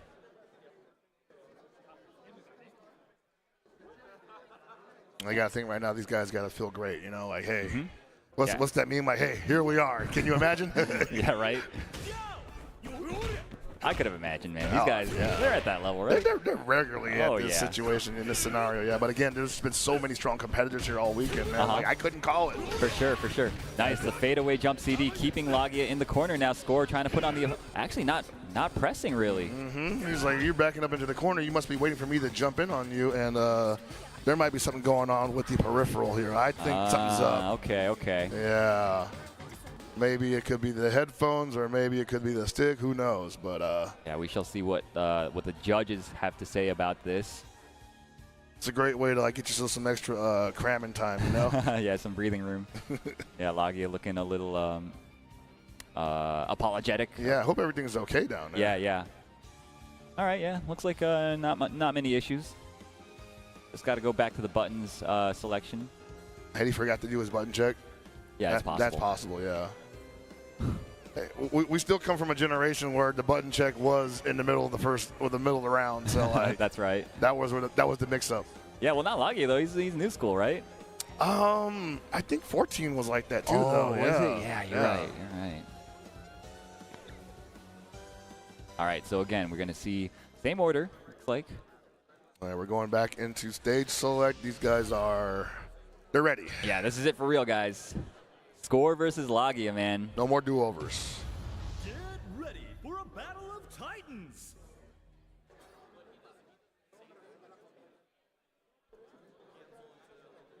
The subway stage too. This one's pretty popular, I've noticed, with the Asian players. I've noticed a lot of people are picking this. The myth of visual lag definitely reigns supreme sometimes in the minds of top players. It might be a color thing too, right? The dark background. That's also something I was going to mention. KOF 15, one of those games that gives you the option to adjust the background brightness depending on your sensitivity to light.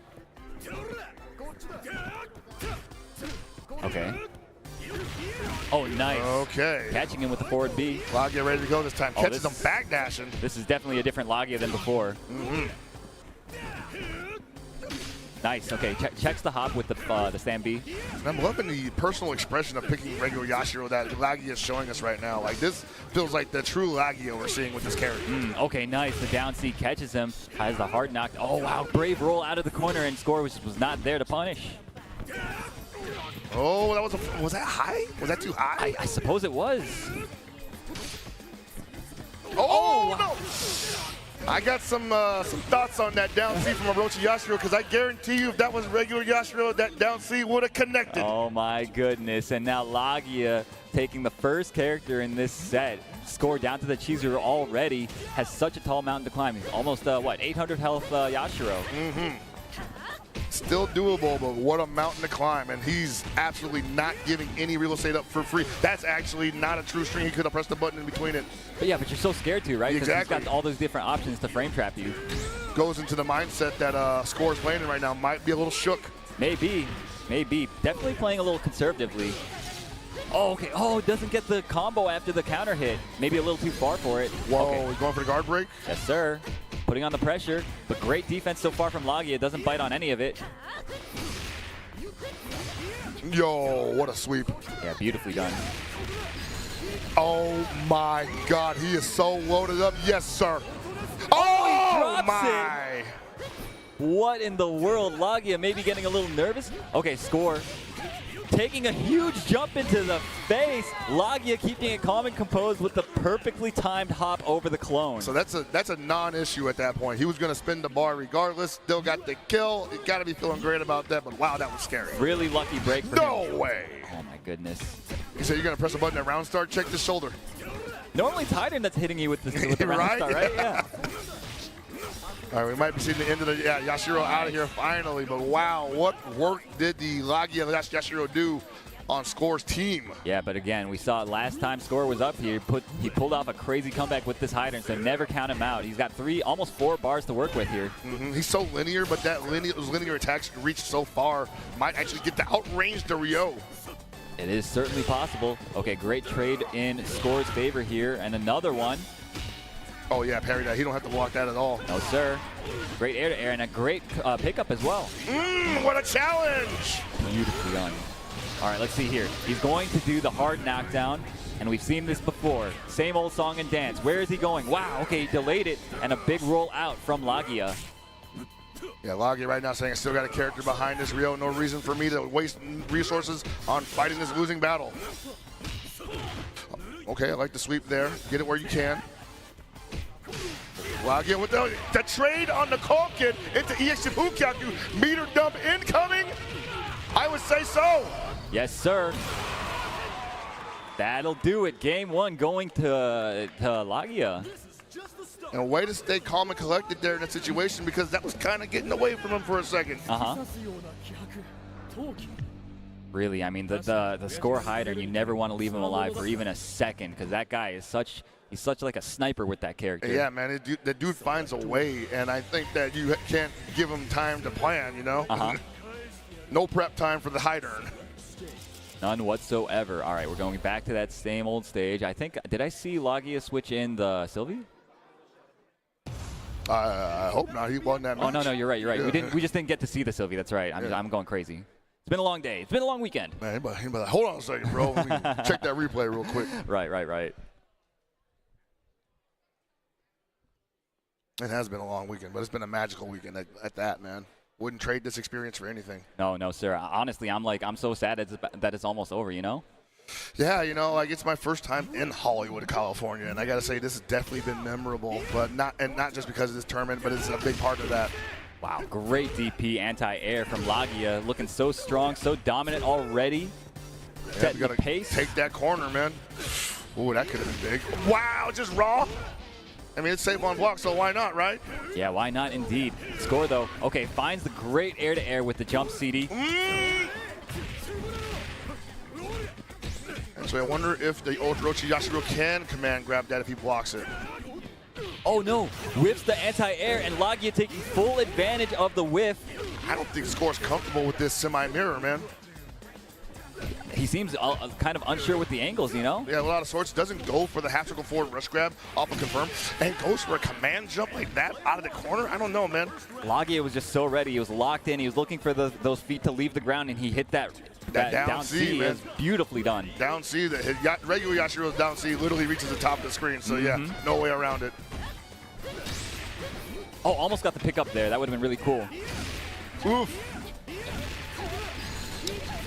Meter dump, man. Right now, Score in a lot of trouble on his back foot against the point character on Lagia's team. Still doable. 3 bars on Chizuru's side, and she's definitely one of those characters that can just turn things around. But not when she takes damage like this. I don't think she's dead, but she ain't gonna be alive for much longer if she takes another hit. Absolutely not. All right, and Lagia again giving him space to hang himself. Oh, wow, the frame trap catches him. Beautiful. I don't think I've ever seen someone challenge the Yashiro strings as much as Score is doing right now. And there's a reason for that, you Exactly, know? yeah, you're seeing exactly why. You get, like, hit into the wall. Again, opening up the round with a jump that gets DP'd. Lagia is looking so locked in at the moment. And remember, this set is the final 2 out of 3 of the tournament. So this is Score's final chance to make it further in this bracket. He's got a lot of work to do right now. The buzzsaw is doing most of it, but oh my lord, he has to get the next opening quickly. Yeah, opts to keep him in the corner and do as much damage as possible. No, he doesn't want any more parts of this Yashiro for any longer. All right, nope, not enough to kill. There you go. Charging while running. Very well done. 40 seconds, he might get full health back here. That is entirely possible. And again, he Just needs about to make this comeback if he wants to stay in this tournament. His life is on the line here. In the previous game, he had just barely gotten down to the Rio and was actually mounting a comeback versus the Rio. No punish, he committed to the sweep. So unfortunate. He really needed that damage. Any easy damage that Lagia is able to give. No! Oh, buddy. This is not what you want to see. I think he's just going to let this one rock and go for the hard knockdown next. Oh, no, he's going for the full extension.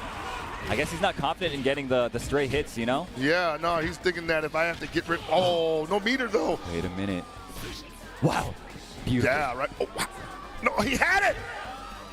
Anything can happen. Anything can happen in Hell Pockets. He's got Rio in the corner. He needs to get this. I think the Lagia is just trying to wrap this one nice and easy. I don't know if it's going to happen. No, level 3 coming after this. Freezes Give yourself the a chance. Freezes the timer. I don't think this is going to kill, but we shall see in just a moment here. Most likely will not, but I've been surprised before. Almost does it. Doesn't even get the life lead, though. Cross cutter, no, runs in to wake up CDP. Wow. Score almost made that comeback again with the hider. It's incredible to see how Lagia was able to push Score into the corner like that. Score was looking unstoppable, you know, until he ran into Lagia, you know? It goes down like that sometimes, and Lagia in his own right was just looking like he had a super ferocious Yashiro that would carry him well into his opponent's team, and he has been doing that consistently all weekend. Yeah, that is absolutely true. Absolutely true. Yeah, man, that Yashiro's at least 2 characters worth of damage, man. Tell me about it. Every single time in that set. So you guys might have noticed that Lagia remained on the stage before we cut away. There's a reason for that. Up next, we have the losers finals coming up. It's going to be another 3 out of 5 affair. We've got Lagia going up against Xiao Hai. Xiao Hai, man. And the way Lagia is playing right now, I mean, I don't want to make any predictions here, but I will just say if Xiao Hai's coming in with the adjustment from his winners finals match with M-Dash, and Lagia's coming in with his fists drenched in blood from the score match in the loser semis, oh man, this one's going to be a slobber knocker, as they say. It sure is. Yeah, I mean, I cannot wait to see how this goes. Xiao Hai, of course, fresh off of a pretty convincing defeat, and I gotta wonder if his mind is still in it, you know? It better be, man. It better be. You don't get to take the day off now. Yeah, you never know when your next opportunity to throw down on a stage of this magnitude will be. Yeah, no, you actually just summed it up perfectly, man. This is it. Yeah. This is it. There is no tomorrow. This is what the entire season has been building up to. You know, we've got it down to the final 3 players, the best of the best at the moment. Who will take the coveted SNK World Championship crown? I don't know, man. It really could be any of these 3 the way they've all been playing. The gravity is definitely setting in right now because this ain't just any other tournament, you know, and I even include Evo brand in that regard. Oh, yeah. Because that's something that comes around pretty frequently, and Xiao has won a couple of them, obviously. This is the SWC, SNK World Championship Grand Finals. You're in losers finals of this side. You lose this, who knows what happens next year? Nothing is assured. That is for certain. Oh, yeah, look at all the homies in the back there. Everybody, you're still running casuals, you know? It's great to see. Everybody's hungry. Everybody's trying to play sets. Great. I'm loving that they put the sets in the back, by the way. Oh, yo, look, it's our boy. It's our boy. Hey, what's up, bro? Look at this guy. Oh, hey, man. girl. The scene stealer, as usual. Man, she beeline for that camera, I bet. All right. Nah, so it's been like a complete pleasure to watch all weekend. So like I'm hoping to see more from her and further international events. I hope she comes out more often. Now. I agree, man. I agree. I think the camera loves her. Everybody loves her. The chat loves her. It's great. Meanwhile, man, Lagia looking to make a bigger international name for himself right now because, like we keep saying, he's definitely been in the mix for a very long time regarding KOF 14 and now KOF 15, but I don't think the stage has ever been this grand for him. No, I don't think so. I mean, Lagia, it's true. I can't recall. I placed this higher than Evo Losers Finals, man. Oh, okay. And just the concentration of talent that comes into this top 8. After what they had to go through just to get here. No doubt, no doubt. Dude. And like, look at the remaining 2 players that are left in this tournament besides Lagia. It's, you know, the guy that's threatening the triple crown, right? Xiao Hai. And there's also the previous SNK World Championship winner in M-Dash, so. This is the tournament of champions, man. Yeah, he's among giants at the moment. But you know what? Lagia himself is also a giant, though, especially the way he's been playing today. And, you know, the entire season up till this point. Yeah, no, he's very amazingly consistent. And I think a little bit of maturity is coming his way. I think some growth has been in store for him this whole season because the way he's playing right now is very different than the way he played last year for the most part. You know, like the way he plays Yashiro especially. Right. Like this is making this character, this player, really shine through that. I think he's found. I mean, I guess you could say, fighting gamers find their calling in a character, and I think he's found it in Yashiro. Yeah, you know, I'm inclined to agree because, again, Yashiro is not a character that we've seen being played by anybody. Yeah. Literally anybody else in this tournament. It's only him, and he's taken this character so far, and you can't do that unless you really resonate with the character, right? Because he's considered sort of like off meta, right? Right now, yeah. I mean, I don't like to look at tier lists because I feel like at any moment, like someone's going to win a tournament with an off-brand tier list character, and they're just going to be like, oh well, who's got the right tier list, right? Yeah, I mean, it's all a matchup thing, right? And you look at the matchups that he's been playing pretty frequently. You've seen the Geese on point being represented a lot by the Asian players, and Yashiro, like we've been saying, I think doesn't do too bad against them, right? And must not, because he's literally playing his senpai's team right now, so you know he gets plenty of experience with that. Uh-huh. All right, here we go. Losers finals, 3 out of 5. Lagia versus Xiao Hai. Who will stamp their ticket into grand finals? Grand finals. This is so huge, dude. Xiao Hai, of course, he's really thirsty for it, man. He wants that triple crown so badly. You can feel it. Yeah. And he's usually so sure of himself, as he should be, right? He deserves it, right? But right now, after that last game, maybe he's a little shook. Who knows? I mean, I don't know what it takes for people to not get nervous when they sit down across from Xiao Hai, because he's done it to the greatest. All right, Xiao Hai, really aggressive right off the bat. I think Xiao Hai knows, like, I cannot let this Yashiro start dictating the pace. Yeah. That is not a boxing match I want to be a part of. Lagia, though, wisely DPing out of the situation, and Xiao Hai, again, reset to neutral, but has a slight life lead here. Okay. Oh, it's a little high on that, or a little early on that jump A. Yeah, he left himself swinging in the wind. Yeah, big punish from Xiao Hai, always so ready. All right, the sweep, man, that was dangerous. Nice counter hit, nice full conversion as well. Lagia spending almost all of it, and now we've got Xiao Hai in the corner. How's he going to defend himself? Jump in there, apparently. Just get me out of here. Oh, that could have been humongous. Anything can happen still. Health pockets. Next touch basically decides this. And they both got good resources to finish it off. But at the same time, I think they want to hold on to it. Of course, yeah. Everybody wants to be as efficient as possible with their meter. You know, like maybe, okay, so the Yashiro is going to go out first, but that means that the Ryo is going to come in with 2 bars and basically a one-touch Geese to deal with. Yeah, Xiao Hai, I mean, the Geese obviously won the point war, but at what cost? It cost him most of his bar. Yeah, thankfully in the games, the updated games, you get a bar for losing a character here. So going into the secondary match, as long as this Geese doesn't have to spend his meter before he potentially loses the round, the Benimaru could get 3. Yeah, absolutely. All right, Lagia now. Whoa! Okay, trying to space him out. Nice. Okay, catches the roll with the throw. Xiao Hai not pressing anything. I think Lagia feeling pretty comfortable with that ending, but so is Xiao Hai. Thinking I got a full health Benimaru coming in, 3.5 bars. Low B's for everybody. Yeah, neck and neck at the moment. Anything can happen still. No activation. No activation again. They weren't ready for it.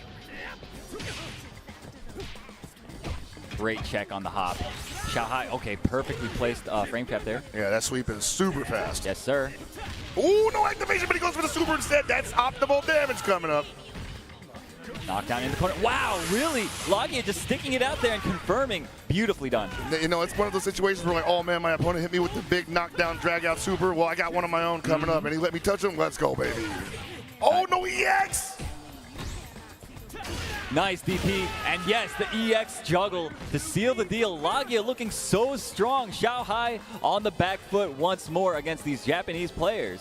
Oh man, you know, I gotta say, they might have a read on him right now, man. It's entirely possible. You gotta know these guys were sharing tech with each other, sharing strategies on how to beat this guy. This guy is the one with the #1 target on his back. The funny part was he was probably in the room while they were doing it. Yeah, it's entirely possible. Wow. Oh, he got the corner too. Oh, I think level 2's coming. Yeah, yes, baby. Indeed. Is he gonna get half a bar? Yes, he is. Oh, this is it. That's a dead Isla.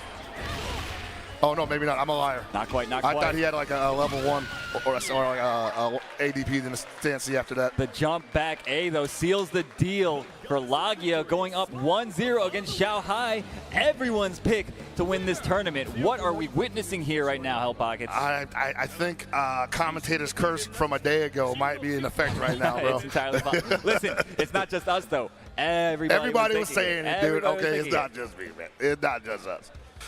But Xiao Hai has done incredible things in the past. I cannot count this man out until the match is over, honestly. Exactly. But yeah, Lagia looking unstoppable right now. All the decisions he's making seems to be the correct ones. And I think, you know, and if it comes together for the young man, I feel like it has been a long time coming for Lagia. He's been so close to being on that upper echelon of the conversation of greatest KOF player in the building. A lot of people have expected him to extend to that height either this year or a coming year. Nice, okay, finds the sweep. Trying to put on more pressure, but Xiao Hai trying his best to stop this Yashiro from getting started, but... Really? All right, Xiao Hai giving him a check right now. All right, you might want to chill on those hop A's, man. Yeah, puts him in the corner. Now Xiao Hai in the driver's seat. Lagia's guard gauge looking a little scary at the moment. Not going to try to... Well, I was going to say, he probably don't want to spin that meter until he got a touch, and there it is. Yes, sir. Oh, nice roll back. out. Yeah, I know. A lot of people don't challenge that, but that's probably the best option, really. Just get out of there. Sure, yeah. Back to neutral we are. All right, it's a trade there. I don't think that's going to be bad on either side of that, but the next touch most likely will be significant. Nice jump back D. Oh, yeah, we want that trade if you're on Lagia's side. Oh, what a jump in! Right over the hop B. That is not easy to do. He must have timed it perfectly. Xiao Hai taking the first character now in the second game. This might be the adjustment that we needed. Xiao Hai got a proper manhandled in the previous game, but it looks like he's starting out with a back at you, Junior. With that bar C almost got destroyed. Nice, okay. Punishes the landing frames with the down B. Xiao Hai is not going to go into this night without a fight. Wow, Lagia getting the jump in of a miracle right now, and that thing's going to spin it. Yeah, get him out of here. Yes, sir. I mean, that geese has been such a problem already. Lagia really needed to stop the momentum, really. I mean, so you can call it a moral victory there because he forced Ryo to spin the bar, and he's not getting all the health back. That Benny Maru's coming in, about to get 3 bars. Good situation if you're Xiao Hai. Sure, yeah. Just has to make sure he doesn't get hit by this guy that hits like a grown man. Look at that. Look at what we're about to see here. The far C is working overtime right now. Oh, what are you going to do about it? Do it again. A re-jump. Hey! Now, that is going to scale damage because it's a stand CD, but it still might be enough. Yeah, it's Ryo Sakazaki we're talking about here. He's going straight into the level 2. Is this going to be enough? I think it might just be. Who knows? I'm not going to call it now, but if it's... Wow! Bruh. What are we witnessing here, Hell Pockets? I think he just thought, why not, right? I got 4 bars. Let's go into the Isla anchor with 5 bars. Maybe he'll get touched by the DP. Dude, Xiao Hai, what is happening? This was everybody's pick to win the tournament almost without a sweat. And what are we seeing here? He is on the back foot against Lagia in this loser's final match. Ooh, that would have been a jump D. That would have been a lot of damage on Lagia's side. I'm so surprised he got hit there. Oh, my God, Aru. Everything is coming up Lagia at the moment. Xiao Hai, is he crumbling? What are we witnessing? I think Xiao Hai is just getting outplayed. That's straight up. I don't think Xiao Hai is crumbling. Lagia is just better right now. Lagia is just better right now, brother. Okay, I don't think this is enough, but... No, it's not enough, but one more touch is going to do it. He's about to go 2-0. Oh, man. Outplayed. That's all I can say. Lagia, he on one right now. This is unbelievable. I am speechless. This guy, Xiaohai, I was so sure. I was willing to bet my house on this, you know? This is crazy. Look how deep in thought he is. Where's the adjustment come from here, man? Because, like, Lagia has beat him on every avenue. I honestly couldn't tell you. Game plan, defense. Lagia, like, he hasn't even been able to open up Lagia significantly. I really don't know. And I hope that Xiaohai is able to find that answer quickly. And we go to a character select, maybe? A new character, maybe? I don't know. It looks like they went back to order select. Let's see. Oh, it's order select, yeah. I mean, I don't see. I mean, in theory, I don't see like a new character making the difference here. Fundamentally, the game plan on Lagia's side is just outperforming whatever Xiaohai has to offer right now. Yeah, honestly, it's just like Lagia is just picking the best spots. He's reacting properly to things, and Xiaohai, normally that's his game, right? Yeah, and also he's not giving. And Lagia was getting some glancing hits and not converting them earlier, but he's doing that now. We saw the Farsi convert into EX Shippukyaku mid-screen. Stuff like that is huge in the situation, because how many times in a KOF match do you get a heavy hit and you do nothing with it? All the time, man. All the time. It's so hard to one-hit confirm, man. But like Lagia, you can tell he's super locked in at the moment. And Xiaohai, he really needs to hit that zone. Otherwise, he might be looking at yet another 0-3 to another one of these Japanese competitors. Oh, my Lord. Sending him home. What a storyline. Exactly. Yeah, I mean, this is the guy everybody was expecting the three-peat here. Evo Japan, Evo, and then SWC. It's really, everything's been going that way, right? I think he needs some time, man. Honestly, I say take the time you need, because this is looking rough, buddy. Yeah, no, I want to see the best possible Xiaohai, you know? I'm going to look at him in person. I can't look at him on camera no more. I can feel that energy off his back right now. That guy is steaming. Yeah, no, Lagia too. I think maybe he's trying his best to stay focused, right? I mean, actually, he just brought up something important. What if he's icing him right now? It's entirely possible. It is. And, like, that's, you know, it's valid, you know? I would do whatever it takes, man. That's potentially 50K on the line, right? Exactly. Okay, looks like he's come to the conclusions that he's needed. Hanzo Gonzo's holding my, hey, bro, put the headphones back on. Yeah, he's about to call in the judge, you know? All right. Yeah, check this, man. This stick got melatonin in there, man, putting me to sleep. All right, let's see these orders. Okay, it looks like the same order from Xiaohai. And actually, yeah, both these players, same order. All right, man. I mean, if I believe anyone in the history of KOF can make the clutch adjustment to turn this situation around, it's definitely Xiaohai. Absolutely, yeah. But at the same time, I've never seen Lagia perform this well. Likewise. Both, I mean, Lagia and M-, they've both been playing the best KOF I've ever seen them, either of them play. Absolutely. What is the change here? What? Okay, let's go. A little more patience possibly, right? But he has to be consistent with it. The one thing about Yashiro is that, like, he doesn't actually get to play any kind of zoning game. He has to get those big hits. Exactly, but he did just fine when he found a big hop in, and now Xiaohai with the hard knockdown into more pressure. All right, fights his way out, but again, going to be difficult to open up the Lagia Yashiro because the defense has been so good. I think it might be the case that Geese may not be able to box with Yashiro, man. It's entirely possible. Okay, nice. The one-frame counter. Ooh, he challenges that. That's big for Xiaohai. No, I don't know. I don't think so. Are you serious? One errant button, Aru. Listen, I was thinking the same thing. Like, is that going to kill him? Surely not. But Xiaohai, he just knew. I'm going to talk to Amito about the damage values in this game, man. Oh, big damage coming up. Dude, the Farsi confirms into EX Shippukyaku. That's like, it's the bread and butter here for Lagia. We've definitely confirmed that Lagia is looking for stuff like that. And why not? He's got the best character for those kind of confirms on his side right now. Not only the best character for it, but he's got them world-class reactions, right? He is capable of doing it on the world stage against a player like Xiaohai. And Xiaohai right now has to find something super magical, right? Well, I wouldn't even say they're even right now, but still he needs that hit. He needs the momentum to swing in his favor right now. Containment. Putting up the wall with the Rio. Hard to approach. You see Xiaohai, he's second-guessing his approaches. Yeah, a lot of rolls backwards. That's exactly what I was going to say. I don't normally see Xiaohai second-guess his buttons like this, his jumps, but he's abandoning so much. He had a couple of openings and did nothing with them. The cross-cut DP. Lagia is so ready. Lagia's seen it too many times before. He's like, hey, man. Oh, no! It didn't EX, though. Lucky Xiaohai. He can't get in. He simply cannot get in. That's rough, buddy.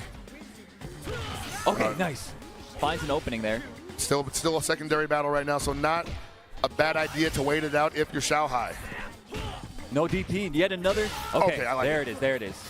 No, he saw it coming a mile away. That was insane. The reactions. Lagia is so ready, and he is on the verge of sending Xiaohai home here at the SWC 2023. And I think maybe Xiaohai might have telegraphed that a little bit because he saw that stutter before he ran forward. Exactly. Yeah. 3 and almost 4 bars for Xiaohai Isla, though. Oh my gosh, the perfect spacing on that. Yeah, that jump CD from Rio is actually deceptively evasive. Okay. Oh, trepidation. He can't open up Lagia. It's just impossible, it feels like right now. He needs a low B or stand A something. He's got 4 bars. I guarantee you it'll be an activation. No super. I feel like all his damage is coming from stopping the approaches rather than his own offense. Yeah, and even though Lagia's Rio does not have the life lead, he's playing it like he does. Oh my goodness. Oh no, he didn't have enough time to punish that either, but still, didn't even matter. Did not even matter. Oh, he got the hit on the counter. That's it. Xiaohai's gone. Lagia advances to Grand Finals. Japan Grand Finals imminent. I am speechless yet again. Xiaohai, everybody's favorite for the tournament, being sent home at 3rd place. First by M Dash, and now by Lagia, the young buck of the KOF scene. It's unbelievable. I said at the beginning of the top 8 that he had to have the kind of performance that would require the conversation to be centered around him extending to the Mount Rushmore of KOF players, and he could not ask for a better weekend than he has put on today. He has really been playing out of his mind. Like I said, I don't think I've ever seen Lagia play at this level before, and boy, is he going to need to keep it up because M Dash has been looking he's also been looking sharp as hell. You know? Wow, but I still, I cannot believe it. Xiaohai, everybody's favorite to win the tournament. You know, this guy, he's been winning everything. Seriously, he's been so dominant. That's all anybody could talk about, including myself, right? No, we definitely on the hook for that one, bro. I'm sorry. I'm sorry, internet. Like, we definitely all went and said the same thing, and it is what it is. It's Lagia and M Dash, the training partners, handled the boy. That is true. Handled the kid. Yeah, seriously, it almost hasn't sunk in yet that's happened because it's just surreal, man. Yeah, seriously. Regardless, though, we're gonna have an All Japan's Grand Finals. It's gonna be Sanwa Doyu M Dash going up against Sanwa's Lagia.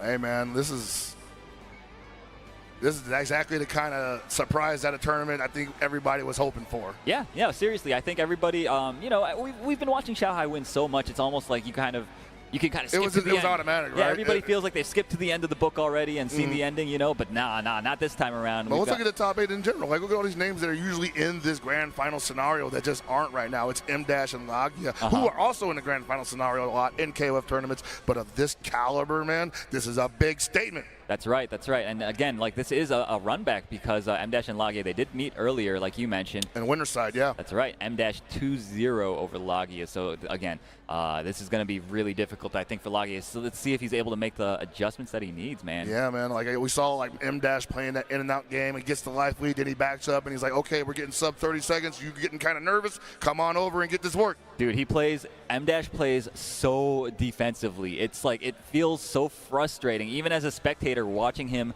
you know, just nickel and dime people from like 3/4 screen, whiffing knee, you know, with Benny Maru, building that meter, and then as soon as you start to go in, he's like, listen, I know exactly what you're about to do. I'm out, or I'm going to stop your approach, you know? Yeah, absolutely, man. I've been enjoying every minute of it, and Lagia, on the other hand, has been just like, I'm forcing the issue every time, bro. Sure, yeah. And like, not to take anything away from his defense either, because he was able to stop. Defense has been good. Yeah, also. he was able to stop Xiaohai from getting anything started in that last set, right? It's kind of like a hybrid of like what M Dash was doing and what he was creating on his own. Yeah, it felt like he was really he's reached the pinnacle. He's playing perfect textbook KOF at the moment. And most importantly, out of everything right now, the equation is one of these gentlemen will be crowned SWC 2023 World Champion here tonight. In this well, depending on how long this takes, because the KOF Grand Finals, we know how long those can go. It's entirely possible. I won't put a number on it. But after that's over, one of these gentlemen will be your champion. Give it up for him, guys. Grand Finals about to go down. All right, we've got M Dash though. He's looking to two-peat, right? Again, the only former SNK World Champion for KOF, and that was back in the 14 days, right? Yeah. Yeah. So this would mean a lot, I think, to him to get that crown in the 15 as well. You know? I think that's also a big statement. Yeah, man, that's definitely like you know, the man comes alive in esports brackets. Yeah, I mean, it's like M Dash. Like everybody knows he's good, but like personally, I didn't have him. I don't think a lot of people did. Yeah. And like his performances have always been super impressive. But again, you know, it's usually like, I mean, we literally saw 2 years of Xiaohai just dominating everything. Exactly. So yeah, but yeah, kudos to him. He's in the winner's side right now. He really shut us all up.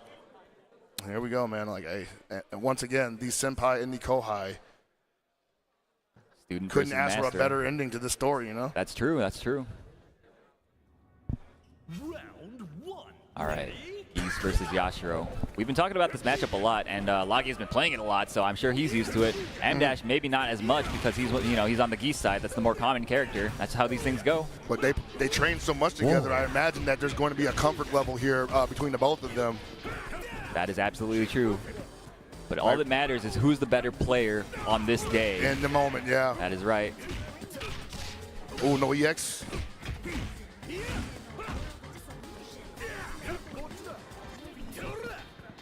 Both these guys filling each other out, man. M-Dash gets the big hit early. That's He's going to probably get one more little bit of damage and then back it up, as we've seen him do the entire weekend. Has the corner, opts to back up. Yep, now we're rolling back, say, hey, okay, chill out. Forcing the Yashiro approach, but okay, finds the hit. Nice, blocks out the frame trap. Probably looking for a command counter eventually because there is a lot of jump-ins coming from Yashiro's side. The counter DP. Oh, man, OTG. That was the first time M-Dash pressed forward in like the past 20 seconds, and Lagia was still ready for it with the DP. He's like, I know it's burning a hole in your brain right now. You want to press some buttons. Nice, the check on the approach. Ooh, super. Not enough to kill just yet. Oh, he's going to hang back.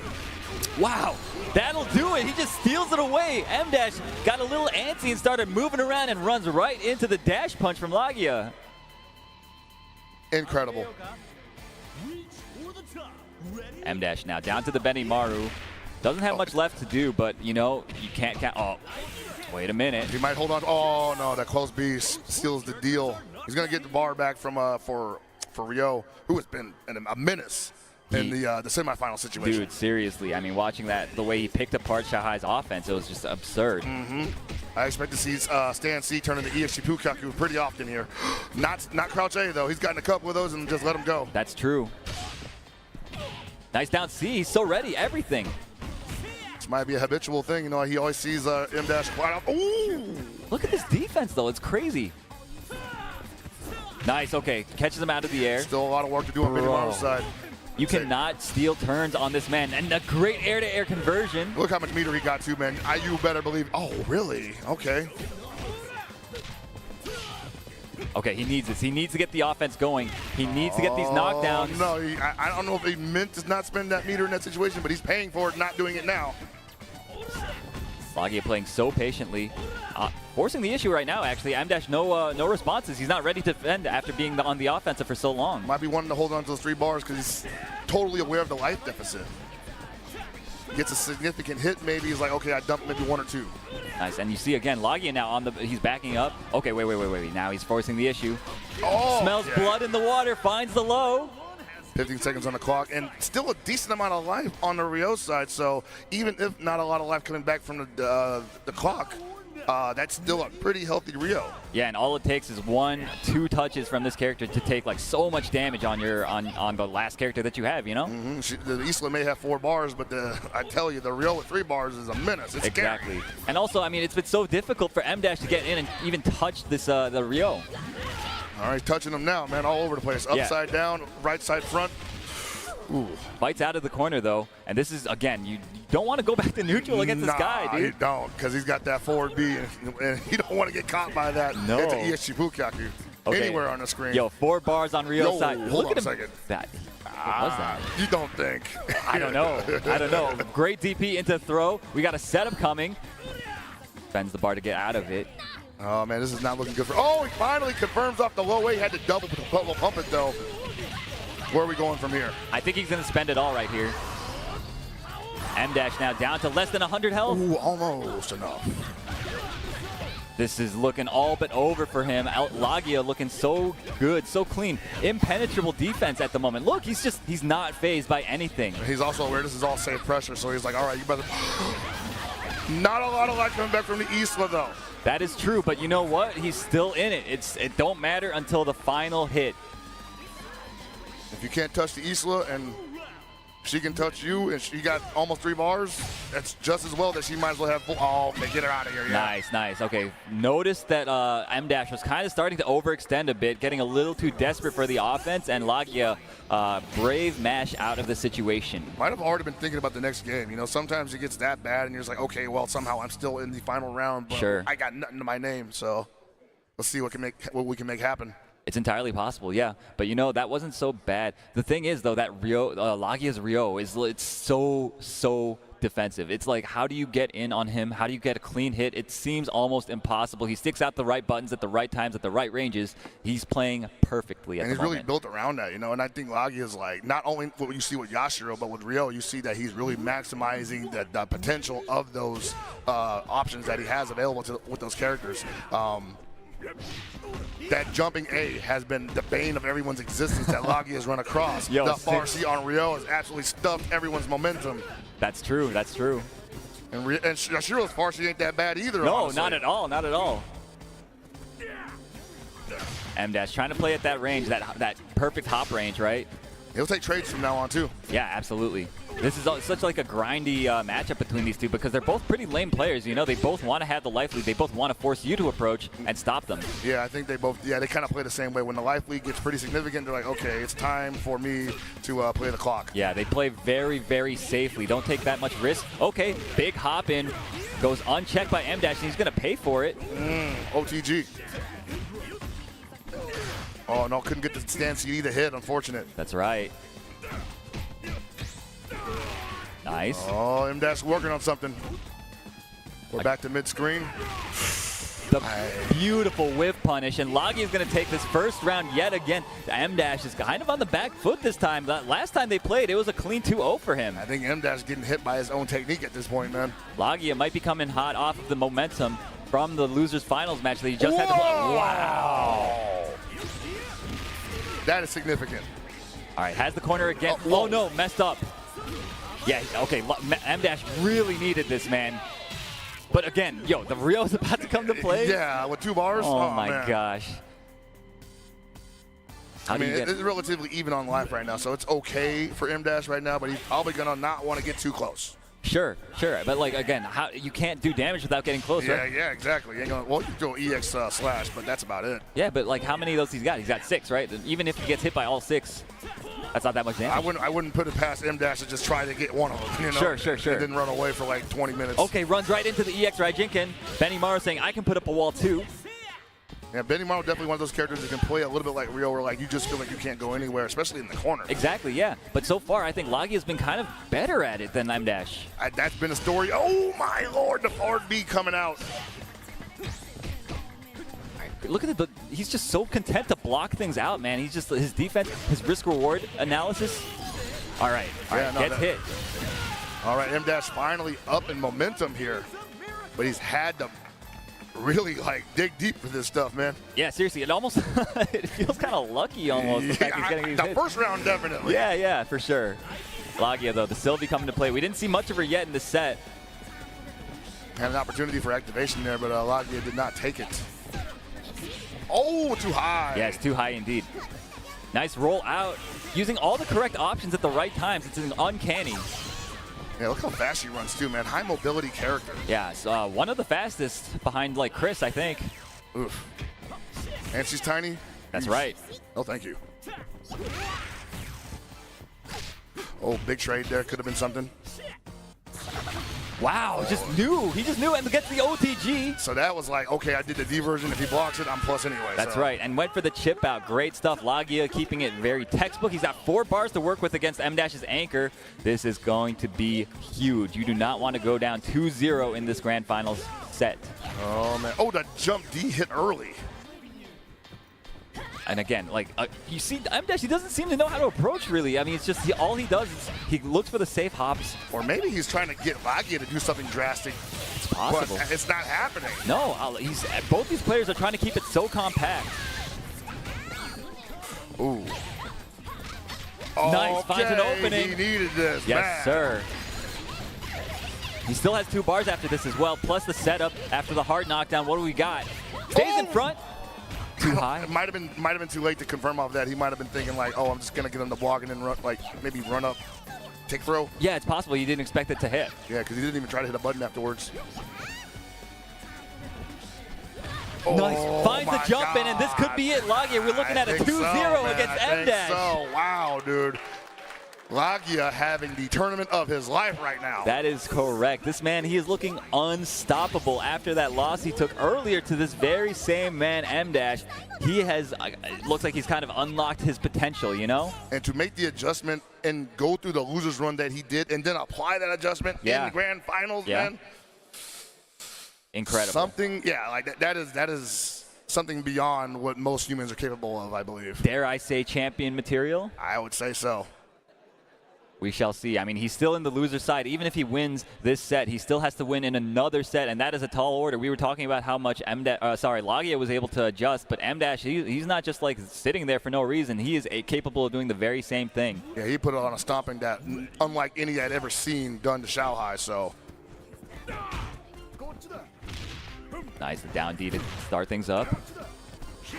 You're going to see them fighting at this range quite a bit. Where's the adjustment come from, like M-Dash here, though? Because it feels like his game plan is just being destroyed. Yeah, it really He's does. so committed to it. Yeah, you know, I mean, it's been working. It's brought him this far.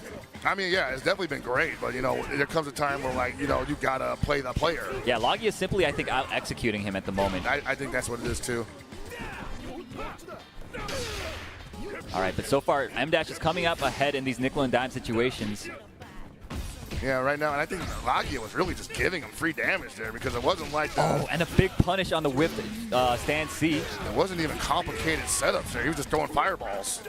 Nice. Okay, M-Dash taking this first character very convincingly. He really needs this if he wants to stop the momentum that's so heavily favoring Lagia. I tell you though, if this goes to reset and not just any oh, the far C to EX Bukyaku. Yeah, he's money with that right now. Nice, and again, he's so ready for these cross-up attempts. I don't think he's been crossed up more. Wow. Oh my goodness, Wow. This man is on fire. Oh my lord. Try to go for the empty jump. Just runs right into the stand A. Wow, Lagia, again, the wall. He just puts it up, and people just run into it. You can't help it. I'm really feeling the frustration here if I'm M-Dash. Because that first round was so good. No, you can definitely tell when people are getting frustrated, they start taking all these risks and such, like, because they need to, right? They feel like they need to. Yeah, just to like keep the momentum up. Exactly. Oh my gosh, again. Yo, what the? This guy is so good at that. Yes, the far God. And you Cs. need to be. That's the difference between being okay at this game and being the best. His DPs are on point, his hit confirms are on point. What do you do? His spacing is perfect, and his game planning is just immaculate. Like, this man is playing perfectly at the moment, I swear. No drop confirms, even if it's the minimal 2-touch. All right, good block. But again, Oh, he my challenged gosh. that. Man, that's a dead Benny. Oh, yes. Dude, Lagia on the verge of resetting this grand final set against M-Dash. This guy, he really wants it, man. He's playing like he wants it. I know I'm tripping. I get hit by that setup all the time, too. And I'm like, oh, M-Dash, what's going on, bro? Come on. Hey, man, sometimes you just gotta try to move. He was so patient before, though, He was, but you know what? It's because of the suffocating. The pressure, yeah, the suffocating play style. He feels like he needs to do something. You got this Kohai on my back right now. That's right. Trying to do me dirty.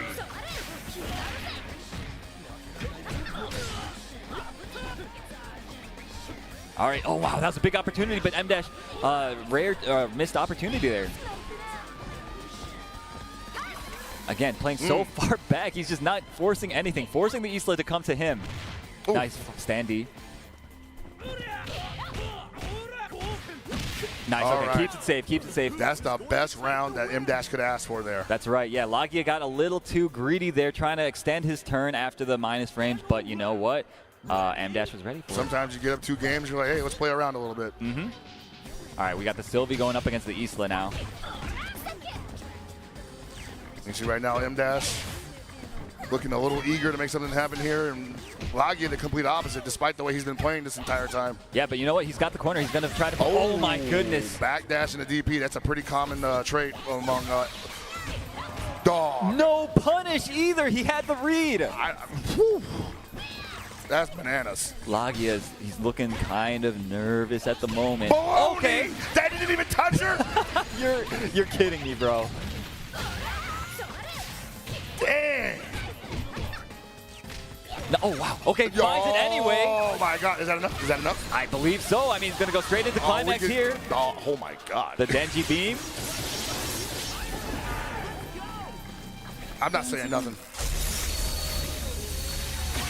And that'll do it. I mean, Lagia looking like he is one step closer to taking this, resetting the bracket on M-Dash in convincing fashion. Aru, these are the kind of events that we talk about for years to come. This Grand Finals match is absolutely delivering. Regardless of who's partaking in it, the level of play, the decision making, and just the raw action, the visceralness of the raw action is just unmatched. It's incredible, really. I mean, like, we were talking so much about like Xiaohai, but like both these guys, they prove that this is their story tonight. You know what I mean? They're definitely trying to write this book. Exactly. And both these guys, they really want it, but Lagia is looking unstoppable. I don't know. M-Dash, he has some time to think about it, you know? He doesn't need to jump right back into it, but you know what? That's exactly what they seem to be doing. These are like 2 players that are never really out of your conversation for best KOF player in the world. That's but true. Like, the way they're playing right now is just like absolutely put these guys in the history books. They look untouchable, but at the moment, Lagia is looking a little bit more so. Yeah, man, Lagia right now just saying, hey, man, you got to make me do something. You got to make me jump. Nice DP. You're going to keep giving me these openings. I'm going to take them every time. I'm on that young man energy. That's right. Look at this. They just sit there. They're like content to just stand there at particular spacing, more so than almost any other KOF player that I've ever seen. Yeah, I don't think I've seen anyone that patient from that distance before. Right. It almost feels like they're trolling each other. It almost does. But that just goes to show how much they respect each other's neutral, you know? Yeah, and this is what I was expecting from this matchup. They're definitely it's a case of the players playing the player. This is not Geese versus Yashiro. This is Lagia versus M-Dash. That's right. All the way. Nice. Okay, again, punishing the recovery on that whiffed heavy normal. M-Dash, he needs to get this, man. He hasn't had anything go his way, really, this entire, the last Grand Final set. And I'm M-Dash, I'm feeling, I got to be exhausted, man. Oh, all that work, bro. Big damage, yeah. All that work. Equalized in an instant. And now has to guess for his life. Okay, Good great. Good challenge. Yeah, seriously. But that obviously, he spent a little more meter than he needed to. He's trying to hold on to it, right? He should have been trying to hold on to it, but you know, that's how shook he is. He's not doing the optimal stuff. Hey, man, you know, that's something that he has to think about later on. Just get the kill in the immediate moment, you know? Sure, yeah. All right, Lagia. The Rio that we've been talking up so much, you know? Yeah, that far C is just, it's present. Yeah, and you see, M-Dash, he wants to avoid that spacing where that's a threat at all costs. Wait, okay, there. You see, he just walked right back out of it. He's like, scared. No, He's so scared. Buddy. He's like, And you saw him again. He stuck it out there. I think he might have been thinking I'll sweep underneath the far C if he throws it out. But, man, can you read it? No, yeah, I don't think so. He tried that time.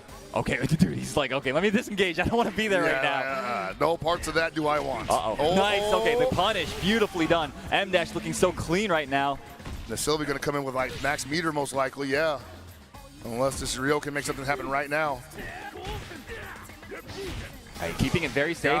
Jumps right into the EX Fireball. And now this is dangerous. Well, he has no more space really to dangerous. give. Yeah, that's right.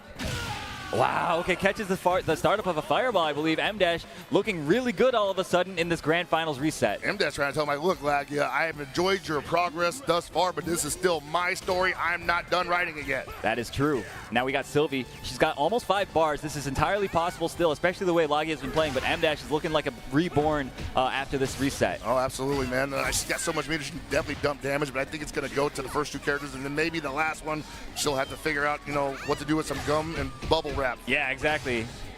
MacGyver that, you know? Exactly.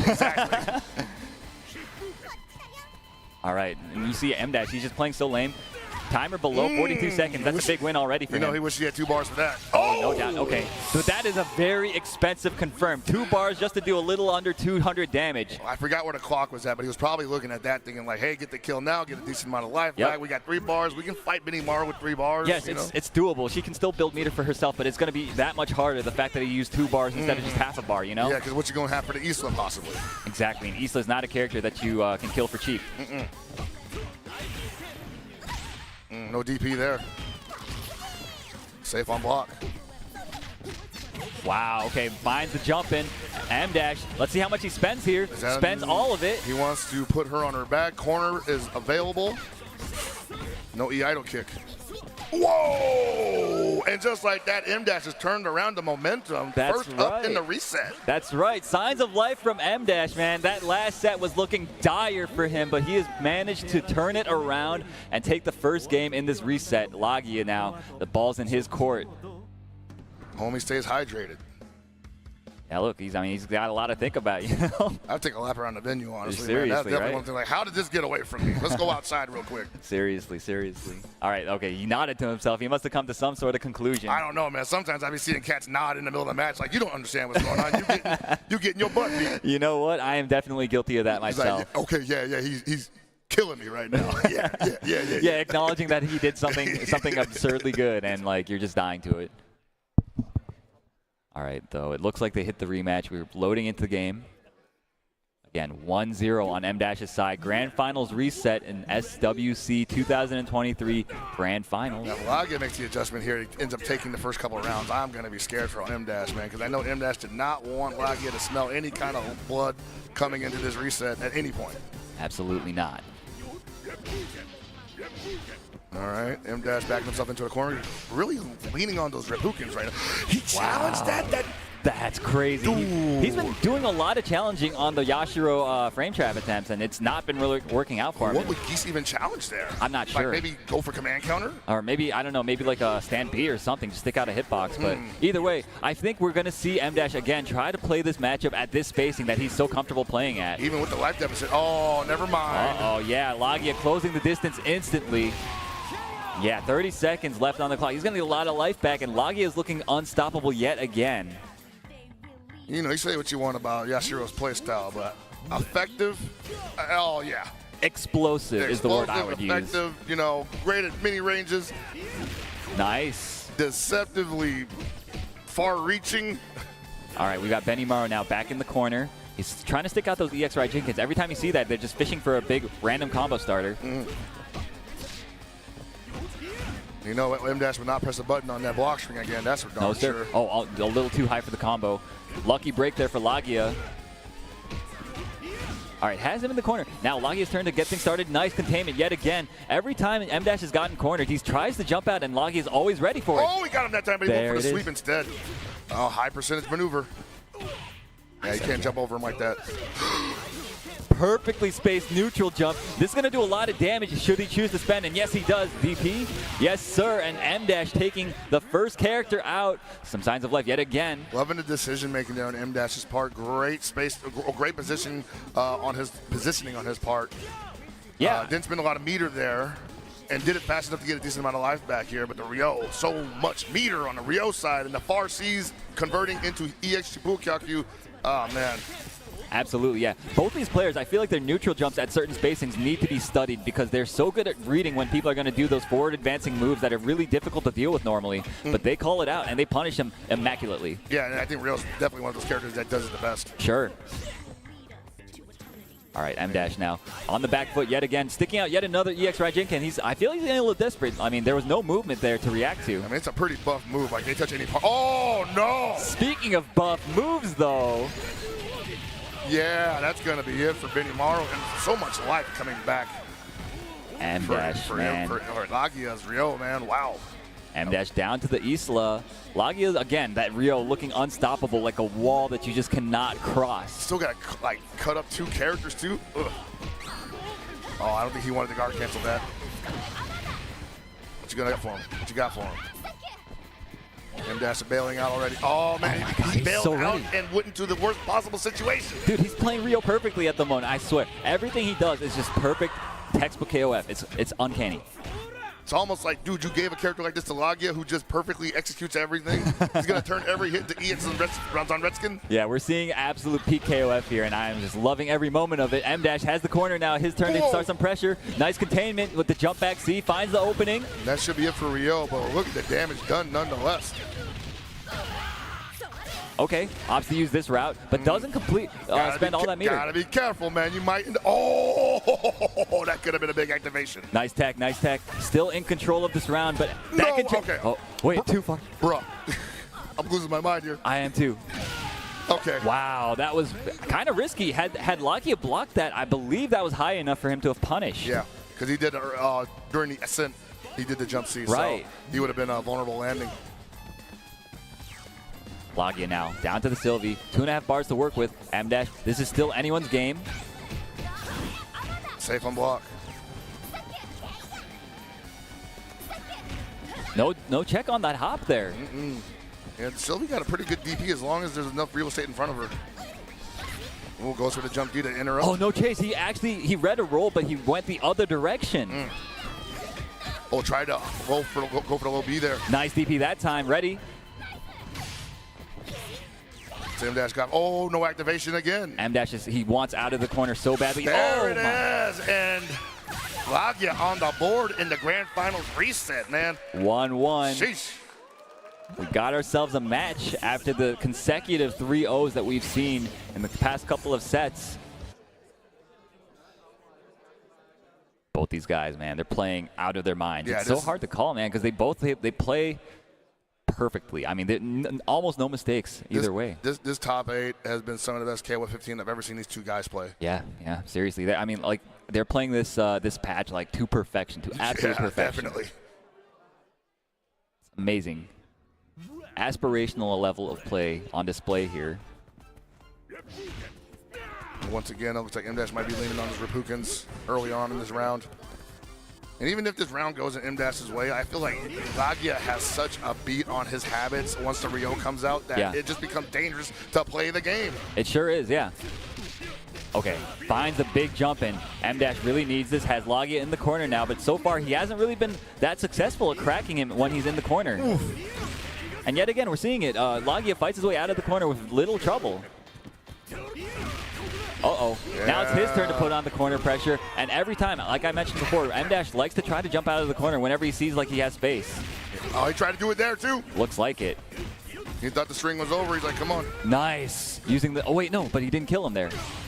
Down C again, ready. Oh, what a jump! Wow. Persistence beats resistance, I suppose. M-Dash with the hop D going over Lagia's sweep attempt, I believe it was, and taking that first turn, kind of stealing it, I gotta say. Well, you said he kept trying to jump out of the corner, and there he goes. The big sweep came out, but nobody home. Yeah, I mean, Lagia must have thought that he had conditioned him to sit still after that big stand CD hit, but no.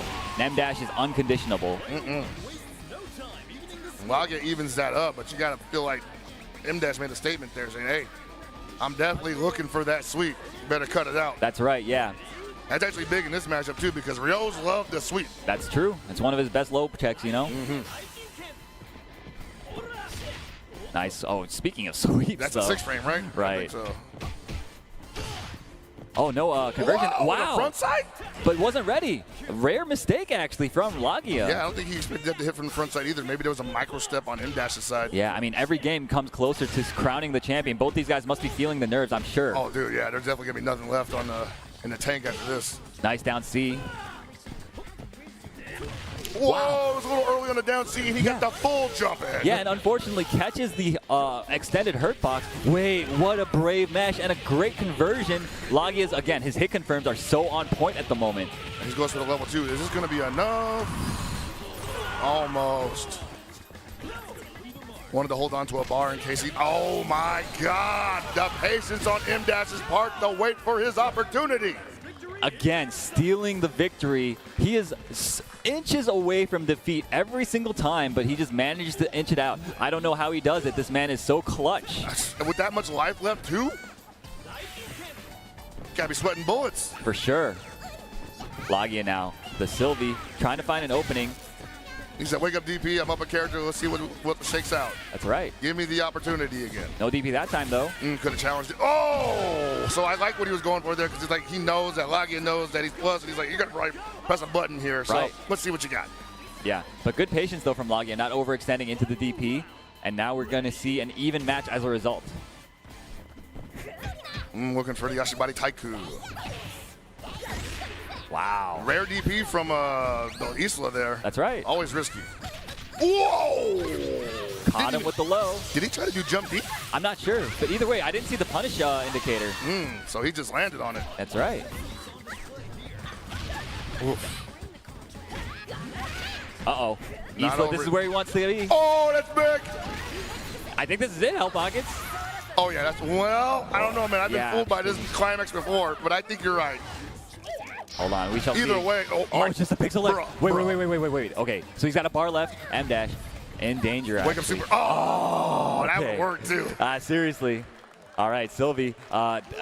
Very, very dangerous leaving a Sylvie alive like that with a bar. But you know what? M-Dash manages to clutch it out in M-Dash fashion. I mean, like I said, every single round, it came down to the wire. Dude, these guys got to be going through it right now. Yeah, it's neck and neck. These guys are pushing each other to the absolute limit. Got to drink that water, man.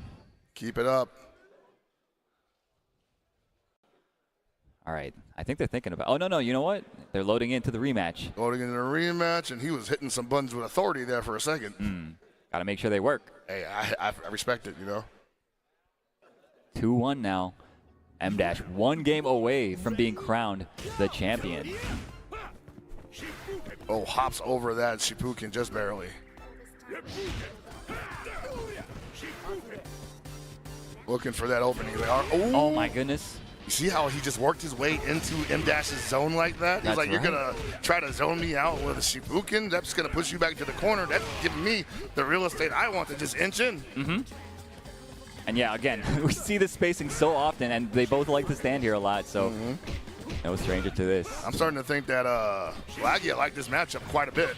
Oh yeah, I mean, he's clearly very used to it, right? Yeah.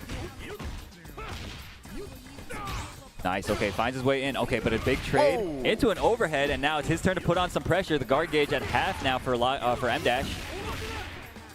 He's going to build the bar. Is he going to spend? No, he's not. He's going to kill on the next hit.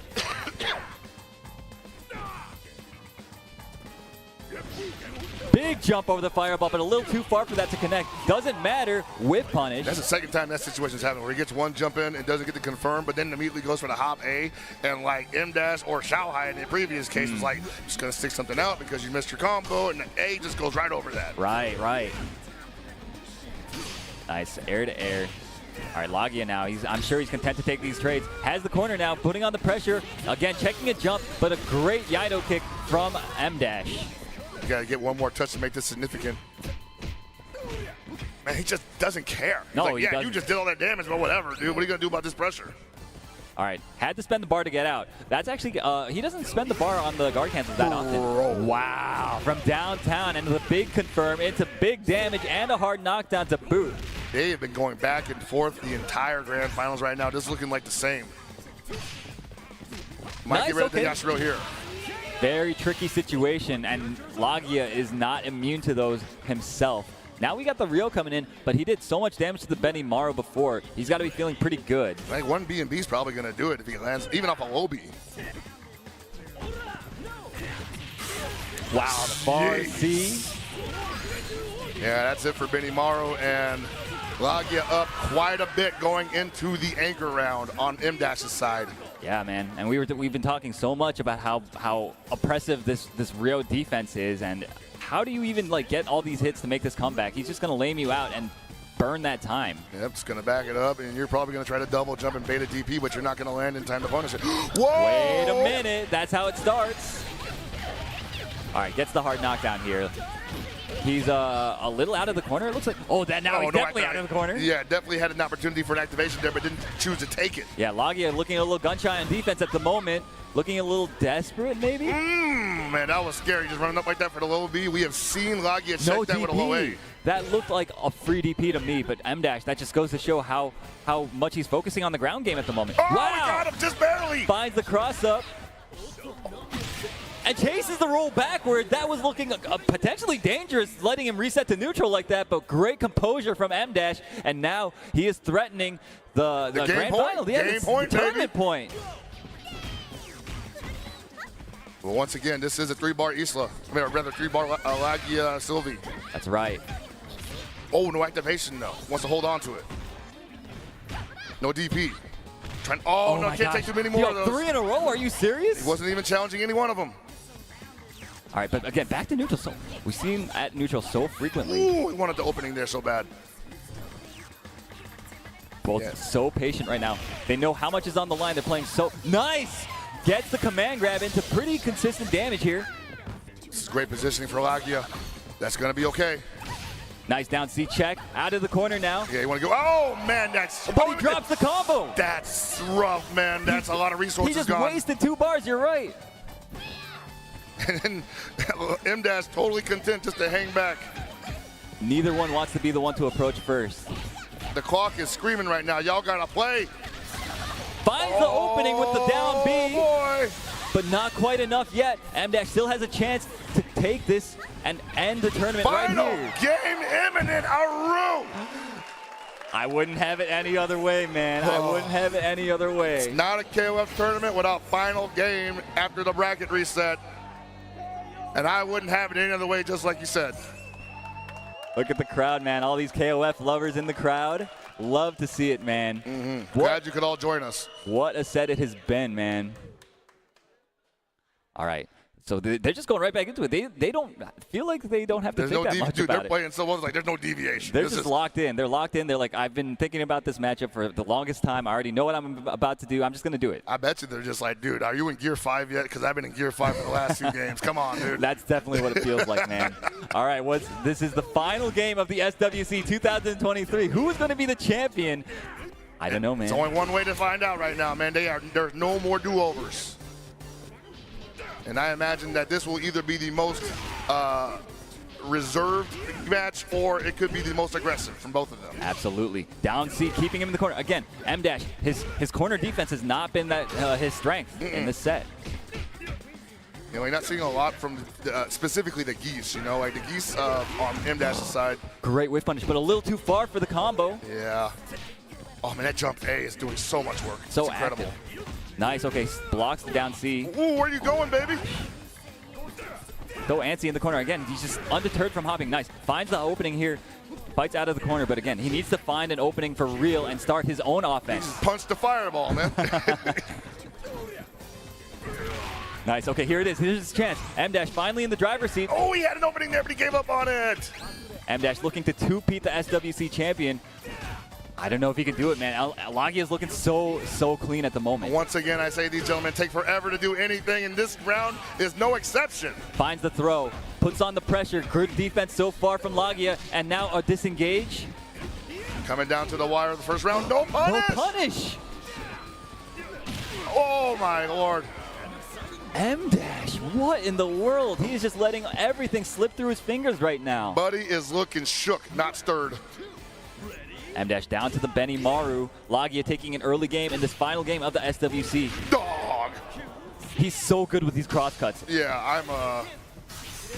I would be scared to set up a cross up against this guy at this point, man. Same. Oh, just reverse DPing everything.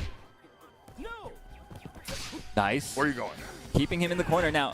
Okay, again, he tries to hop out, but this time Lagia was not ready for it. Wow, catches the startup of EX Raijinken. Hard knockdown into OTG, into setup. What we got? You got to believe M-Dash is thinking, like, I thought it was safe to throw a fireball there. I'm just trying to play the game, brother. Great pokes coming out from Lagia. And again, look at how controlling he's being. M-Dash just doesn't seem to be able to get anything started. Look at this. So that's how you feel? He's just being suffocated right now. Absolutely. Nah, you can't do that. Dude, he already told you once. He's so desperate. He's just throwing those out there right now. Nice. Okay, the EXPP finally gets this Yashiro out of there. But wow, Lagia put himself at such an advantage. And that Rio comes in with so much resources, so many resources. Okay. Trade again. What's he got for him? Oh! Doesn't get the cancel early enough, though. We get a low B on Benimaru's side. That might be the momentum shift that M-Dash needs to make this look doable. Look how he's playing so gun-shy. Step into it, right? It's like, please just step into the EX Raijinken. I'm begging you. Oh my gosh, and he just gets hopped on. Lagia now a tournament point of the SWC World Finals. This is the kind of weekend he needed, man. He's going to have the biggest tournament of his life potentially here. The Rio trying to look at this. Isla, you normally see Isla just jumping around on people all day, but, you see that? His defense is too perfect, bro. Oh, run throw, okay. Yeah, he needs to. I mean, that's the only damage he's really getting, right? Nothing significant outside of that. You're correct. Make him spend some meter though. Yeah. Not a bad plan. Oh, he gave up on it! He didn't believe in it. He didn't believe. All the hits are so few and far between, he's just not ready for them. Yeah, he's definitely off his game right now. Oh my gosh, great DP though from Lagia. Lagia on tournament point again. Half a bar left on Isla. And you gotta believe Lagia's totally fine letting this run out. I'll back up in the corner just like you taught me, boy. So, both guys being so careful right now. Nobody wants to overextend. No DP, just running away. M-Dash letting these opportunities slip through his fingers. M-Dash better be careful though, because one touch from Rio, he can convert anything to EX Shibukaku.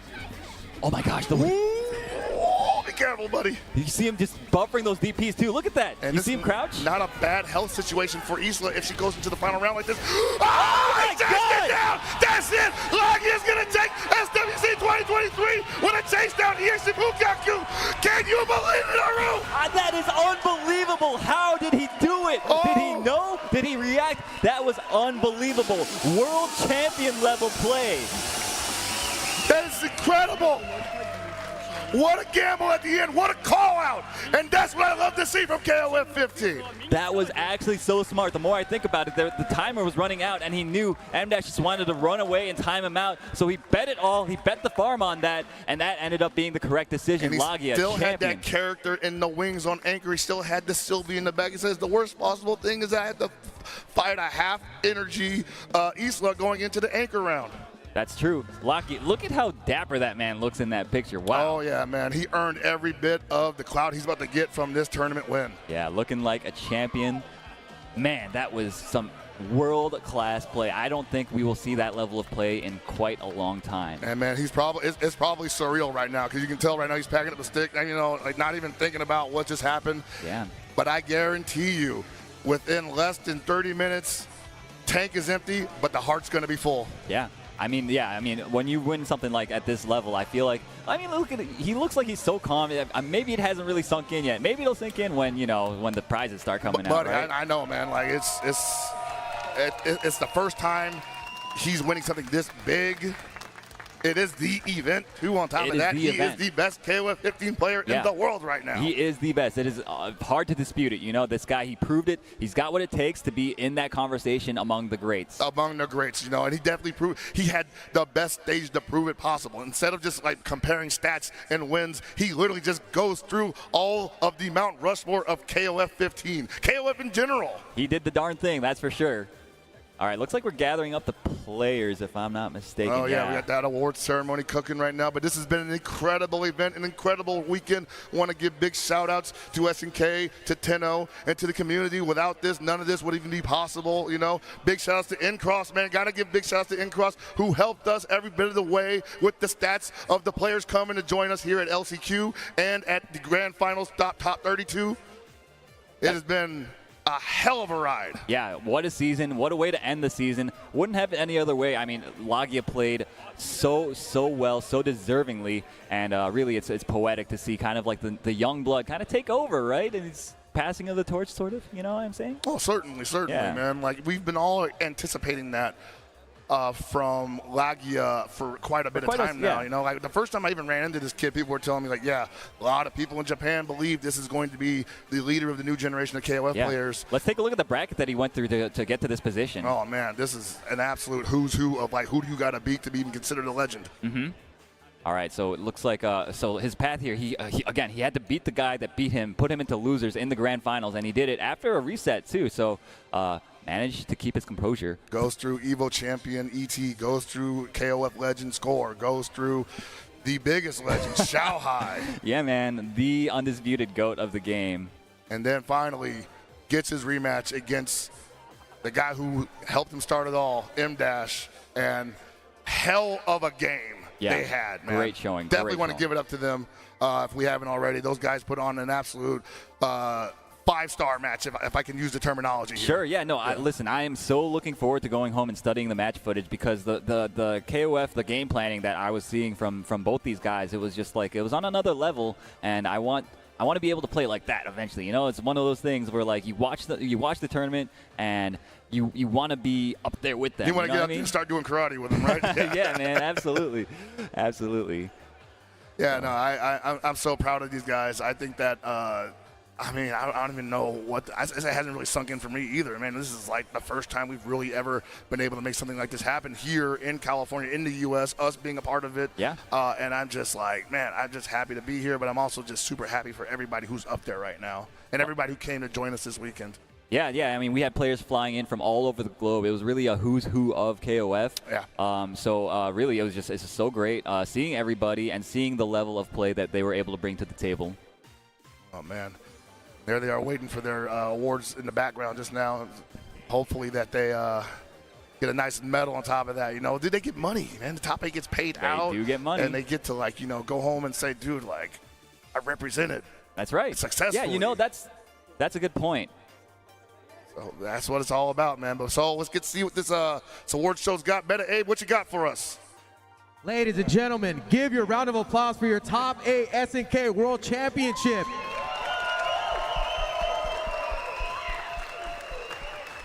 We had the drama, the action. We ended it in a great fashion. What an event it was today. And first, one of our top 8 competitors at 7, GHZ Gio from Peru.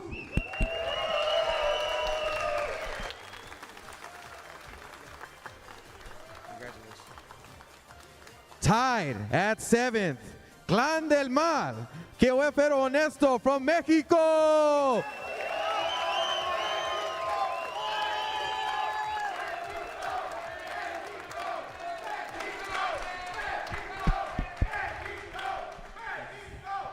And coming up next, 5th, Pineapple.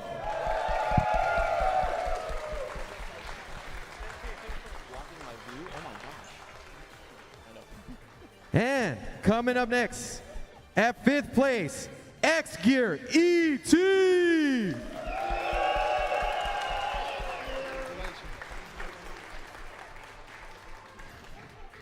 And 4th, here we have Antres Score.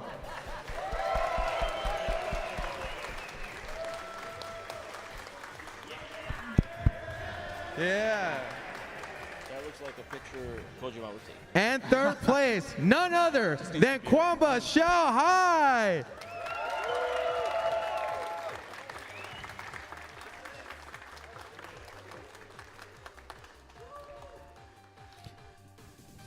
And in the battle for 2nd place, another legend, Sanwa M Dash.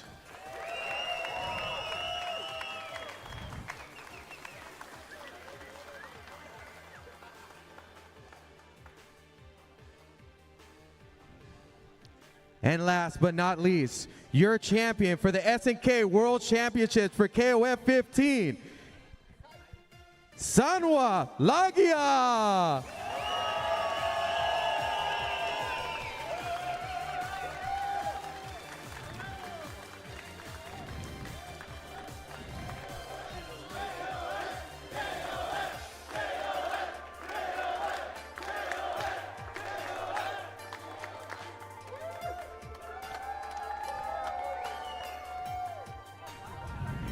Presenting the check for first place.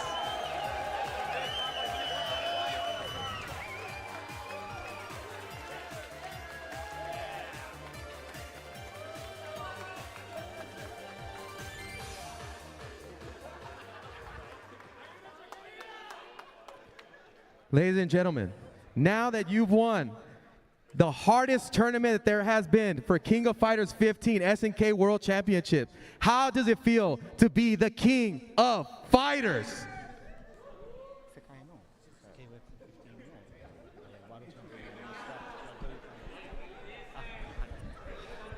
日本語で大丈夫ですか？日本そうですね。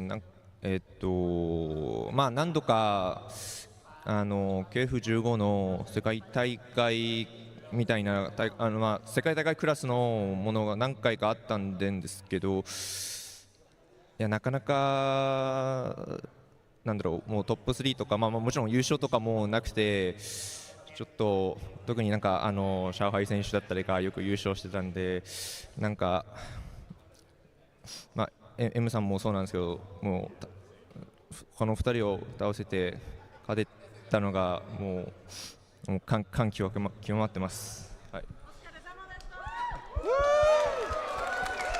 Give it up, give it up.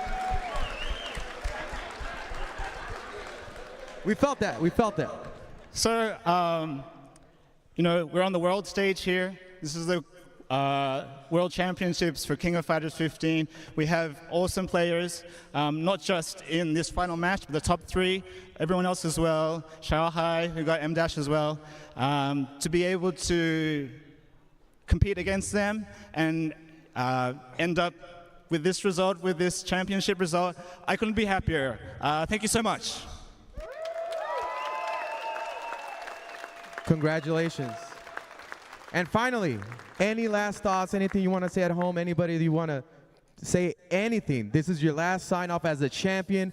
Last things you have to say.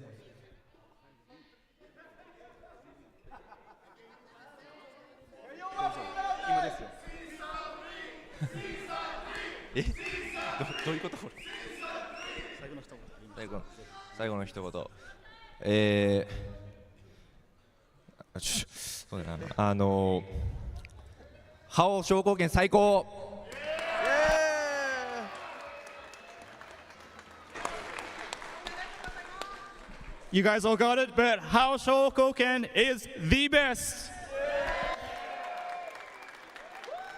Again, folks, congratulations to our top 8 competitors and our winner. Let's give a round of applause for everyone here.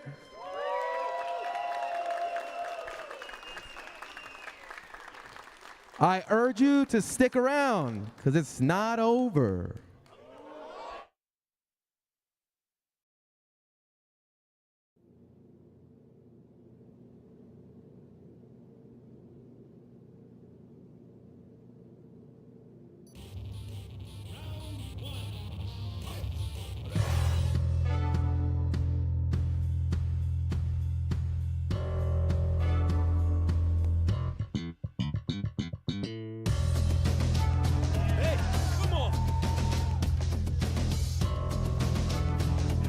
Take you for a ride. Try to keep up, all right?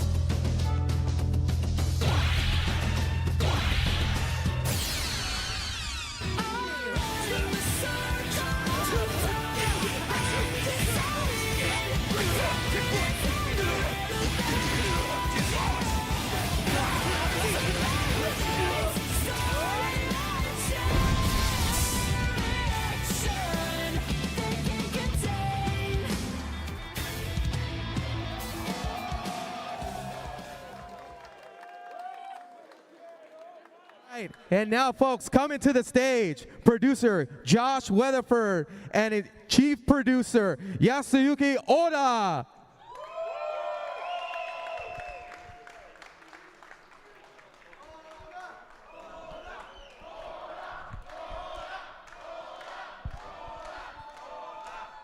Thank you.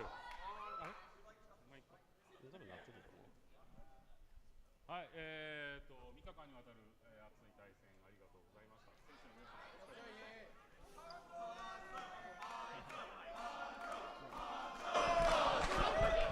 まあまあまあまあ。We just first want to thank you guys for 3 days of just amazing battles. Thanks to all the fighters and everybody watching and cheering on. 15は、この後エボジャパンと、ラスベガスのエボ USA と大きな大会がまだまだ続きますし、それ以外にも、SNK の方で企画して、15の e スポーツをこれからも盛り上げていきます。So yeah, for KOF 15, right coming around the corner, we have Evo Japan coming Pues up así in es, April, banda. and Evo Las 2025, Vegas el Garú We have our apenas. own plans ahead of us as well. So just stay tuned for Otro more and mendigo more año KOF más fun in the esperando. future.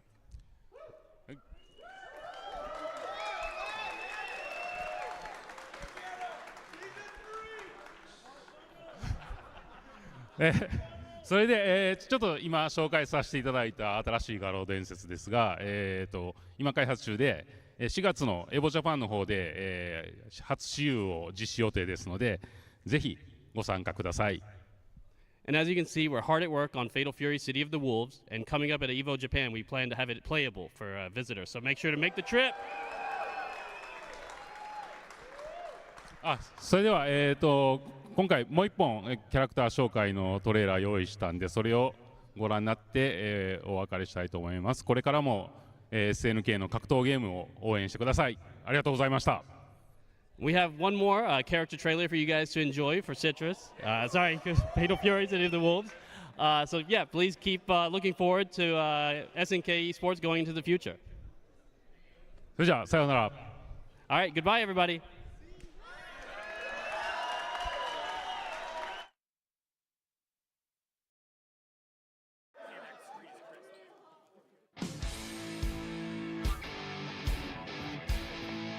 Gonna take you for a ride. Try to keep up, all right? Hey, come on!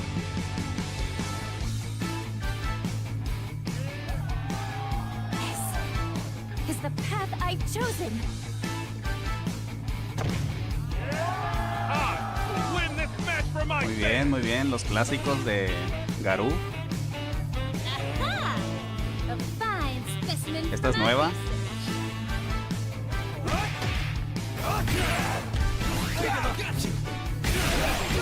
Me gusta el estilo como más como más estilo como manga, ¿no?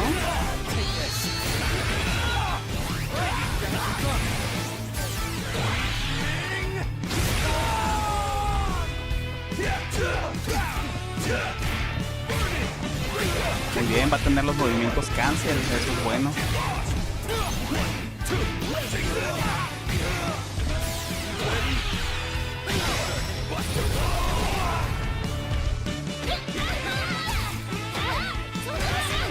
Mi main, la Kotaru.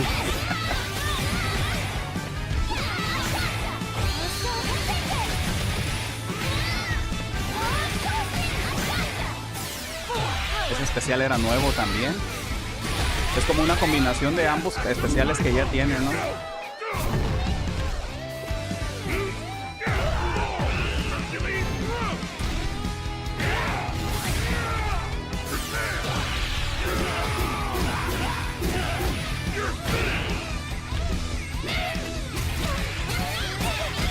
Estilo Kempo.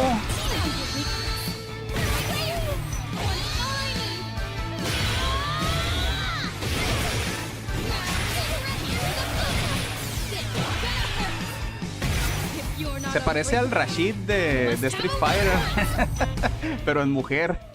This is for you, Terry. Let's rock!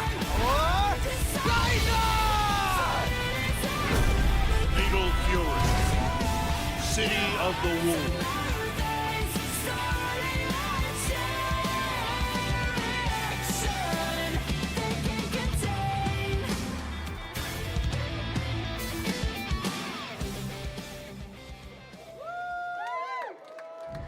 Oh, yeah! Yo, that looks so good, man. Oh, baby.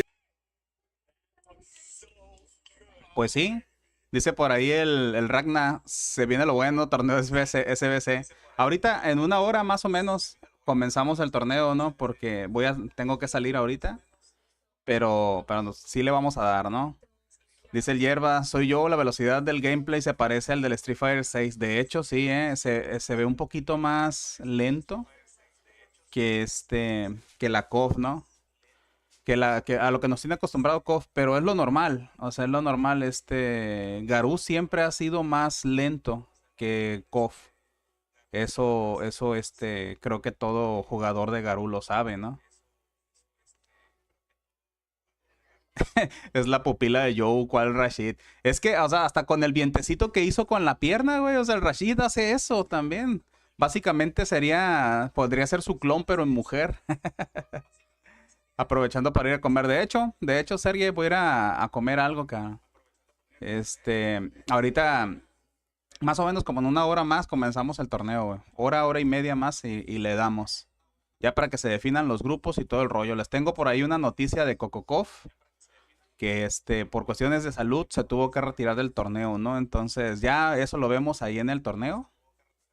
Y pues nada, ¿no? Vamos a terminar ya de ver el directo de acá de SNK. Yo creo que ya son las últimas palabras que van a decir.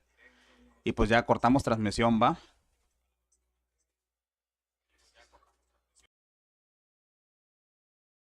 And yeah, that's it for me.